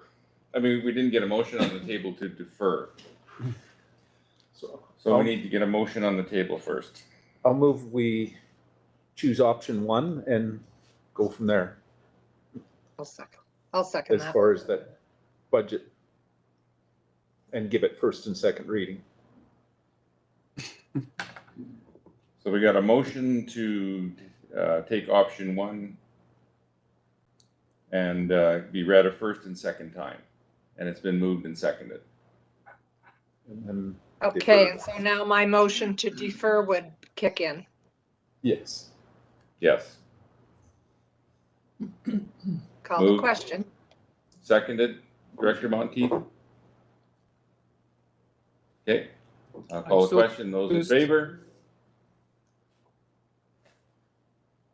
Opposed? Opposed is Director McCordoff, Director Bush, Director Coyne Senior. Keep your hands up so I get everybody. Director Coyne Junior. Is that everybody? Director Vasilaki? Yeah. Director Holmes? Did I catch everybody? I think so. I think the motion's carried. So with that, I will look for a motion to adjourn. Moved second. Call the question. Those in favor? Opposed? Motion is carried. Sure.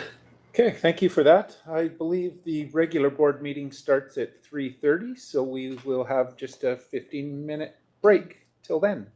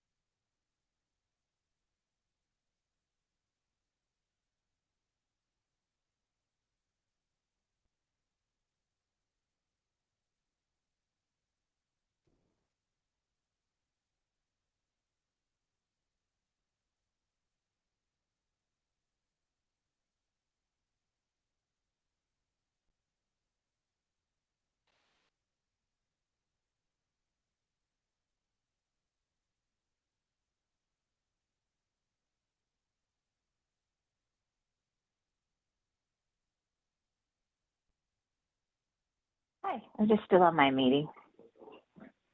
How's it going? Good. I just have a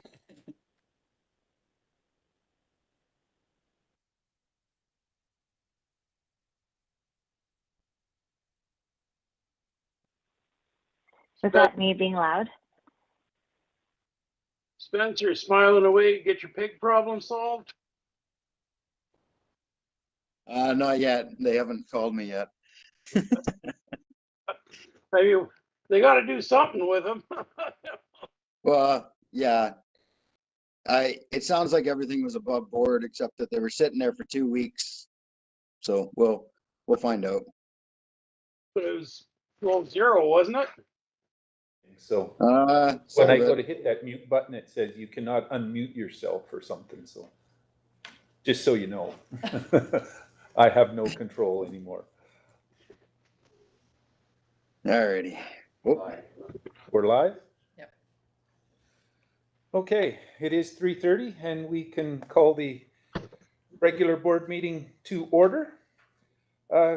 We have one addition to the agenda, which was out of the Corporate Services Committee meeting, and it will go to C1. That's the Environmental Conservation Fund recommendations. So is there any items that need, or anybody wants to remove from the consent agenda? Seeing no hands there, somebody willing to make a motion to approve the agenda? Or moved, seconded, all in favor? Great, thank you. Opposed? Motion carries. Consent agenda, corporate issues. A motion on that, please. Moved, seconded, all in favor? Great. Opposed? Carried, thank you. Consent agenda, development services. A mover for that, please. Thank you. Seconded, perfect. All those in favor? Thank you. Opposed? Again, motion carries. Down to development services, rural land use matters. B1, development variance in area I, CAO. Oh, thanks, Mr. Chair. So this is the item that was on the January 6th Board of Directors meeting, and it was deferred at that point. Area director was having difficulty with her connection, and the board felt more comfortable deferring it until she was back with you. So this is coming back. There was no motion put on the floor, so we will need a, but it's really about variance permit to vary the front yard from 7.5 meters to 0.9 meters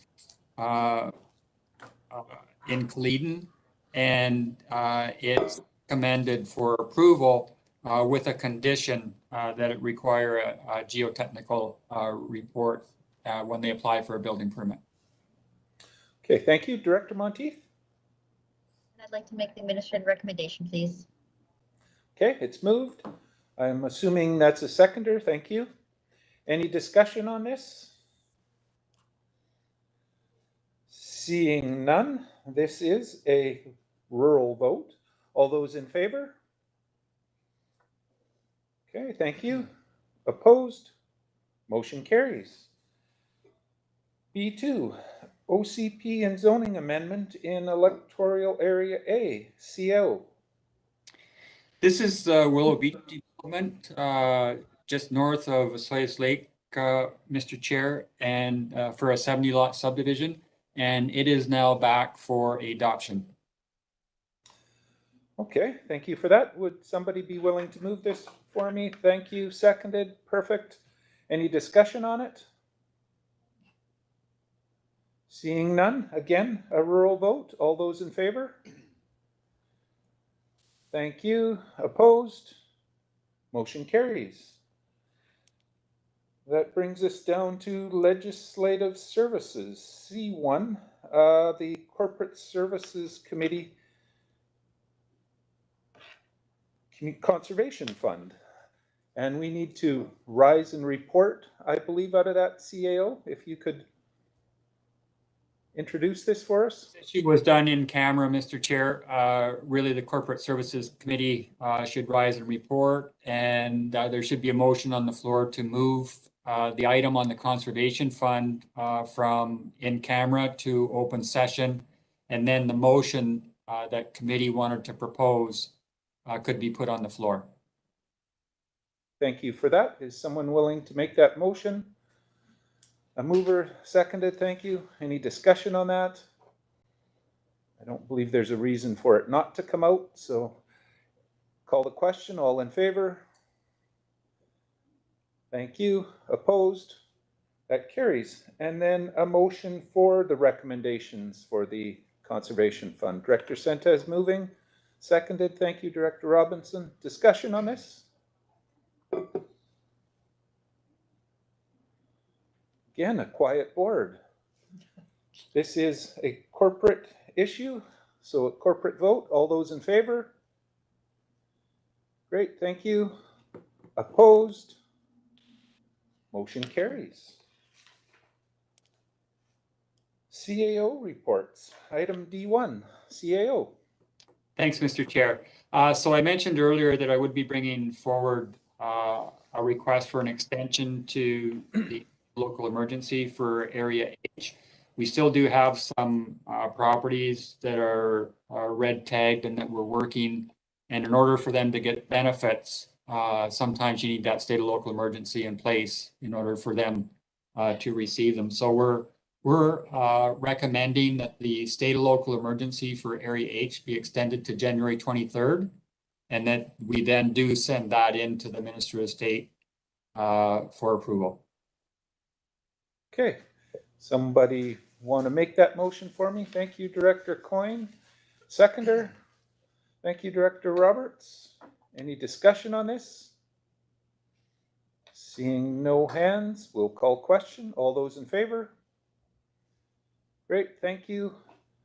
Anybody opposed? Motion carries. Anything else, CAO?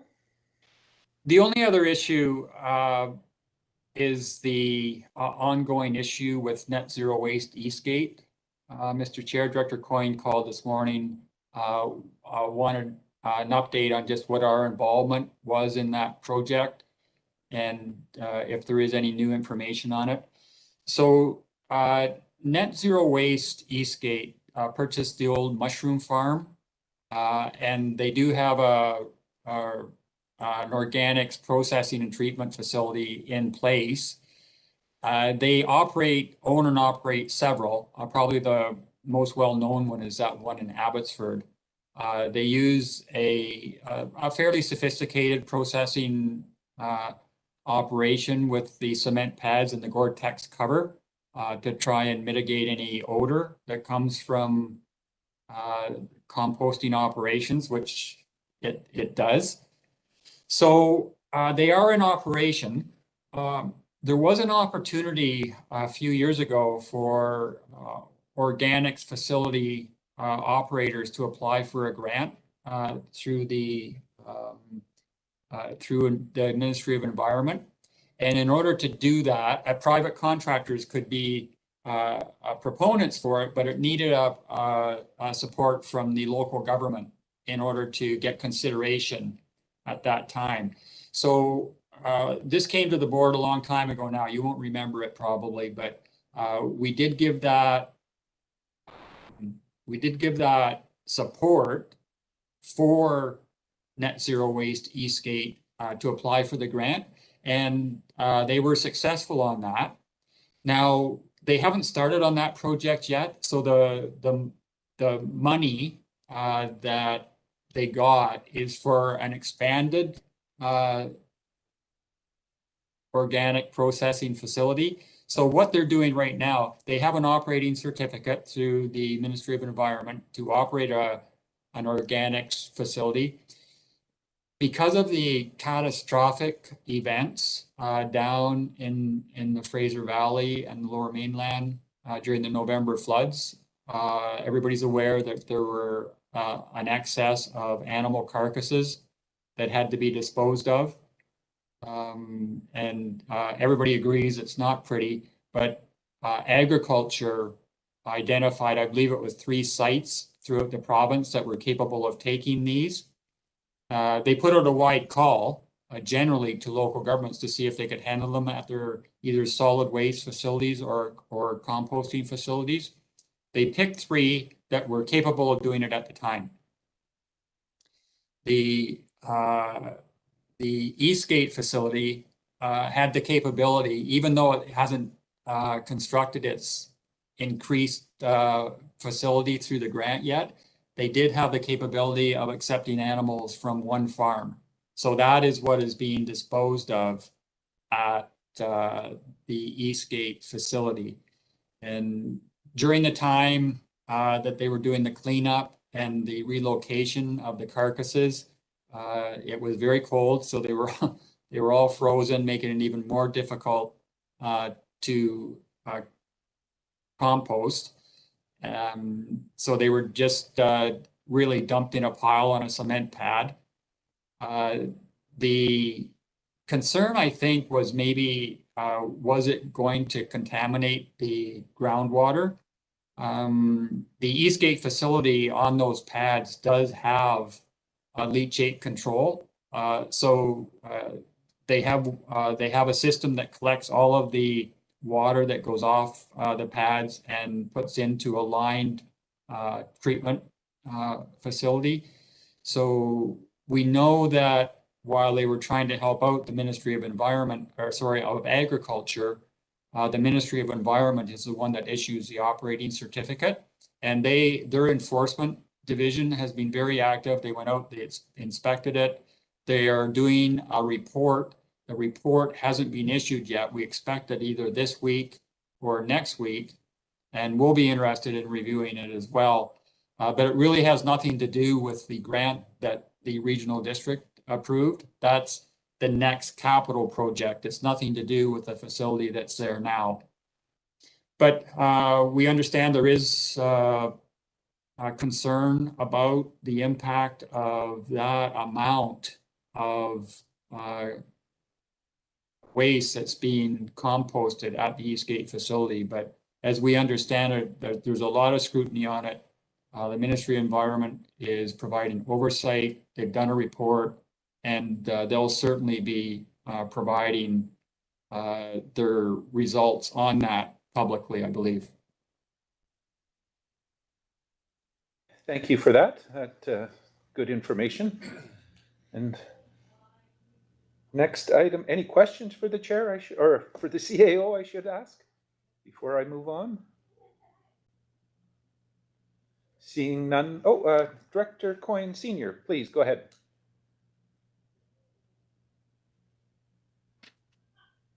Bill, it's that'll ease the minds of a lot of constituents that'll be watching this today. Thank you.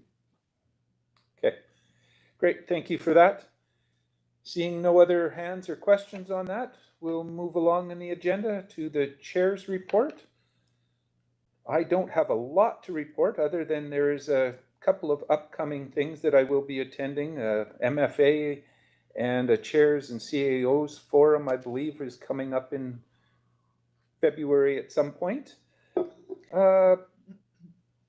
Moving to board representations. Developing sustainable rural practices is still on this list, but I think we took that off. It should right? be off. That It should be removed. Should be removed. Municipal Finance Authority, the meeting is upcoming. Municipal Insurance Association is nothing yet. OBWB, Director McCordoff. There has been no meeting this month. We meet again in Early February. Okay. Thank you. Thank you for that. Okanagan Film Commission, Director Gettens.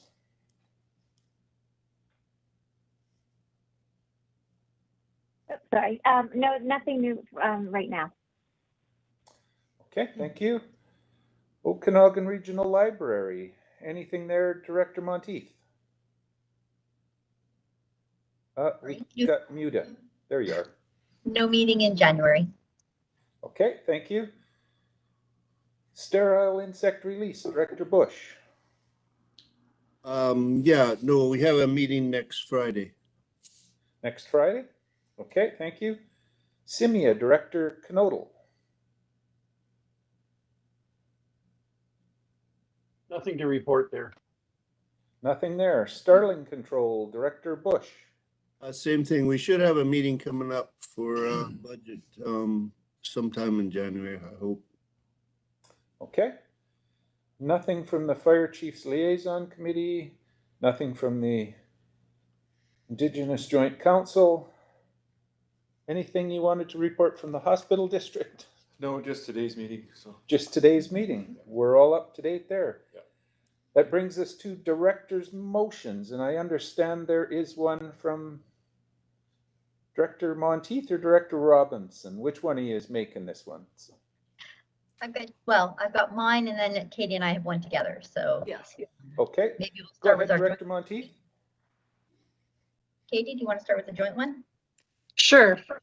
Director Monteith and I would like to make a joint motion, a notice of motion that would read as follows, that the RDOS directs staff to send a letter to the Ministry of Transportation and Infrastructure requesting immediate action be taken to improve the safety at the intersection of Highway 97 and 3A in Caledon. Okay, and I'm assuming Director Monteith is seconding that? May I And amend it? Is it? sure, go ahead, Director Monteith. Can we say that section of Highway 97, including the junction of Highway 97 and 3A? Absolutely, that's a friendly amendment. It is a collective action, not just one point. Okay, that motion is moved and seconded. And that's a notice of motion? Or are we wanting to deal with it today? Today, if possible, because there might be a meeting tomorrow. Okay, so then you would just have to make a motion to move that on to be dealt with today. So Okay, someone so want to moved. make that? Yep. So moved. A seconder for that. Thank you. Discussion on this? I think everybody's aware of what's going on there and the several accidents we've had in the last while. Seeing no hands, call question. All those in favor? Thank you. Opposed? Motion carries. Director Monteith, you had another one you wanted to make? I do. So a director motion that the RDOS review the electoral area community grant and aid policy to remove or adjust the limit to the number of times an organization can be supported. Okay. And that's a notice of motion? Because it's policy remove adjustment. All right, we will see that on the next agenda then. Deal with it at that. Excuse me for interrupting, Mr. Chair. Can you read that again? I lost you halfway through, please. Thank you. Okay. Could you repeat it, please, Director Monteith? I can. That the RDOS review the electoral area community grant and aid policy to remove or adjust the limit to the number of times an organization can be supported. All right. Any other director's motions before I move on here? Seeing none. Down to board members' verbal updates. Is there anybody who has a verbal update to make? I see Director Bush. Go ahead, please. Yeah, didn't we have to vote on Director Monteith's motion, first motion? The first one we did vote on, and the second second one is one. just a notice of motion. So No, we just voted to say that we would vote for it today, so now we have to vote. oh, you're right. You're Correct. actually right. Good catch. Good catch. I'll go back to that one. So we have the motion on the floor. Anybody want to discuss that one? Seeing no hands, I will call the question on that. That's to write the letter to Ministry of Highways. All those in favor? Thank you. Those opposed? Motion carries. Thank you, Director Bush. Verbal updates. I seen a hand previously, but the hand is gone. So, any others have a verbal update?